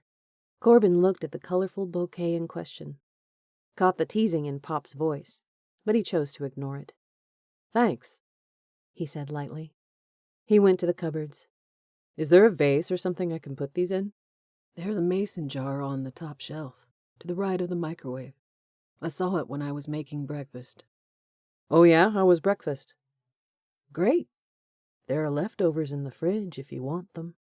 "That's okay. I ran by a drive-thru and grabbed something before I went shopping." He reached a jar and filled it with water. The flowers were wrapped in plastic. A packet of flower food was attached to the stems with a rubber band. He pulled out several drawers. "What about scissors?" "There should be some in there. I asked Hilda to stock all the cabins with them." "Found 'em." He cut off the band and removed the plastic. Corbin didn't know the first thing about arranging flowers. He grabbed the stems and stuffed them in the jar all at once. He stepped back to admire his handiwork. He frowned. It looked pathetic, like a blob. Maybe he should have left the flowers in the plastic. He shifted them around a little, but it didn't seem to help. Oh well. It was the thought that counted, right? He was a bodyguard, not a florist. Oops, he forgot to add the food. He snipped a corner of the packet and pushed the stems to the side, then emptied the powder into the water. He placed the flowers in the center of the table where Delaney couldn't miss them. Then he sat down beside Pops. Thanks for holding down the fort. Sure. I enjoyed spending time with Dee. She's a good girl. We had a great conversation. He kept his tone casual. What did you guys talk about? Oh, you know. Life, relationships, stuff like that. He tensed. What sort of relationships? Pops reached for the remote and turned down the volume on the TV. Then he angled toward Corbin. He arched an eyebrow, a trace of defiance in his expression. You really want to know? Well, yeah, I wouldn't have asked if I didn't. It was crazy how fast the irritation surfaced. We talked about you and her. The breath left Corbin's lungs. His eyes narrowed. What are you up to, Pops? You have no right to meddle in my personal life. On the contrary, I have every right. You called and asked for my help, remember? Came here. It was just like Pops to throw that in his face. Yeah, I wanted to bring Delaney, Dee, he corrected. Here to keep her safe. Not for you to play matchmaker. There was no telling what Pops told her. Well, aren't you interested in what she said? Well, yeah. Pops had him and he knew it. He desperately wanted to know what Delaney said. But he wasn't about to give Pops the satisfaction of begging. A sly smile slid over Pops's lips. She likes you. A lot. Really? Hope rose in his chest. She said that? Yeah. Not in those exact words, but that was the inference. He gave Pops a hard look. Are you sure you didn't misconstrue the conversation? Absolutely. Dee cares about you, but she's scared because of what happened with her ex. She told you that? He was surprised that Pops had gotten Delaney to open up to him, and he was a little envious, too. Pops winked. Given enough time, I think she'll come around. I wouldn't be so sure, Corbin said darkly. She's been hurt bad. I don't know if she'll ever be able to trust anyone else. Well, just be patient with her. You'll see. It'll work out. He could tell Pops really believed that. Corbin wished he could be as sure. Pops sat up straight and cleared his throat. There's something else I want to talk to you about. Okay. Wariness settled over him. This sounded serious. What is it? This guy that's after Dee. He's bad news, huh? Yeah, Hugh Allen's the worst of the worst. Well, how are you going to stop him? He tightened his fist.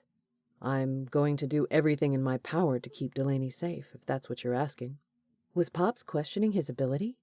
Of course he was. He never believed that Corbin could do anything right. Pops looked him in the eye. So, you're going to spend the rest of your life running? He rocked back. I'm not sure what you're getting at. If this guy's as ruthless as you say, he won't stop until he finds you and Dee. Corbin rolled his eyes. I'm glad to see you have so little faith in me, he said sarcastically. Pops cocked his head. Is that what you think? Yeah, quite frankly, that's exactly what I think. They stared at one another. All the old hurts and disagreements boiling to the top. Corbin was surprised to see a twitch in Pop's jaw, then moisture in his eyes. Nothing could be further from the truth. He placed a hand on Corbin's arm. I know we haven't always seen eye to eye, but I want you to know how proud of you I am. The words broadsided Corbin like a fist to the gut. He couldn't ever remember Pops giving him an outright compliment. Emotion rumbled in his throat as he swallowed. I know you've been through some hard times, Pops continued, but I want you to know that the proudest moment of my life was when you were serving your country. I don't know what happened out there, but I know you. I know your heart. You're a good man. His voice hitched. But you're also a hard, stubborn fool, just like me. You may think that you'll never be able to get past what happened to you, but you will. That's the greatest gift the Lord gave us. The power to change, to start again. I changed for that amazing, good-hearted woman in the care center. And I know you can do the same for Dee." Tears brimmed in Corbin's eyes, blurring his vision. "I should have told you that a long time ago." Corbin coughed to cover the emotion. Pops smiled thinly. "I guess with your grandmother around, I didn't have to. She could take up the slack, but now that she's sick, well, things are different. I miss her," Corbin said quietly, the ache in his gut so powerful he could hardly contain it. "I miss her too, son." A tear dribbled down Pops's cheek. "She loved you. In her eyes, the sun rose and set with you." Corbin looked down at the floor. He loved her too, so much that it cut to the quick. "Back to this thing with Hugh Allen." Pops cleared his throat, his jaw tightening. Corbin recognized that gesture well. Pops was bottling up his emotion and putting on the hard cap. That he'd said as much as he had was a miracle. "You can't keep running. You and Dee have to face him." He barked out a laugh, hardly believing what he was hearing. "Why? So he can kill Delaney?" "So you can put an end to this thing. Better to do it on your own turf rather than on someone else's." He lifted his chin, his eyes going hard. "You'll stand more of a chance facing him here than anywhere else." Corbin shook his head. As frustrated as he got with his grandfather, he admired his torque. Pops believed he was invincible. Sure, he was tough, part of that generation that breathed grit and determination. He'd taught Corbin how to fish, how to hunt, how to shoot, and how to suck it up and be a man. But Pops had no idea what he was up against here. An image of the little girl flashed through his mind. It was still fresh from the nightmare. The white dress, the mother's anguished cry, the blood spilling out. A shudder went through him. He could never intentionally put Delaney in harm's way. "No, I can't do that. It's the only way to keep her safe. Remember the story of the bear?" A laugh scratched Corbin's throat. Pops and his never-ending parables. "I don't want to hear about the stupid bear story, all right?" Pops rubbed a hand across his brow. "Fine, but you're not thinking about this sensibly." His grandfather was a stubborn old fool. Corbin's voice rose. "You'd really have me lure Hugh and his goons here? What about you? And Addie?" Pops's face paled. Checkmate. Pops hadn't thought about that, what it would mean for their family. Maybe he'd realize now and drop the whole thing. "Well, you said your boss has endless resources. We could tap into those to help fight this." He shook his head. The man was unbelievable, like a dog refusing to let go of a bone. "Pops, this isn't some game. This is serious. A life-and-death situation. Sutton, my boss, is taking precautions. When I first found out about Delaney's situation, I wanted to rush in and take care of Hugh, but Sutton said it would be too dangerous, too much collateral damage, that we should wait and let Hugh come to us." After thinking about it, Corbin wondered if Sutton's hesitancy to charge after Hugh was also owed to principle. It was one thing to act out of protection, and another altogether to be the aggressor. Heaven favored the former, and Sutton seemed to be a God-fearing man. Pops clenched his fist. "Exactly," he exclaimed, like Corbin had just gotten it. "You lure the bear out of the protection of its cave." "But that doesn't mean we should bring the danger to our doorstep. Do you have some sort of death wish?" "No, I do not," he countered stiffly, "and I don't appreciate your tone. I'm only trying to protect you and Dee." He blew out a breath. "So am I, Pops. So am I," he repeated quietly. He looked at his aged grandfather, feeling a wave of sympathy for him. "Look, I appreciate your help, but you need to let me do this my way. Sutton has everything under control on his end, and so do I." He gave Pops a firm look. "Okay? I'm a big boy. I don't need you or anyone else running my life." Pops nodded, but Corbin could tell he wasn't convinced. Corbin stood to leave, but Pops caught his arm. He cleared his throat, hesitation washing over him. "There's something I need to talk to you about." He sat back down. You need to go visit your grandmother. His features clouded. She's not doing well. Corbin rocked back, eyes narrowing. Well, of course she's not well. You've got her stuffed away in that place. The words dripped like daggers from his lips as he shot Pops an accusing look. While a part of him understood why Graham had to be there, the larger part of him couldn't. No, that wasn't true. This didn't have as much to do with Pops as it did with himself.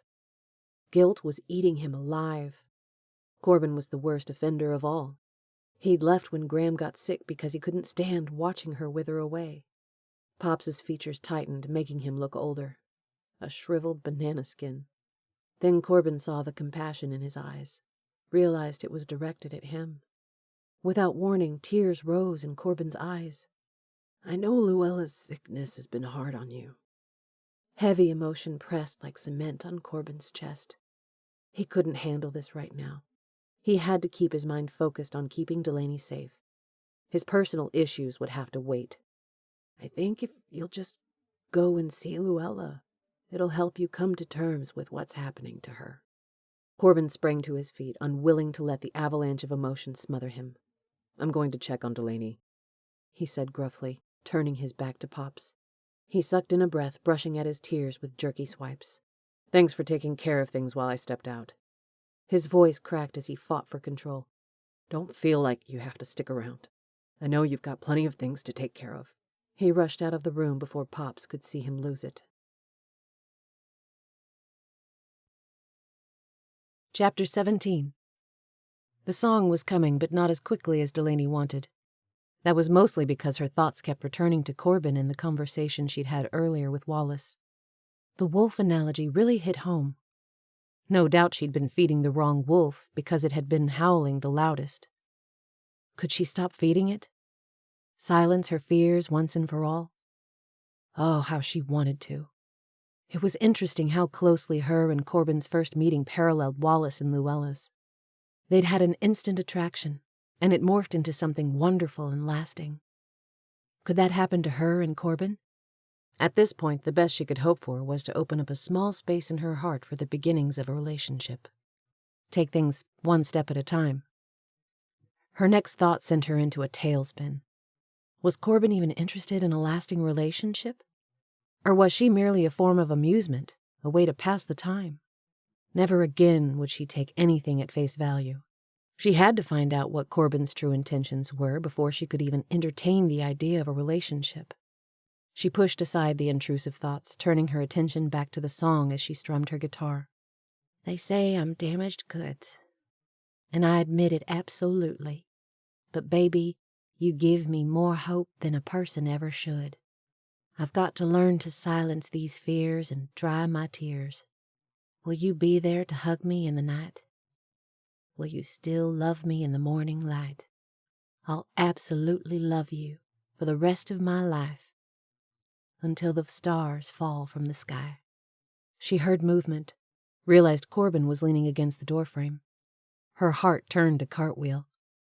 He looked amazing in jeans and a snug sweater that stretched across his pecs. His messy hair was begging for her to run her fingers through it. She took in his lean jaw and arresting eyes, which were sparkling with amusement, making them look more amber. Wait a minute. The more she studied him, the more she got the feeling there was something off about Corbin. The rims of his eyes were a bit red, like he might have been crying. Then again, he didn't act like he'd been crying.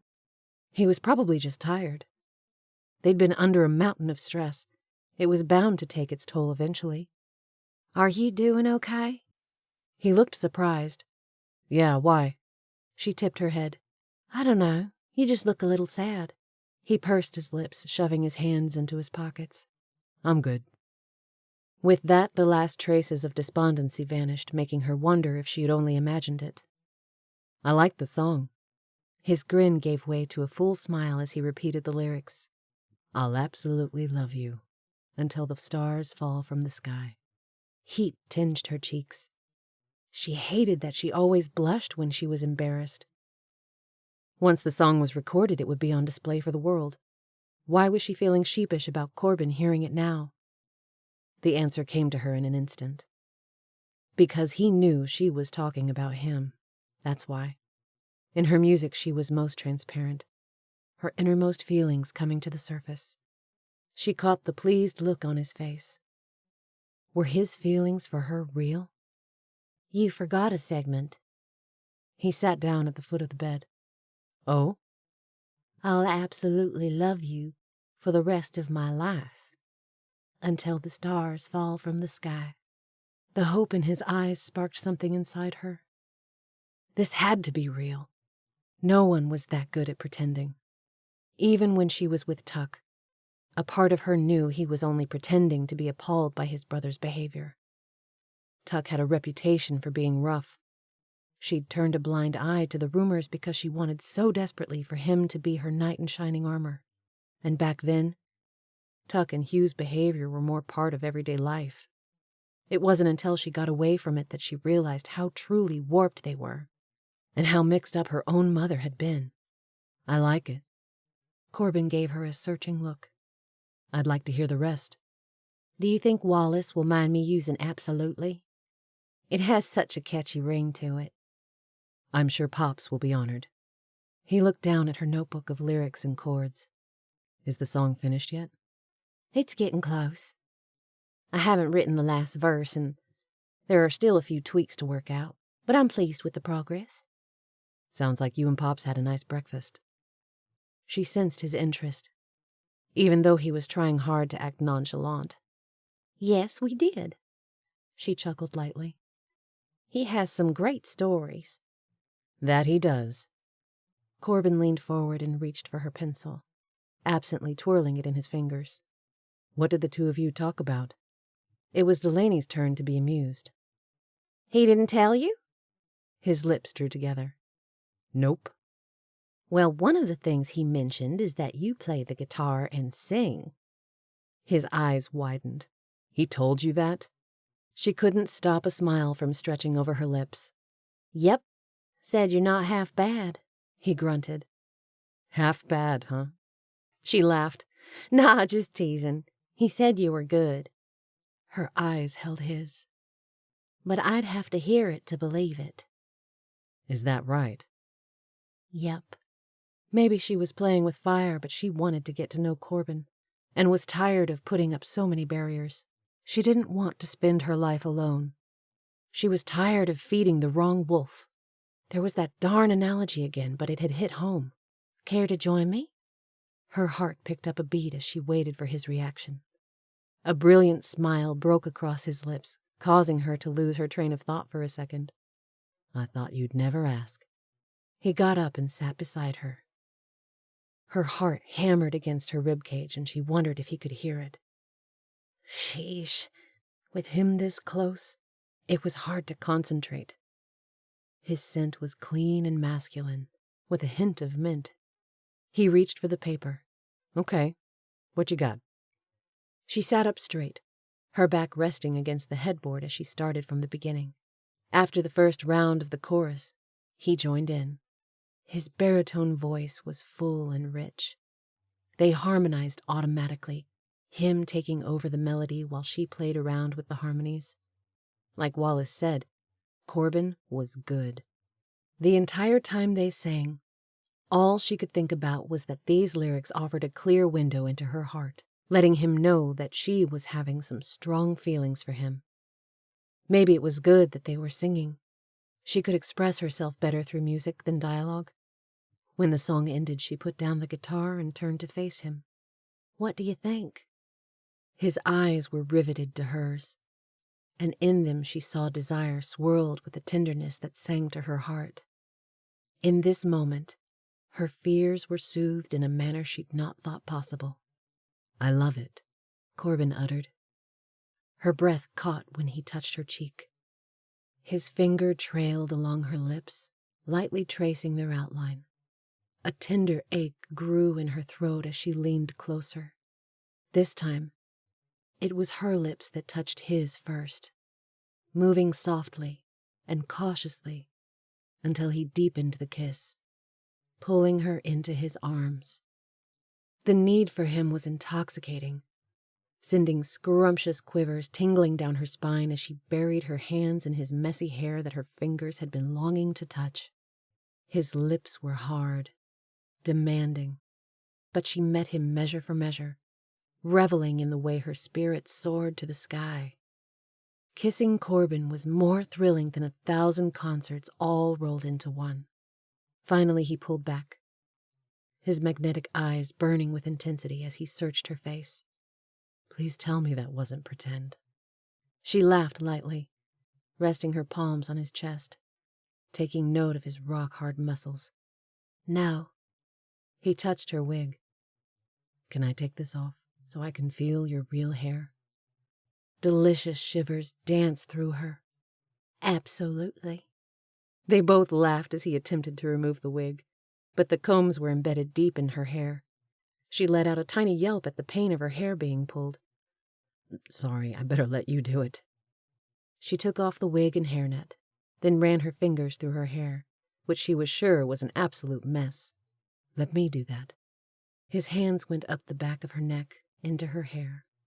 Much better, he murmured, his lips taking hers once more. When the kiss was over, he rested his forehead against hers. His hands went to her arms as he rubbed them up and down. You're incredible. You're not so bad yourself. He pulled back, searching her face. She could tell he wanted to say something. What? She asked. Concern trickled into his eyes. She swallowed her fears, returning with a vengeance. What is it? I want to tell you something, but I don't want you to freak out. Okay. Geez. He'd not even told her the bad news yet, and she was already freaking out. I'm falling hard for you. It took a second for her mind to process what he'd said. A warm glow settled over her. He tightened his hold. Don't retreat. Please. She was giddier than a bubbly teenager, unable to hold back the laugh in her throat. That was your bad news? He looked puzzled. I never said the news was bad. Just that I wanted to tell you something and I didn't want you to freak out. She cupped his face. Why? Because I've been feeding the wrong wolf for so long? His eyes rounded as he laughed. You have been talking to Pops. A little. You know he's a smart guy. You should pay more attention to his advice. I'll have to remember that. Was it her imagination, or did a cloud move over his features? It was gone in the next instant as he searched her face. So does this mean you're good with what's happening between us? Well, that depends. He tensed. On what? On what this is. She eyed him. Is this a real thing? Or am I a distraction? Something to keep you occupied while we're stuck in this cabin? An incredulous laugh left his throat. Is that what you think? She thought for a minute. No, I think your feelings for me are real. I just want to hear it from you. I made a grave mistake before, and I'm not about to make that same mistake again. He frowned. I'm not Tuck. I know. His voice gathered intensity. What I feel for you is real. More real than anything I've ever felt before. The truth of his words settled around her like a protective cocoon as she snuggled into the curve of his shoulder. He linked his fingers through hers, squeezing her hand. I'm starting to care about you, too, she admitted. There was one other question she wanted to ask. So, have there been other girls that you've guarded? Ones you've spent lots of time with? She held her breath, waiting for an answer, realizing that she was starting to care a great deal about him. Maybe even love him a little. No. Relief splattered over her as she turned to face him. Really? A trace of amusement lit his eyes. Really. You're the first person I've ever protected. She frowned. But I thought you had a long history of working in security. I do. But mostly for bars and institutions. Not for individuals. Sutton offered me the job the night of the party. He paused. Does that make you nervous? That I'm new at this one-on-one stuff? A feeling of bliss danced over her. On the contrary, I think it's great that I'm your first assignment. He turned to face her, the fervency in his eyes making her wonder if he could see into her soul. The word assignment doesn't even begin to describe what you are to me. His lips turned up in a slight smile. What? At the risk of sending you running for the hills, let me just say that from the first moment our eyes connected across that crowded room, I knew we'd end up together. He studied her. Does it scare you that I'm so certain? A little, she admitted. But his words were thrilling at the same time. Maybe it runs in the family like Wallace and Luella at the fair. He laughed. Wow, Pops rolled out an entire volume of the Spencer family history in one sitting. That must have been a long breakfast. Long enough to get the goods on you, she teased. Oh no, now I'm worried. She rested her head against him, savoring how safe she felt in his arms. So, he began, are you feeling a little cooped up in the cabin? I was earlier, but I'm not now that you're here. You do say the most marvelous things, he said, tightening his hold on her and kissing the top of her head. What if I told you I have a surprise for you? Anticipation thrummed through her veins as she turned to look at him. I love surprises. What is it? She asked eagerly. Would you like to go skiing at Bear Claw Resort? Today? Yeah, this afternoon. Addie can get us all fixed up with the gear. The idea of learning how to ski was glorious. She wrinkled her nose. What if someone recognizes me? That would be highly unlikely with your trusty wig, your goggles, and a snowsuit. His eyes sparked in a challenge. You game? It only took her half a second to reach a decision. Absolutely. A crooked smile tugged at his lips, making him look adorable. You like that word, don't you? Absolutely. He groaned. Ugh, Pop started something. He removed his arm from her shoulders, sitting up. All right, put your wig back on and let's get out of here. His voice quivered with excitement. I can't wait to show you Birchwood Springs. There's no place more beautiful after a fresh snow. Afterwards, I thought you could make us some sausage gravy and biscuits. That sounds divine.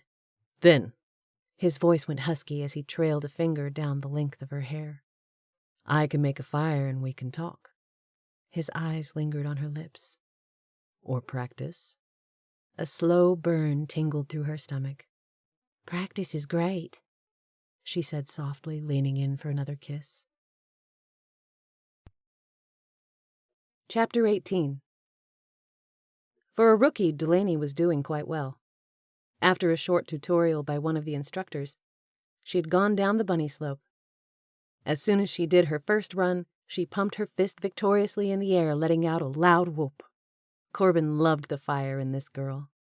Are you ready for something a little more challenging? Let me go down the bunny slope a couple more times, and I'll be ready. You want to do this one with me? The excitement in her voice caused him to smile. Coming out here was a good idea, giving them both a chance to decompress. Delaney didn't know it, but before they left the cabin, Corbin had made a quick call to Sutton verifying that Hugh and his men were still in Northern Cal. He explained that he was taking Delaney to Bear Claw Resort for the afternoon. He wanted Sutton to know where they'd be in case anything unexpected happened. A couple hours later, they were in the lodge sitting in front of a toasty fire, their hands wrapped around steaming mugs of hot chocolate, when Corbin glanced over and saw Madison Wells approaching. Crap. It had been against his better judgment to bring Delaney into the lodge, but she was cold and wanted something warm to drink. He wished he could jump up and take her out of here this instant. He cringed at the cheerful ring in Madison's voice. Corbin Spencer! I didn't realize you were back in town. Madison was the blonde, peppy cheerleader type. Her voice oozed sweetness as she flushed a bright smile. Dutifully, Corbin stood as she stepped up to him and gave him a tight hug. Hey, she said in an intimate tone. You should have called and let me know you were in town. He stepped back, clearing his throat as he tightened his hold on the handle of the mug. He motioned at Delaney, who rose to her feet. Madison, this is my girlfriend, Dee. Madison's face tightened, going blistering red. She shot Delaney a vehement look, then seemed to realize how she was coming across. A strained smile stretched over her face as she held out her hand. Hello, it's nice to meet you. Delaney slipped her free hand through Corbin's, stepping closer to him. Nice to meet you, too. You have the cutest accent, Madison said with such condescension that it made Corbin cringe. Where are you from? Alabama. Delaney shot back, giving her a steely look. Oh, Alabamy, Madison twanged. How cute. Her phony southern drawl grated on Corbin's nerves. Everything about Madison Wells got on his nerves, which was why he was so glad he'd ended things with her a long time ago. Hurt clouded Madison's eyes. I didn't realize you had a girlfriend. Before he could answer, she turned to Delaney, looking her up and down. Huh, she grunted. I beg your pardon, Delaney said. Corbin had to bite back a smile, loving how territorial Delaney was acting. He still couldn't believe that this stunning, amazing woman was with him. Madison laughed. I'm just surprised. Her lips turned down in a frown as she zeroed in on Delaney's hair. Corbin has always preferred blondes. She flipped the ends of her shoulder-length platinum hair, giving Delaney a smug look. Delaney turned to him, her eyes dancing. Is that right? Good to know, she mused. A bewildered expression crossed Madison's features. Corbin was ready for the diva to go away, but it was obvious that she had no intention of leaving just yet. I missed you, Cor, Madison drawled, thrusting out her lower lip in a petulant pout. She looked at Delaney, a conspiratorial chuckle rumbling in her throat as she touched Corbin's arm. How strong is your relationship with B, anyway? It's D, Corbin said firmly. And it's ironclad. Madison's face fell at the same time Delaney's went rigid. Corbin was sure that if he looked at Delaney right now, he'd see steam coming from her ears. Madison had always been catty, one of the reasons why the two of them didn't work out. That, and she was too clingy. And bossy. About the only thing Madison Wells had going for her was her looks, but even then she couldn't hold a candle to Delaney. And Delaney had class, whereas Madison didn't. Ironic, considering Delaney was born into poverty, and Madison with a silver spoon in her mouth. It just went to prove that true culture and class had more to do with the inner person than privileges they were given at birth. I'm just teasing, Madison purred, laughing lightly. Her brows furrowed as she studied Delaney. Have we met before? No, Delaney said stiffly. Madison cocked her head. You look so familiar. What's your last name? Smith. Delaney tightened her hold on Corbin's arm. He glanced at her, noticing that her face had gone pale. Alarm reflected in her eyes. I could swear I've seen you before. Or someone like you? Madison continued. Corbin could feel the huntress going in for the kill. Well, maybe I look like someone you know, Delaney said. Maybe. Madison pursed her lips. It'll come to me. I never forget a face. Silence dragged like a lead ball between them. Well, Madison finally said in a chipper Bambi voice, nice to meet you, Dee. She smiled, but her eyes remained cold. She looked at Corbin, her tone going silky. Good to see you too, Cor. Before he realized what was happening, she leaned in and gave him a kiss on the lips. Then she patted his cheek and laughed. One for old time's sake. She looked at Delaney. Better hold on to him. Oh, I will, Delaney countered, a bite in her voice. Madison sniffed and sauntered away. When Delaney turned to him, her eyes were blazing. So that was Madison Wells. Yep. He knew instinctively that the less he said, the better. She put the mug of hot chocolate down on the side table. Why did the two of you break up? The last thing he wanted to do was rehash his past relationships with Delaney. Because Madison was controlling, vain, and not exactly the nicest person, as you've just witnessed. He rolled his eyes. She scoffed. That's an understatement. I guess the more appropriate question is, how in the heck did you ever pair up with her to begin with? He sighed. She was a cheerleader. I was a football player. I was young. A smile played on Delaney's lips. And stupid. Yep, that too. He chuckled. Well, at least you had the good sense to get away from her. Amen to that. He turned to face her.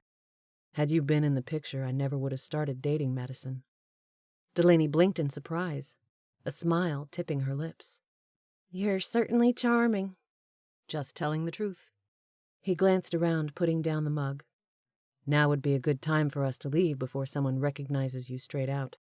Good idea. That was a close call. Yeah, too close. Hey, you two! How did the skiing go? They turned as Addie stepped up to them. They'd have a short conversation with Addie and then leave. Really well, Corbin said. Dee is a quick learner. Delaney smiled. Your brother's being very kind. I did okay on the bunny slope, but biffed it on the green circle. I'm sure I'll be sore tomorrow. You did great for your first run, Corbin said, and he meant it. Addie tucked a loose curl behind her ear. I had intended to look for you earlier, but it has been non-stop today. People coming in droves to take advantage of the fresh powder. No worries, Corbin assured her. He slid his arm around Delaney's waist. We've been just fine. I can see that, Addie said, her eyes sparkling. She brought her hands together. What are you doing tonight? Oh, not too much, Corbin said evasively, not wanting to have to share Delaney with anyone. Just spending time together. Couple stuff. Ah, I get it. Three's a crowd, Addie said. No, that's not the case at all, Delaney argued, red-faced. Yes, that's exactly the case, Corbin said firmly. Delaney shoved him. Hey, don't be rude to your sister. Thank you, Addie said, jutting out her chin. I'm glad one of you appreciates me. She stuck her tongue out at Corbin. Hey, I appreciate you. I just want to spend more time with my woman, he teased. Delaney was shooting him warnings with her eyes, but he just laughed. All right, I won't interrupt your little love fest tonight, so long as you leave tomorrow afternoon open. Corbin studied his little sister, wondering what plan she was concocting in her curly head. Why's that? Because I'm taking off early and we're going to the care center to visit Graham. Corbin sucked in an audible breath, dread pouring over him. I don't think that'll work, sis. Jeez. Pops and Addie were tag-teaming him. Why was it so important for him to visit the stupid care center? Graham wouldn't even know he was there. Her hand flew to her hip, eyes narrowing. Why not? Delaney and I have other plans, he said crisply. Addie shook her head. Who's Delaney? He cleared his throat, his face going warm. Oops. He hadn't meant for that to slip out. Just as he feared, his personal hang-ups were clouding his judgment. I mean Dee. Oh. Addie looked back and forth between them, suspicion forming on her face. Is there something going on I need to know about? A streak of fear shot through Corbin. He glanced at Delaney, who looked like she might pass out. He forced a smile. No, sis, it's all good. Awesome. Then I'll meet you at the care center at 3 p.m. tomorrow. She jutted out her chin, daring him to disagree. You can come too, Dee. Or Delaney. It's Dee, Corbin corrected sharply. And I told you, tomorrow won't work. Well, maybe we should go to the care center. He turned, surprised that Delaney had spoken. She gave him a tender look. We're all about fresh starts. It'll do you good to see your grandmother. And I'd like to meet her. You would? He gulped. Absolutely. It was amazing how fast Delaney had diffused the tension. Everything hung in the balance. He couldn't believe he was actually considering going, but he did want Delaney to meet Graham.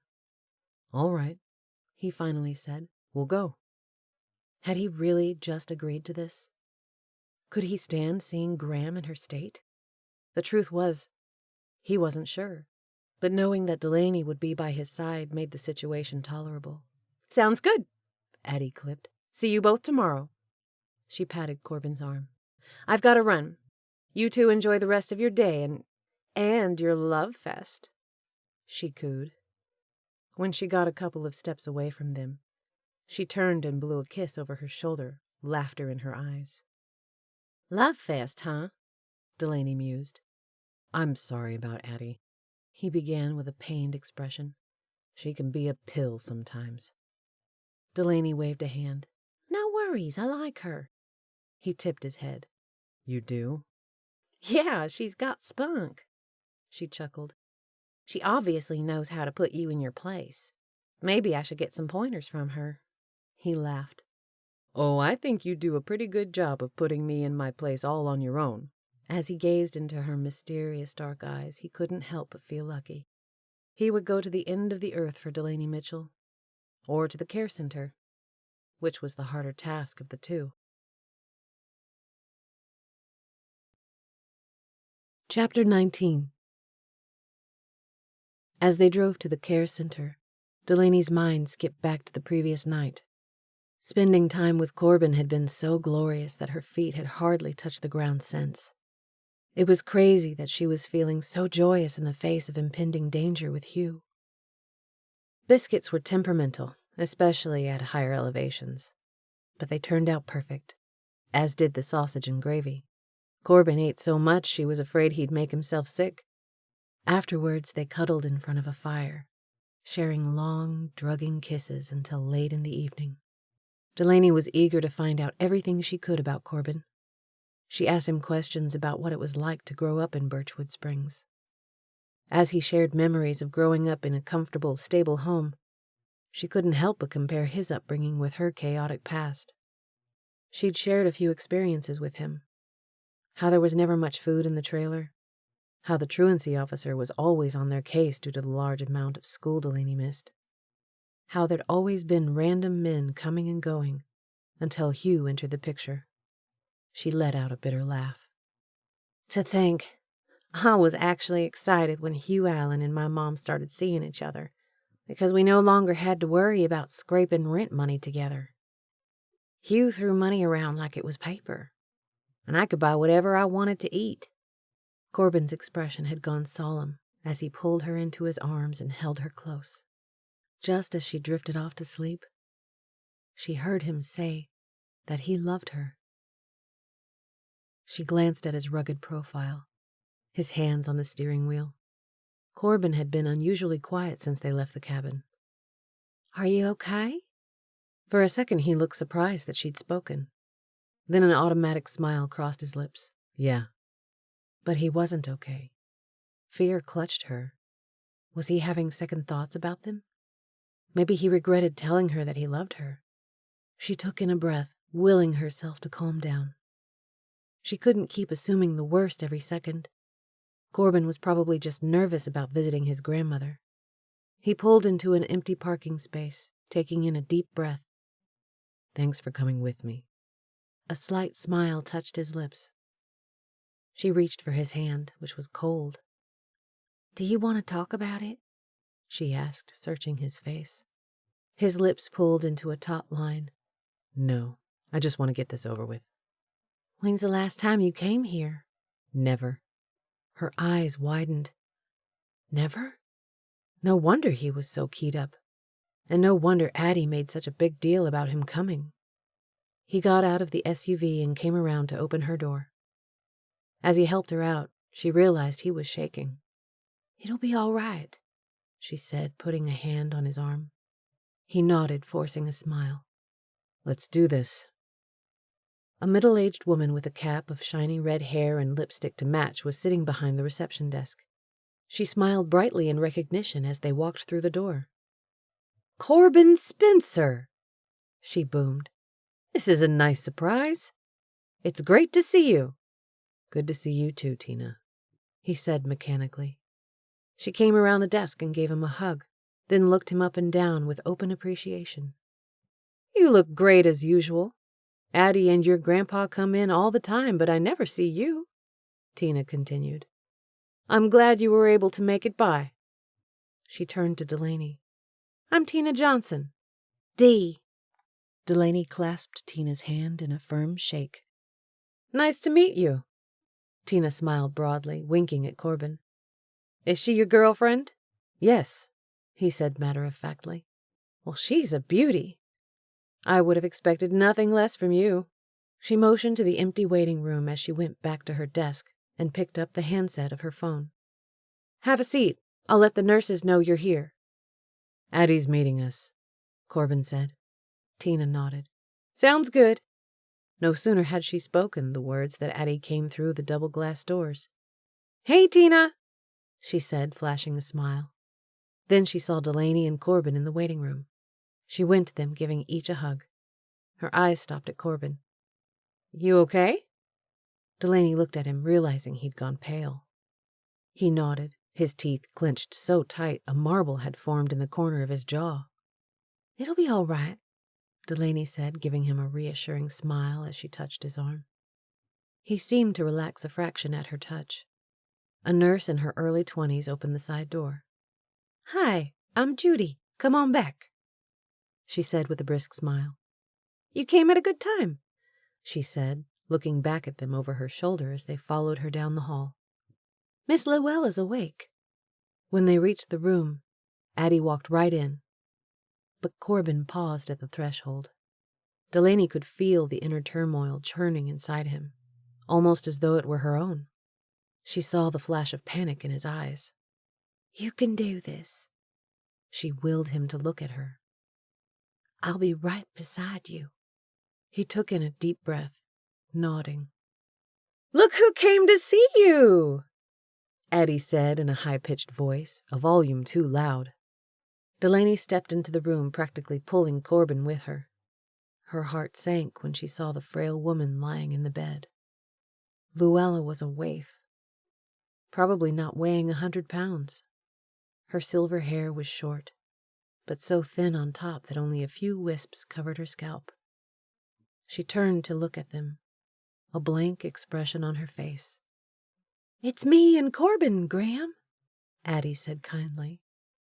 Luella clutched her nightgown.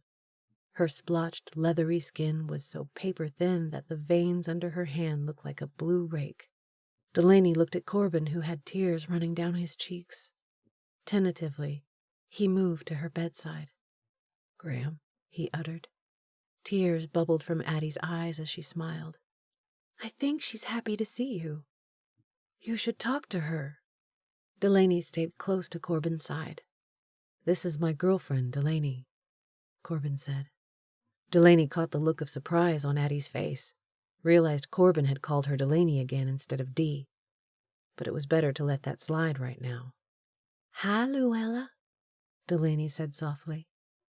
"Wallace told me what a remarkable woman you are." Her voice hitched. "I know he was right, because I can see how much your grandchildren love you." Luella's lower lip started working as she wound a hand around her nightgown. She seemed to be concentrating, like she was trying to remember something. "Applesauce," she croaked. "Do you want applesauce?" Addie asked, looking at Judy, who was standing in the corner as if to give them plenty of space, and yet still be close enough to offer assistance if needed. Judy stepped up. "Miss Luella had applesauce this morning for breakfast, didn't you?" She went to the bed and adjusted the pillows behind Luella's back. "Let's help you sit up so you can visit." "No!"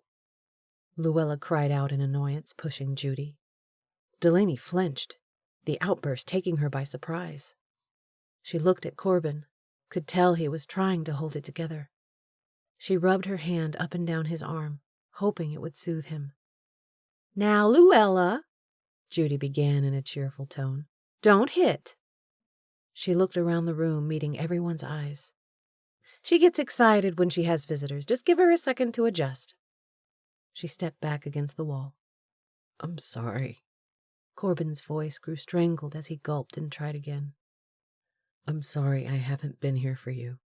He looked at Addie. "I'm sorry I left you holding the bag." Long pause. His shoulders shook. "I just couldn't stand to see her like this." "I know," Addie said, tears falling freely down her cheeks. She smiled slightly. "We all just get through it the best we can." She turned to Luella. "Graham, Corbin came to see you." Corbin stepped forward and ever so gently placed a hand over Luella's. For a second, it looked like she might yank her hand away, but instead, She peered intently into Corbin's face, like she was searching for something. For an instant, the cloudiness in her eyes parted. Her mouth formed the word, a whisper of sound issuing out. Cor. She knows, Addie said, putting a hand over her heart. She laughed and cried at the same time.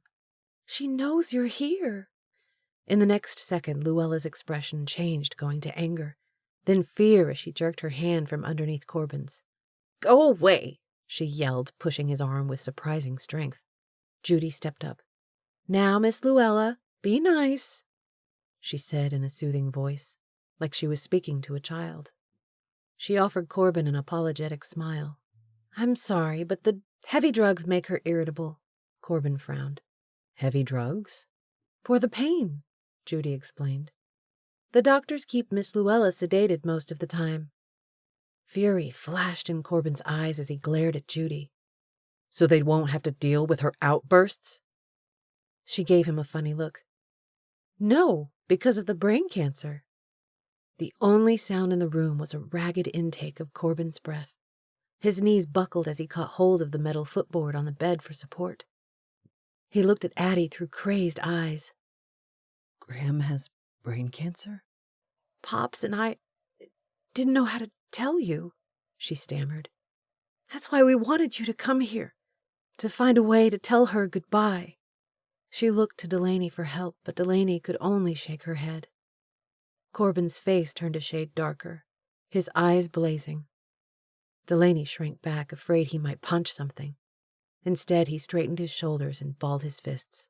Let's go, he roared, turning on his heel and storming out. Delaney looked at Addie, who spread her hands in defeat, then rushed to catch up with him.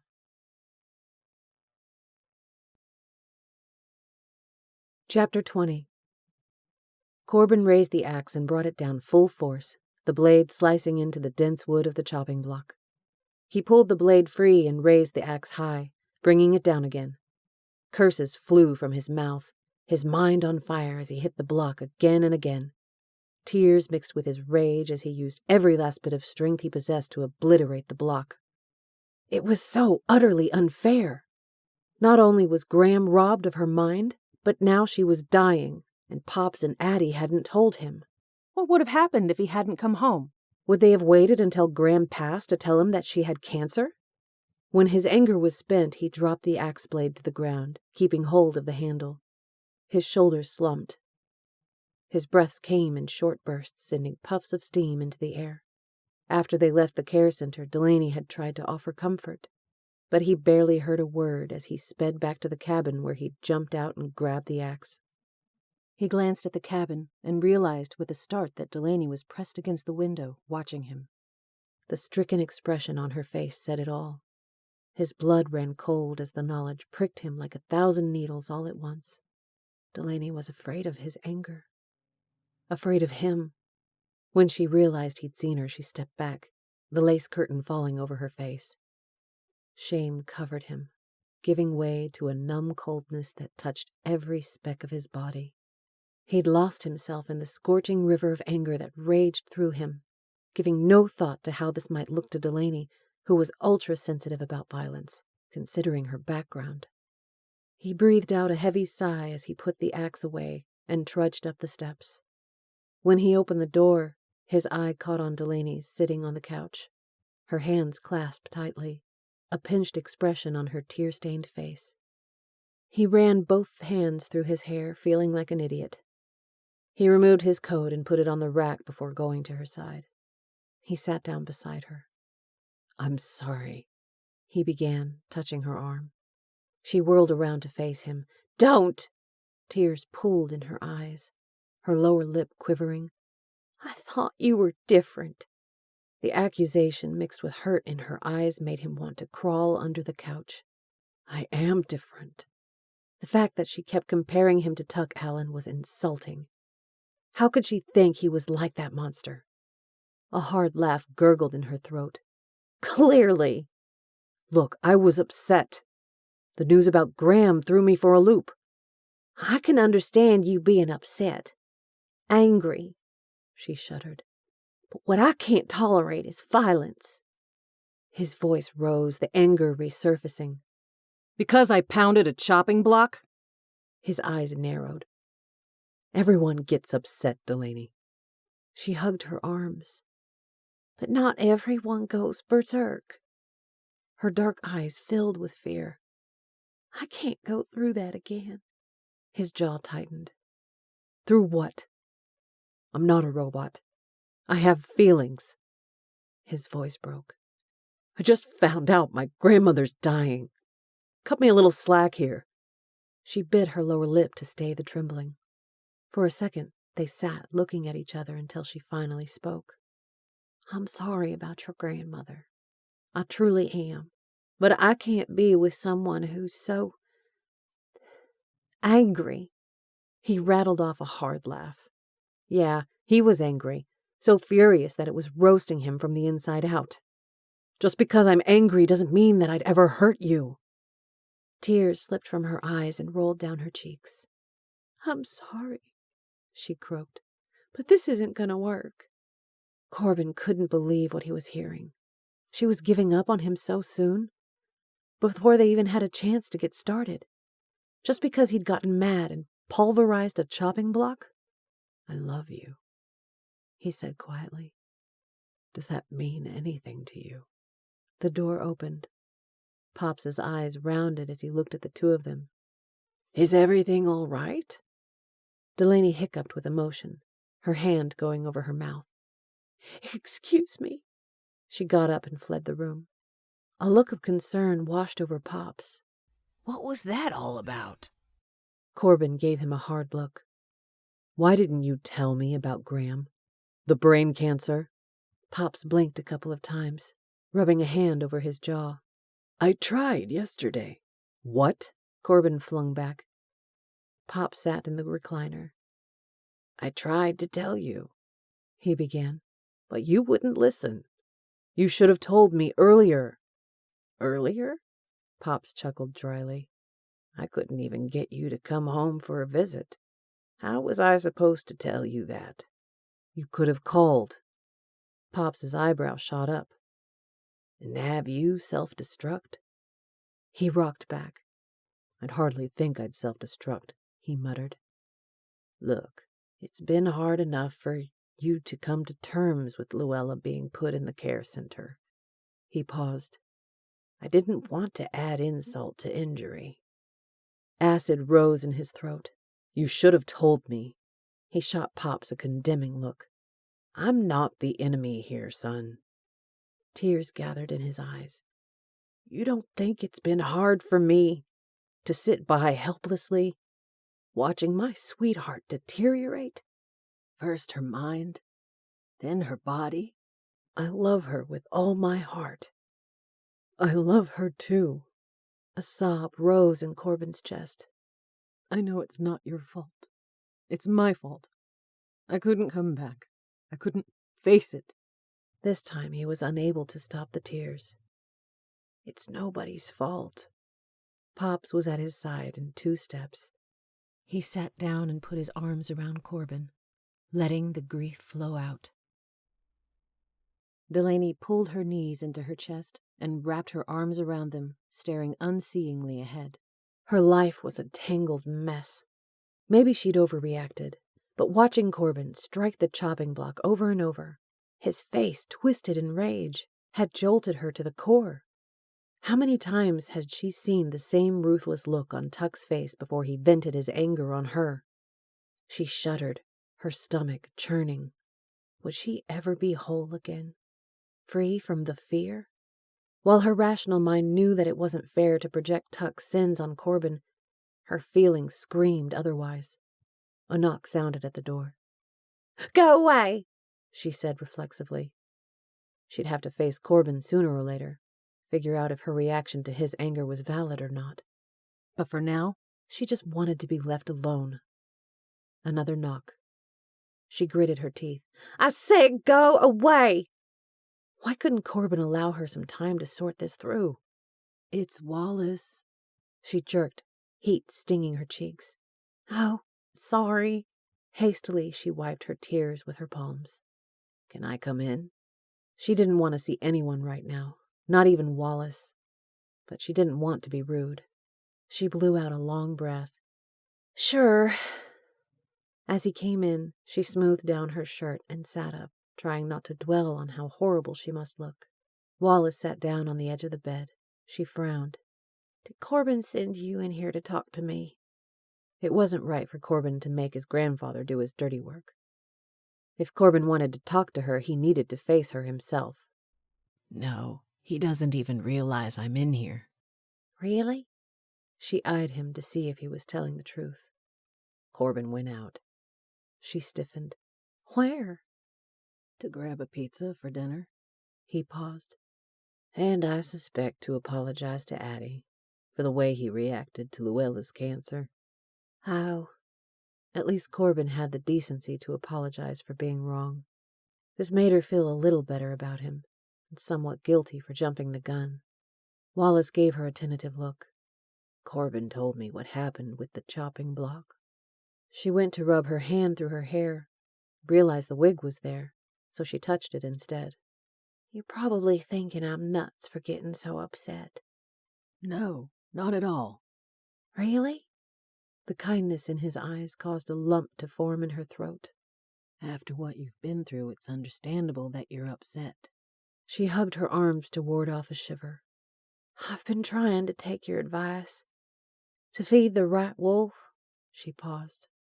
"But it's hard." She let out a nervous laugh. "That other wolf's not going down quietly, I can tell you that." Wallace's analogy had given her hope that she could change, could vanquish the old fears and start fresh. But now she wondered if it was only a pipe dream. Be patient with yourself. It takes time to reshape your thoughts. But with persistence, patience, and a whole lot of prayer, it'll happen. More tears. Ugh, she felt like such a crybaby. "I don't know." She looked away, unable to face his probing gaze. Delaney. She was surprised that he'd called her Delaney. "Yes?" Corbin cares about you, and you care about him. Don't let fear keep you apart from him. "I can't be with a man who can't control his anger." Wallace laughed. Well, then you're out of luck. "What?" Not the answer she was expecting. All men experience anger and frustration. It's how we're wired. Men have to be warriors to take care of their families. He looked her in the eye. The thing you fear most about Corbin is also what makes him great, what draws you to him. She grumbled out a laugh. "Tell me about it. I've always been attracted to the wrong sort of man." He arched an eyebrow. If you're including Corbin in that list, then I'm afraid I'm going to have to disagree with you. She just looked at him, at a loss for words. Sure, Corbin's impetuous, even reckless at times. But he has a heart of gold. His eyes went moist. Which is why this thing with his grandmother's tearing him up inside. He gave her a perceptive look. It's why whatever happened to him in the military still haunts him. The words burned into Delaney's breast with a conviction that surprised her. Corbin was good in all the areas that counted. Corbin has a temper. He'll get mad and beat some inanimate object to a pulp. But he would never hurt you. His eyes held hers. In fact, his burning desire to keep you safe may be the thing that does you both in. She frowned. "I don't understand."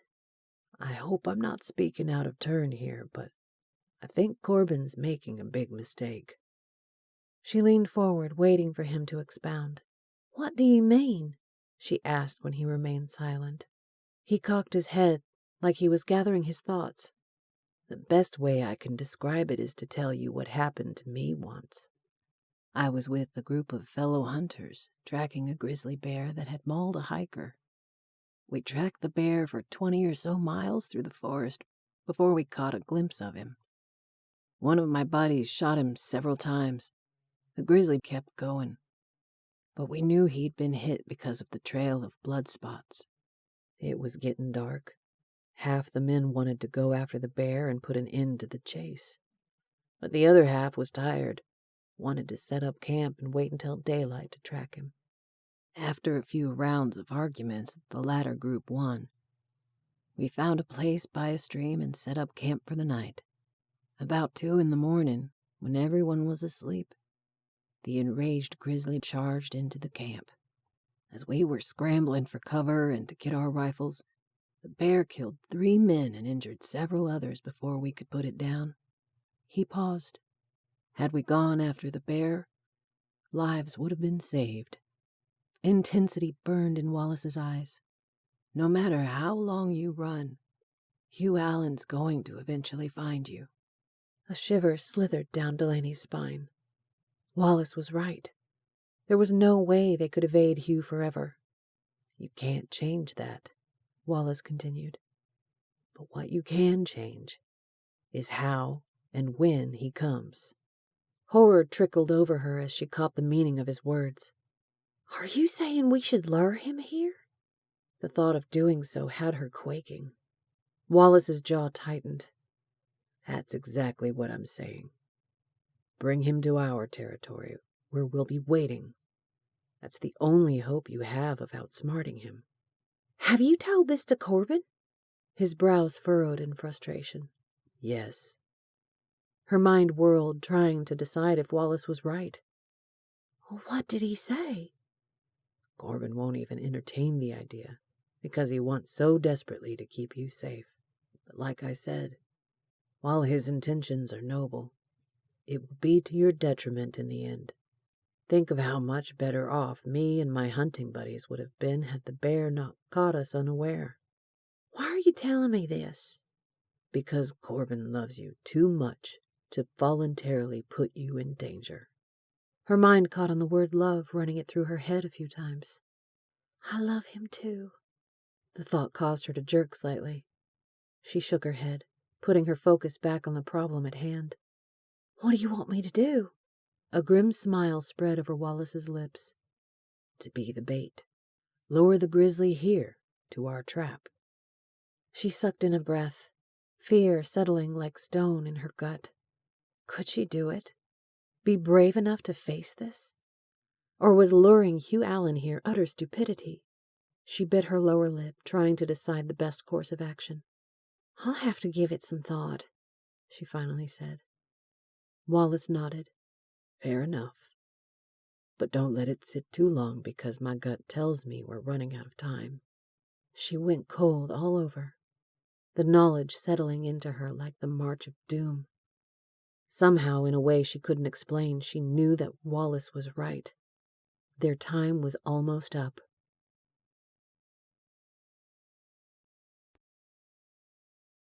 Chapter 21. When Corbin returned to the cabin after visiting with Addie and picking up pizza, he figured he'd find Delaney locked in her room. He was shocked when he walked through the door and found Delaney and Pops playing a game of checkers. Crown me, Delaney said triumphantly, as she pushed her red checker into the back row of Pops's side of the board. Pops groaned. Not again. At the rate you're getting kinged, it's bound to be a short game. Delaney let out a light laugh that tingled through Corbin's senses, shooting rays of hope into his heart. Maybe things would be okay between him and Delaney. He was sorry he lost his temper and vented it on the chopping block, but he couldn't walk on eggshells around her 24/7. Corbin placed the pizza on the table. Who's hungry? I'm starved, Delaney said.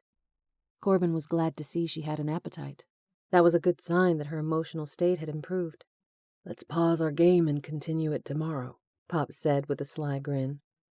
I'm not overly anxious to get whooped tonight. Delaney laughed again, shaking her head. She cast a surreptitious glance at Corbin, and he could tell she was nervous. They needed to have a conversation to clear the air, but it would have to wait until after dinner. Corbin retrieved 3 glasses from the cabinet and reached for the 2-liter bottle of soda. Then he grabbed 3 plates. Pops walked to the coat rack and reached for his jacket. You're not staying for dinner? Corbin asked, hoping he wasn't so he could work things out with Delaney in private.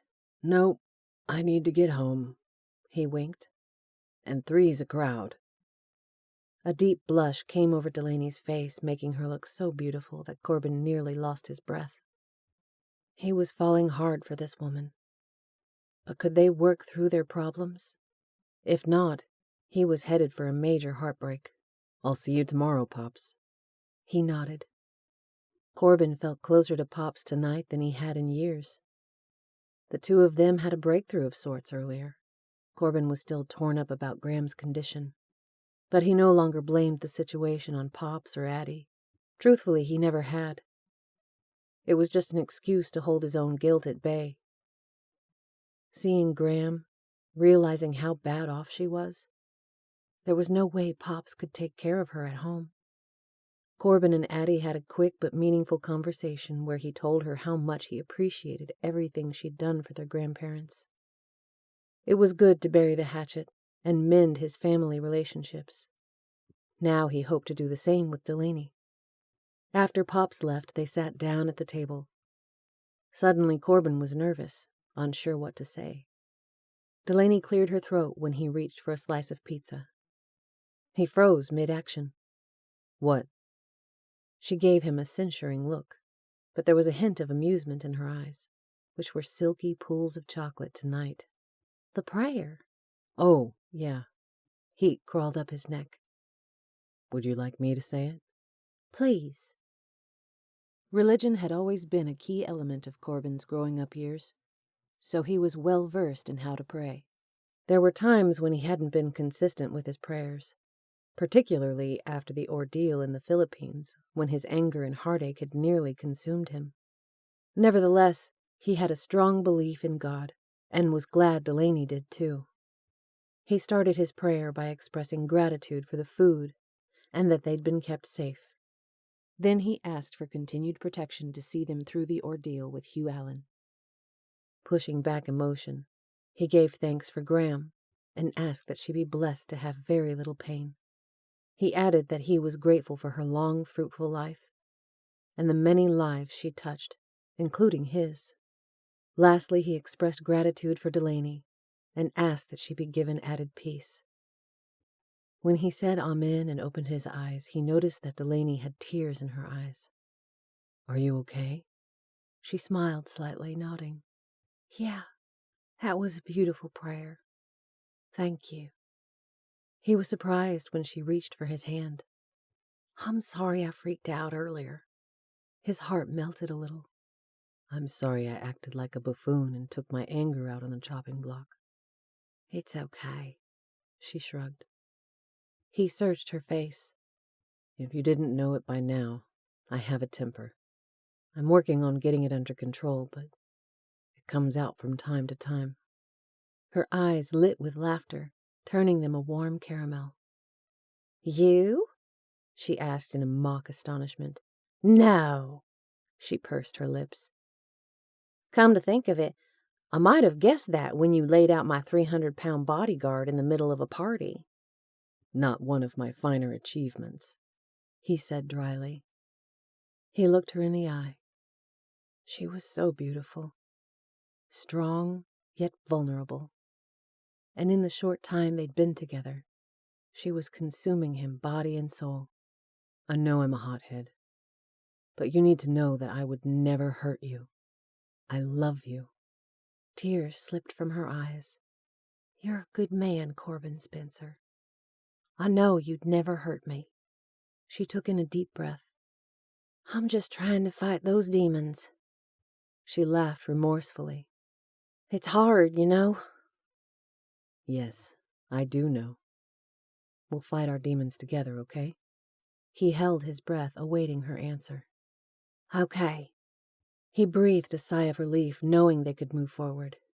Yeah, it would be awesome to know that Delaney loved him too. But it was early in the relationship. Like Pop said, he needed to be patient and give her time. He released her hands.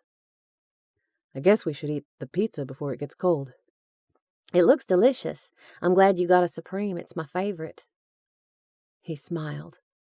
Another thing we have in common. She chuckled. The list is stacking up. She took a large bite. Very good, she said a minute later. She reached for her napkin, dabbing her lips. Oh, I was thinking about the sweetheart dance tomorrow night. I think we should go. He nearly choked on his pizza. What? It would mean a lot to Addie. She gave him a hopeful look. And I'd like to dance with you.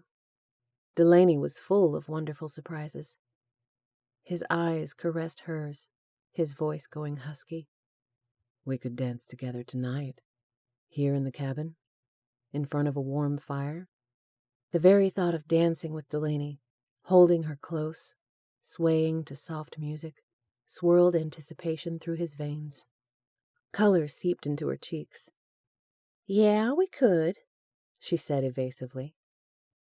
But it would mean a lot to Addie for us to go to the dance. And I like to get dressed up and go out on the town. Absolutely not. What if someone recognizes you? Madison came close at the lodge. We can't take another risk. Madison came close, but she didn't recognize me. She touched her hair. You have to admit, I look so different with this thing on. True, he conceded. But do you really think we should chance it? I think it'll be okay. Her eyes pled with his. The lights will be low. I'll wear extra makeup. Will you take me to the sweetheart dance, please? Why was she being so stubborn? He crossed his hands over his chest. No. Irritation flashed in her eyes as she squared her jaw. Fine. If you won't take me, then I'll go by myself. Have you lost your mind? You really want me to take you to a place packed with people? She looked him in the eye. I want to get dressed up. Go someplace as a couple. Forget about our problems for a few hours. Her voice quivered slightly. Is that too much to ask? He sighed, knowing how this would end. The same way things had gone down when Graham wanted something from Pops. Eventually, Pops would always give her whatever she wanted. As kids, Corbin and Addie used to joke that Graham had Pops wrapped around her little finger. But for the first time, Corbin understood the situation. How could he say no to a woman like Delaney? From the first moment he saw her, all his thoughts had revolved around making her happy. Okay, I'll take you. She rewarded him with a dazzling smile. Thank you. For the record, I still think this is a bad idea. Duly noted. She looked at him with an adoring expression. I hope you know how much I appreciate this. He softened. What are you going to wear? My red dress. The one I wore for Sutton's party. She frowned, touching the wig. I hope it looks okay with this hair color. Do you think the reds will clash? I think you'll look stunning no matter what you wear, he said sincerely. Thanks. She murmured in appreciation, her thick lashes brushing her cheekbones as she lowered her eyes to her plate. The movement was subtle, yet so distinctly feminine, making Corbin want to jump up and pull her into his arms this very minute. No, better at least wait until they'd had a chance to eat dinner. He thought of something.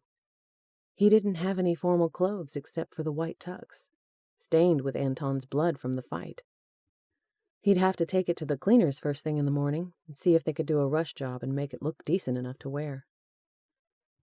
He thought of his upcoming phone call to Sutton this evening.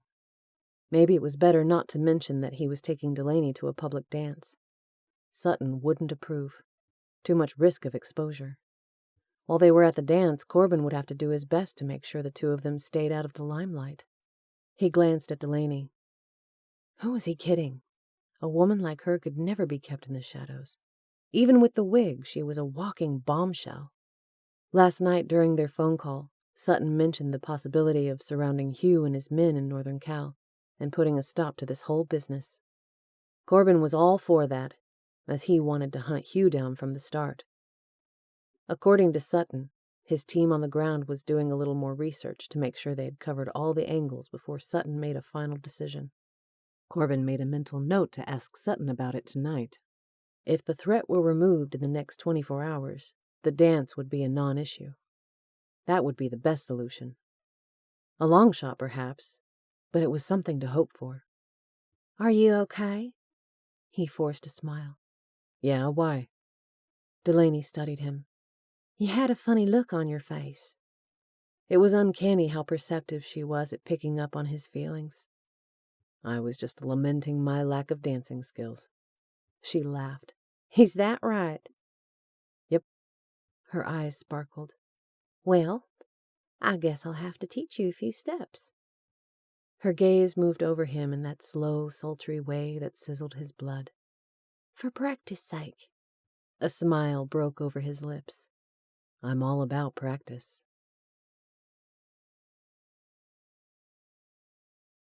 Chapter 22. The Bear Claw Resort was brimming with people. Corbin placed his hand on the small of Delaney's back, maneuvering her through the crowd as he nodded at familiar faces. A guy stepped in front of them wearing a large smile. Hey, buddy. I didn't know you were back in town. He gave Corbin's hand a hearty shake. Scott Linton and Corbin played high school football together. Corbin hadn't seen Scott in several years, might not have recognized him out of context. Gangly in high school, Scott had put on at least 50 pounds. Good to see you, Scott. Yeah, you too, man. He turned to Delaney. Who's the babe? Babe? Seriously? Scott was certainly lacking in the manners department. This is my girlfriend, Dee, Corbin said coolly. Nice to meet you, Delaney clipped, picking up on Corbin's annoyance. Scott didn't try to hide his appreciation as he looked her up and down. You're certainly elevating the class here tonight. Thanks, Delaney said with a surprised laugh. Corbin saw Addie across the room, a welcome distraction. Take care. We're going over to say hello to my sister. Scott nodded, stepping back to let them by. They pushed past him. Good to see you, Scott called after them. Addie broke into a smile when she saw them. I'm so glad you came. She hugged Delaney first, then Corbin. You both look fantastic. Thanks, they said simultaneously. They turned the same direction as Addie, their backs against the wall, facing the crowd. A wicked light came into Addie's eye as she gave Corbin the once-over. She turned to Delaney. What I want to know is how the heck did you convince my brother to wear a tux? Corbin chuckled. Because Dee has the art of persuasion down to a science, that's how. Delaney's eyebrows shot up. Really? Yes, really, he countered, placing his arm around her waist, drawing her close. I believe someone promised me a dance, he murmured in her ear. She turned and looked up into his eyes. It would be my pleasure. Excuse us, Addie, he said, sweeping Delaney into his arms and pulling her onto the dance floor. He loved having Delaney this close, marveled at how petite she was. She was an excellent dancer, moving in perfect step with him. Despite his misgivings about safety, he was suddenly glad they came. If all was going according to plan, Sutton and his guys were moving in on Hugh right about now. Hopefully by the time Corbin and Delaney returned to the cabin, it would all be over. Corbin had been tempted to tell Delaney all that was happening, but didn't want to cause her any additional stress.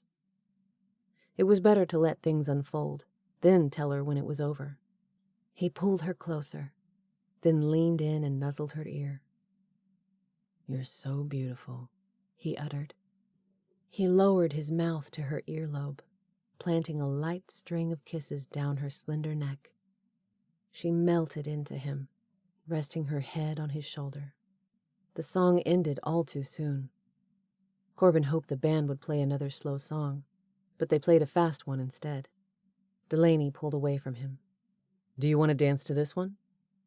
He wasn't in the mood to fast dance, but would Delaney wanted to. She shrugged. We could, or we could go back and talk to Addie. Let's catch up with Addie, he said quickly. They walked to where they'd last been standing, but Addie wasn't there. Delaney pointed. She's dancing. Corbin spotted Addie with a tall, dark-haired guy that he'd never seen before. Her smile was a mile wide, and she was dancing her heart out. She waved when she realized they were watching her. Your sister's spunky, Delaney said admiringly. Yes, she is, Corbin chuckled. She looks very pretty in her blue dress. Did she? Corbin looked. Yes, Addie did look good.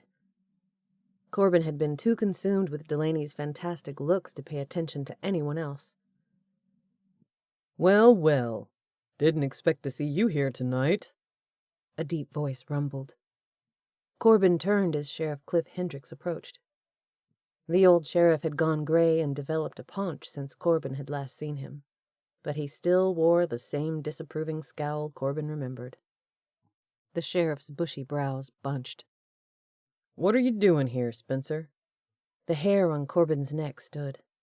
There had never been any love lost between him and Sheriff Hendricks. In the sheriff's eyes, Corbin had always been a loser. Hello, Cliff. Sheriff Hendricks frowned like he didn't appreciate Corbin using his first name. He looked at Delaney. And who are you? He asked bluntly. Delaney arched an eyebrow, her eyes sparking. The name's Dee. She shot back. And who might you be? Corbin laughed inwardly when the man's face went red. It had taken all of 2 seconds for Delaney to put the old geezer in his place. I'm the sheriff, he blustered. She didn't back down an inch. Do you have a name? He blinked rapidly. Cliff Hendricks.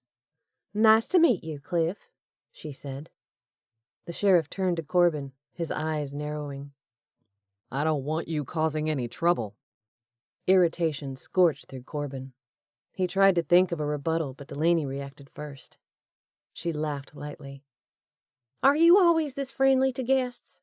Corbin told me how nice the people of Birchwood Springs were, but he might have to retract that statement. The sheriff's eyes bulged. From where I'm standing, the only one causing trouble is you, she continued. We were minding our own business until you came up. She flashed a cheery smile. If you'll excuse us, we're going to get some punch. It was nice meeting you, Cliff. She let her voice hang a little on his name as she lifted her chin in the air and walked regally towards the refreshment table. It was all Corbin could do not to hoot in the old sheriff's face as he hurried to catch up with her. Wow, that was incredible. You cut old Cliff down to size. I would give anything to have that on video. She didn't stop walking until they reached the table. When she turned, he realized she was livid. That man was intolerable, she hissed. Yes, he is. She shook her head. What's his problem? Cliff's always been a pompous jerk. He got it in for me when I soaped up the fountains in the front of the bank where his wife worked. A laugh gurgled in her throat.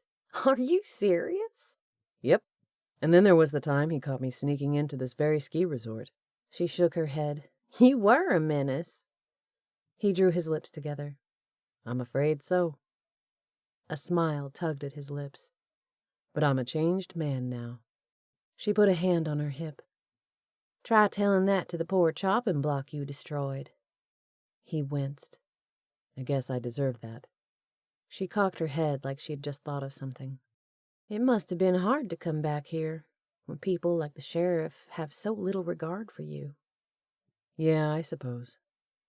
But coming back has made me realize that for every person like Sheriff Hendricks, there are lots of good people too. His eyes held hers. The main reason I brought you here was because I knew I could keep you safe. Of course, coming to the public party wasn't part of the plan, but so far everything seems to be going okay. She gave him a radiant smile. Thank you. For what? She touched his cheek. For being you. A few minutes later, after they'd gotten their fill of punch and cookies, Delaney motioned at the stage. Who's the band?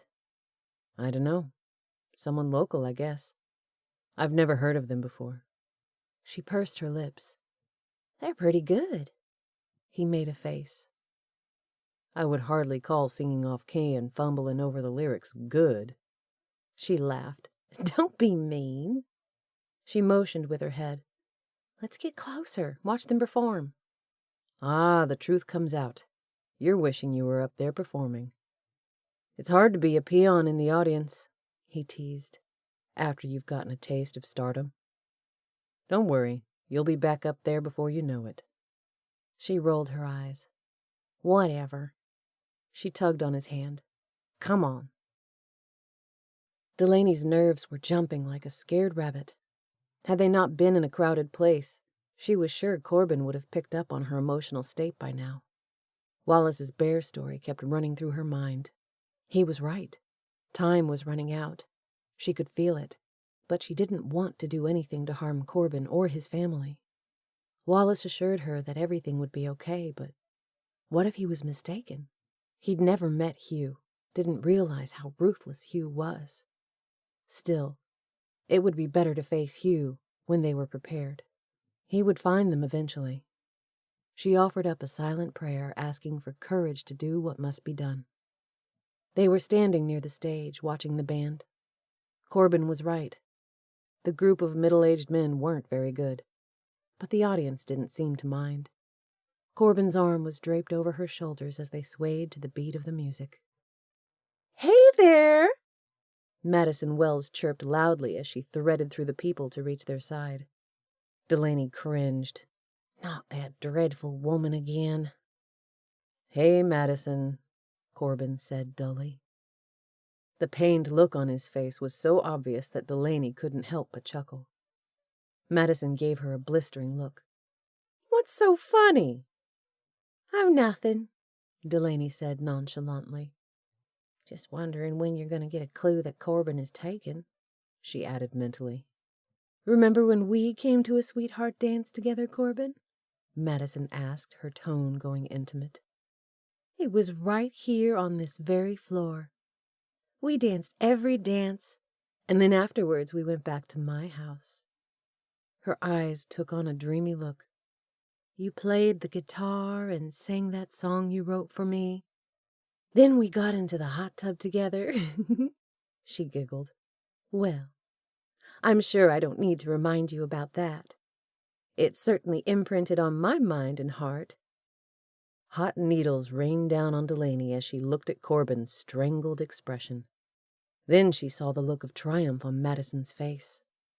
It took every ounce of control she could muster to keep from clocking the idiotic woman. Time to act, her mind screamed. At the same moment, Corbin cleared his throat like he was trying to come up with something to say that would smooth things over. Before she could talk herself out of it, Delaney took off the wig, her hair tumbling around her shoulders. Tonight she'd left off the hairnet and fixed the wig loosely on her head for this very purpose. Madison's eyes bugged as Corbin's narrowed. You're Delaney Mitchell, Madison stammered. She threw her head back, tossing a hand through her hair. In the flesh, she said loudly. What are you doing? Corbin muttered. Before he could grab her arm, she rushed forward and climbed onto the stage. The music dribbled off as the musicians stopped playing one by one, gaping at her like she was a ghost. Murmurs rustled through the crowd. She smiled brightly, stepping up to the lead singer. May I? Of course. He gave her an enamored grin as he handed her the microphone and stepped back. Showtime. Good evening, Birchwood Springs, she boomed. It's a pleasure to be here with you tonight. Thunderous applause rippled through the audience. It's Delaney Mitchell, a man yelled. I'd like to sing one of my favorites, a song about my home state of Alabama. She looked at the man holding the guitar. May I? Of course, he said proudly, removing the strap and handing it to her. Delaney could only imagine what Corbin must be thinking, but she was doing what had to be done. She started playing and singing. The band joined in shortly.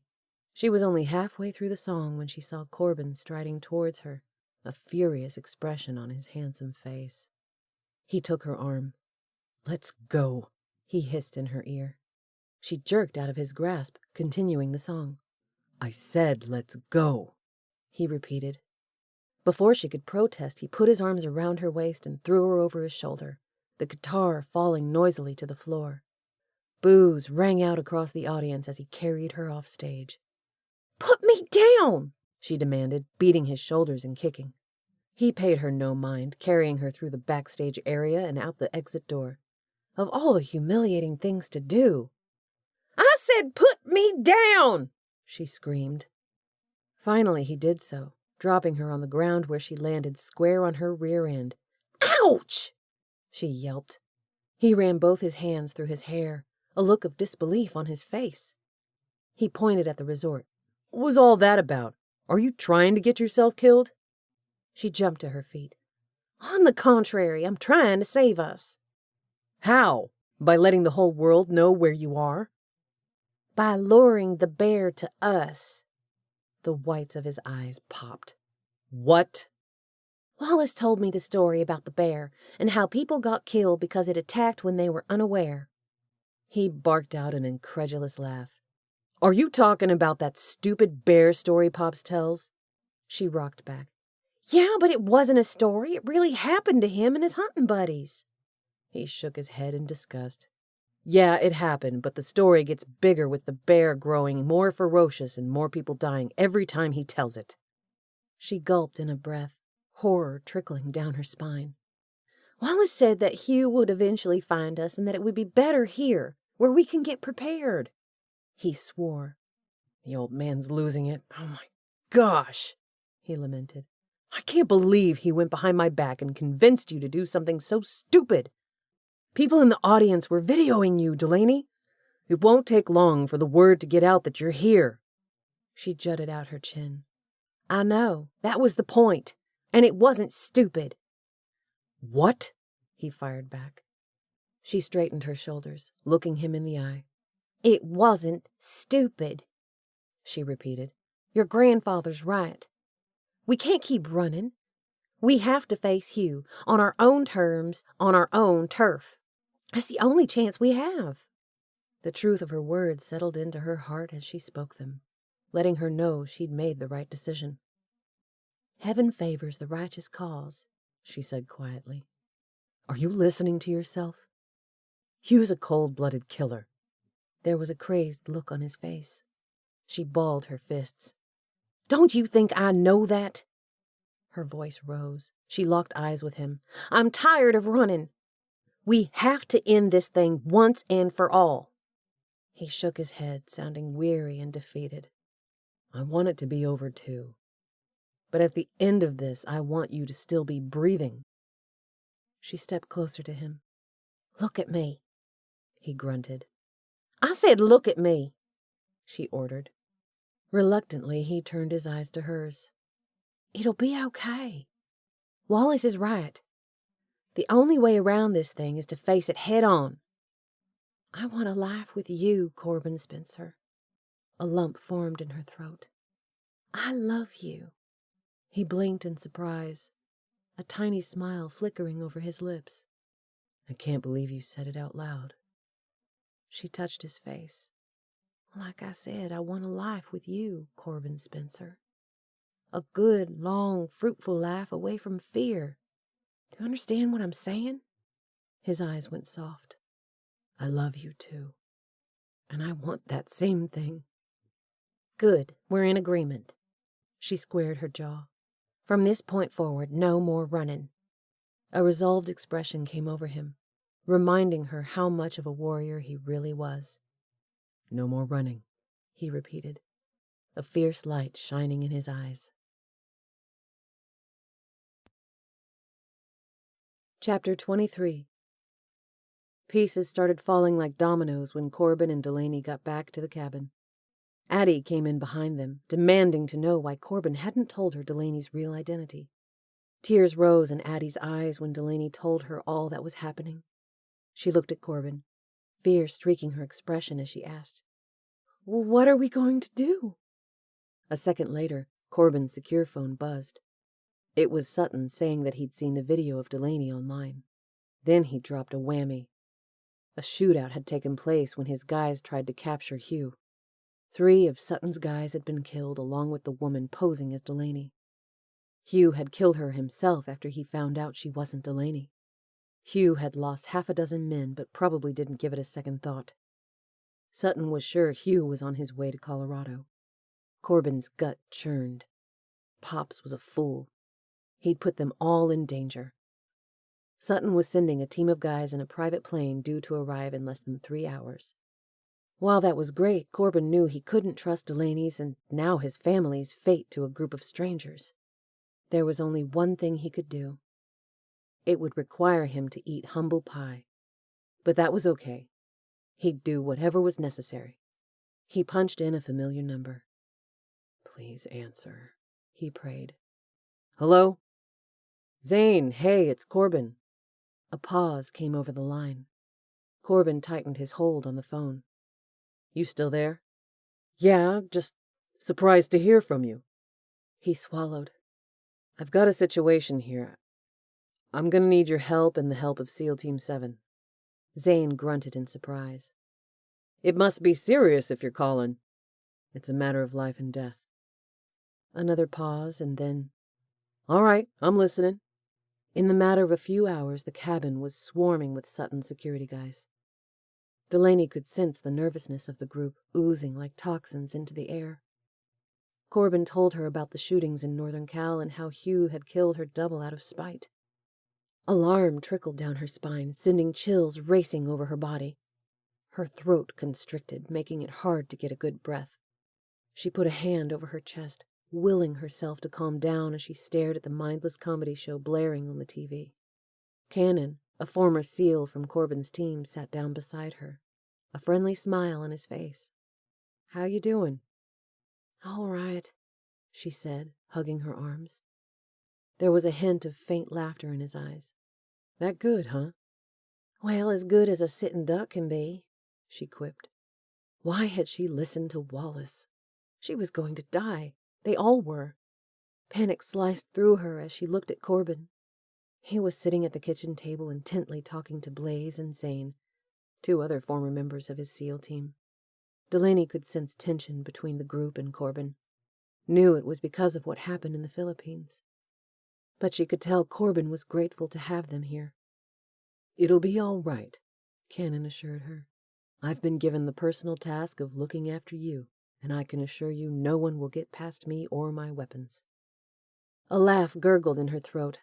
Earlier, the former SEAL team members were teasing Cannon about the arsenal of weapons he carried on his person. He glanced at the table. Corbin's been through a lot. Losing his best friend and everything else that happened. "I know." His eyebrow arched as he turned to her. "How much do you know?" "All of it. Doug, the little girl, how Corbin disobeyed orders." He let out a low whistle, rubbing a hand over his jaw. "Wow. Corbin told you all of that?" She nodded, wondering if she should have told him. "He must really care about you a lot," he mused. "Yes," she admitted. "And I about him." She paused, wondering if she should say more. The words tumbled from her mouth, almost of their own accord. "For the record, Corbin regrets what happened, and he really appreciates y'all coming to help." "I'm glad we could be here.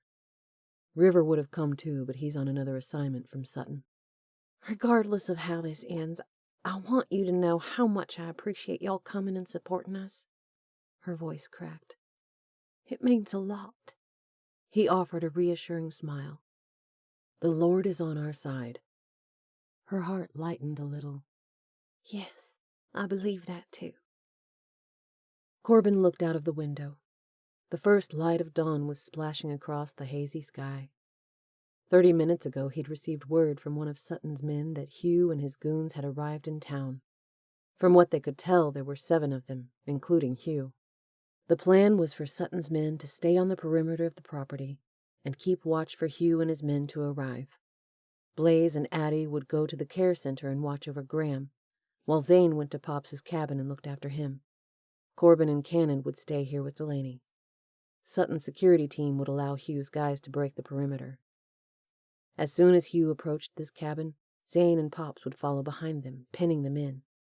Despite the bad blood between them, Corbin was intensely grateful that his former SEAL team came so quickly to help, proving that no matter what happened in the past, they'd always be brothers in the end. Despite the bad blood between them, Corbin was intensely grateful that the former SEAL team members came so quickly to help, proving that no matter what happened in the past, they'd always be brothers in the end. Sutton had provided them with bulletproof vests, radios, and enough artillery to start World War III. Corbin did a check. Blaze, how you doing? All clear here. Thor, how about you? Everything's good here. Zane laughed. Wallace is telling me about the grizzly bear. That dumb story's what's got us into this mess, Corbin grumbled. Take everything the old man says with a grain of salt. I'll be sure to tell him you said that, Zane teased. Corbin groaned loudly. The man's tough. A real-life Jack Reacher, Zane said, a touch of admiration in his voice. Yeah, Pops is tough, Corbin admitted. But not invincible, contrary to what he believes. I hear you, Zane chortled. Same goes for all of us, brother. Amen. Corbin smiled at the reference. Things were still tense between him and Zane. After all, Zane was the CO of the rescue mission in the Philippines, and took it as a personal insult that Corbin defied his orders.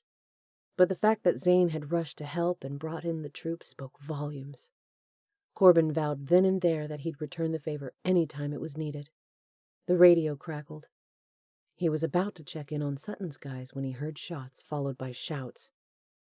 "We're under attack!" a man screamed. "And so it begins," Corbin said under his breath. He looked at Cannon, who tightened his hold on his assault rifle. Delaney's face drained. She was sitting on the floor in front of a couch, down low and away from the windows. "What's happening?" she demanded. "Hugh's here," Corbin said. "His men broke through the perimeter as planned. Sutton's guys know what to do to make it look real." She nodded, biting her lower lip. A series of loud pops sounded through the radio. He heard shattering glass and explosions bigger than rifles and pistols could make, causing his blood to run cold. "Take cover!" Zane yelled. Grenades? Flashbangs? Rocket launchers? Corbin's heart dropped. Had they underestimated their opponent? "Zane, are you there? Zane!" he yelled. Silence. Corbin clutched his rifle, willing himself to remain calm. Zane was more than capable of handling himself in any situation. He had to hold on to the hope that he and Pops would be okay. The next 5 minutes rolled by excruciatingly slow. Relief pelted through him when he heard Zane's voice. "Corbin, you okay?" Corbin yelled into the radio. "We have a situation," Zane said, his voice tight and controlled. "Okay." Wariness trickled over Corbin as he glanced at Cannon, who also looked concerned. "Send Dolores out if you want your buddy and your grandpa to live." A scratchy voice hissed into the radio. Delaney let out a cry. "Oh, no!" Her hands went to her mouth. Corbin inched to the window and looked out. A cold sweat broke across his forehead when he saw Zane and Pop standing with their hands up, guns pointed at their backs. Delaney jumped to her feet, tears welling in her eyes. "I have to go out there," she cried. "He'll kill your friend and Wallace without blinking an eye." A sob wrenched her throat as she wrung her hands. "I was a fool to bring you here."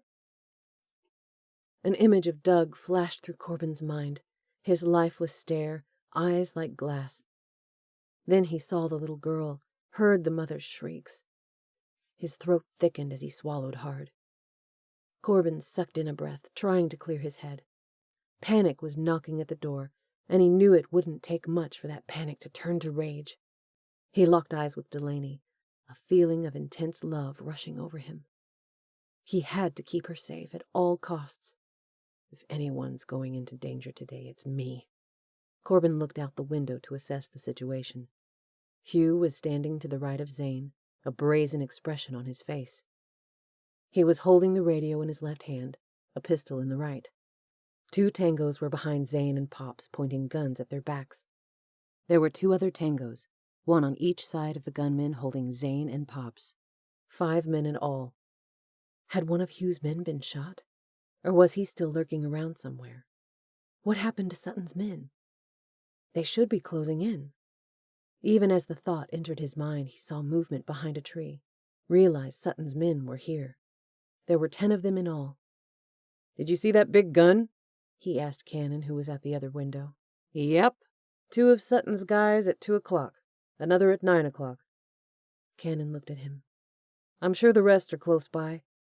How do you want to play this?" "Like we plan in the event of a worst-case scenario." Corbin would go out with his hands up and talk to Hugh. He would walk into the line of fire in an attempt to save those he loved, just as Doug had done. At the word scumbag, Cannon and Sutton's men would start firing. Corbin could only hope Zane and Pops didn't get killed in the crossfire. He offered up a silent prayer for their safety. An ironic laugh bubbled in his throat. How many times had he wished to relive the Philippines debacle? Not like this, his mind screamed. Not like this. He put down the assault rifle. He had a Glock tucked into the back of his jeans, another small pistol at his ankle. "You know what to do," he said to Cannon. "Keep her safe." "Heart of a warrior," Cannon said with a nod. Delaney's face caved as she rushed into Corbin's arms. "Don't go out there. He'll kill you." "I'll be all right." He hoped that was the case. But more than anything, he had to keep Pops and Zane safe. "Time's running out," Hugh yelled. 10, 9, 8. Corbin cupped her face. "I have to." He had to get out there fast. "I love you," she uttered. "I love you too." He pressed his lips to hers. Hugh's voice rattled through the radio. 7, 3, 1. A shot cracked through the air. Corbin and Delaney both jumped. A raucous laugh scratched through the radio. Then he swore. "Guess we don't know how to count in Alabama." Nausea swept over Corbin. He looked at Delaney's stricken expression. Without another word, he stepped through the front door.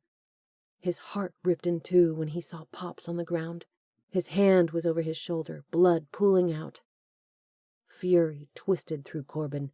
An instinct made him want to pull out his Glock and start shooting.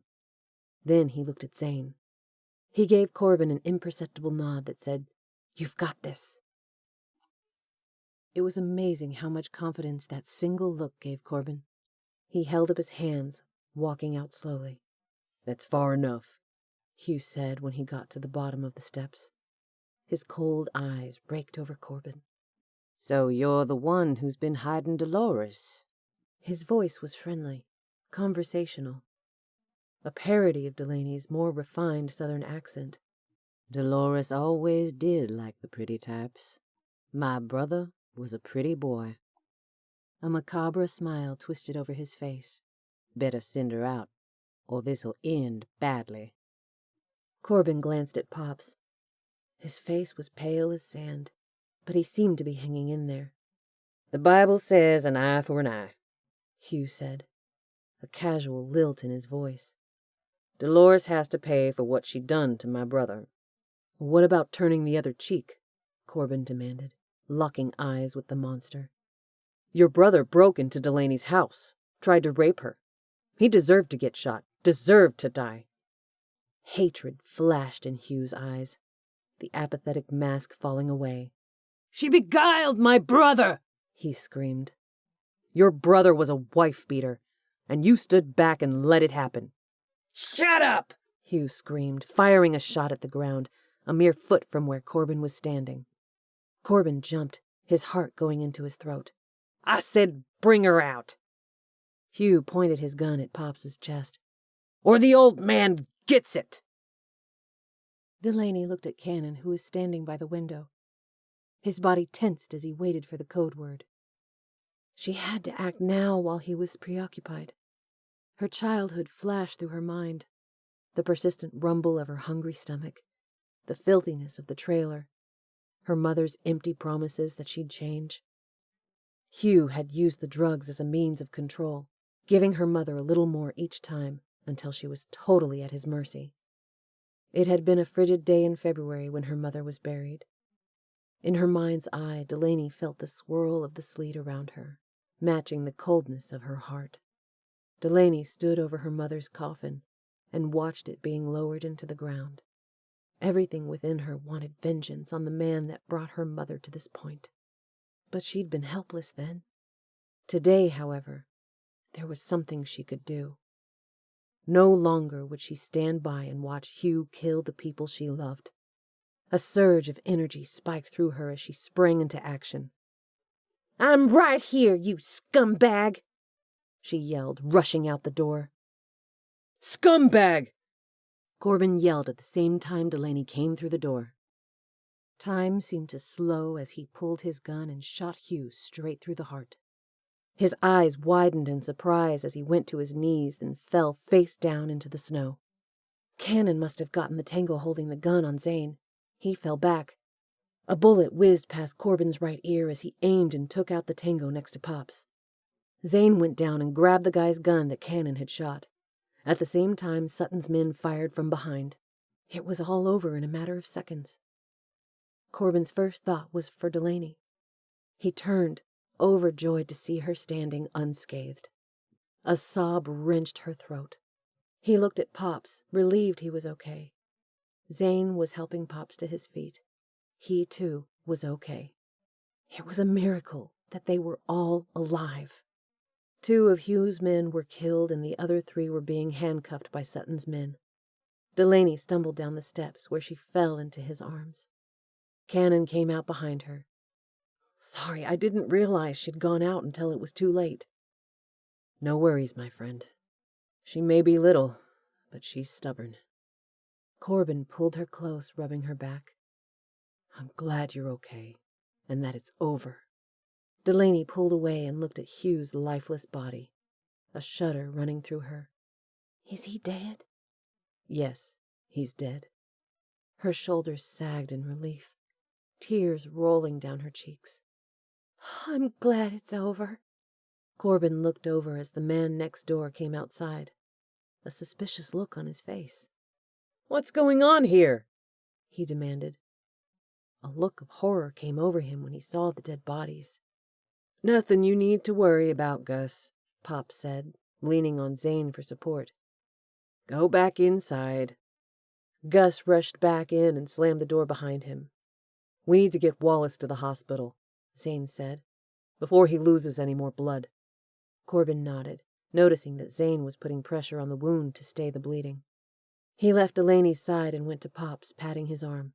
"You're gonna be okay," he said, his voice hitching. He didn't even want to contemplate how close he came to losing Pops. "I'll be all right," Pop said with a wry smile. "Told you. The only way to put an end to this was to lure out that old grizzly bear," he quipped. Corbin laughed in surprise. "Well, your spirits are certainly fine. You're a stubborn old man. I'll never hear the end of this one." Pops cocked an ear. "How's that?" "You were right." Corbin rolled his eyes. "But don't let it go to your head." "Just call him Jack Reacher," Zane said with a laugh. Then he grew serious, his eyes locking with Corbin's. "I'm not gonna lie. You had me worried there for a minute." He paused. "But you did good. Doug would be proud. Once a frog man, always a frog man." Emotion balled in Corbin's throat as he swallowed. "Thanks," he said gruffly. The radio crackled.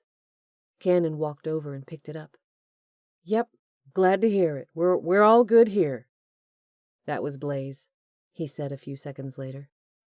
"Your grandmother and sister are doing fine. All has been quiet there." Sirens sounded in the distance.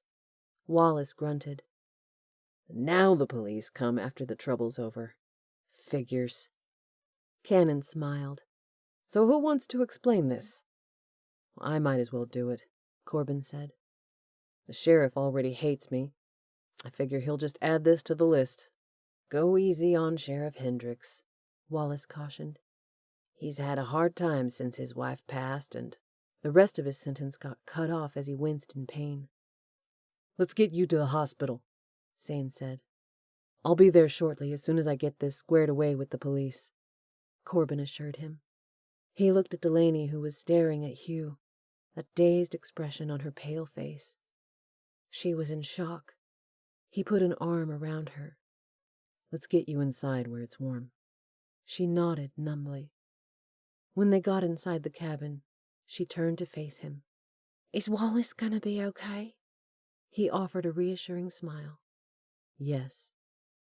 Shall we go to the hospital with him? We will, as soon as we get everything sorted out. Meanwhile, Zane will be with him. Her lips pressed together in a tight line as she nodded. Thank you for everything. No thanks necessary. He cupped her face.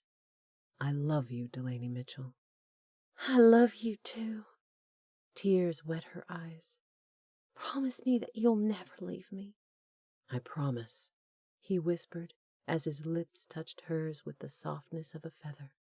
Her arms went around him as she pulled him close, clinging to him.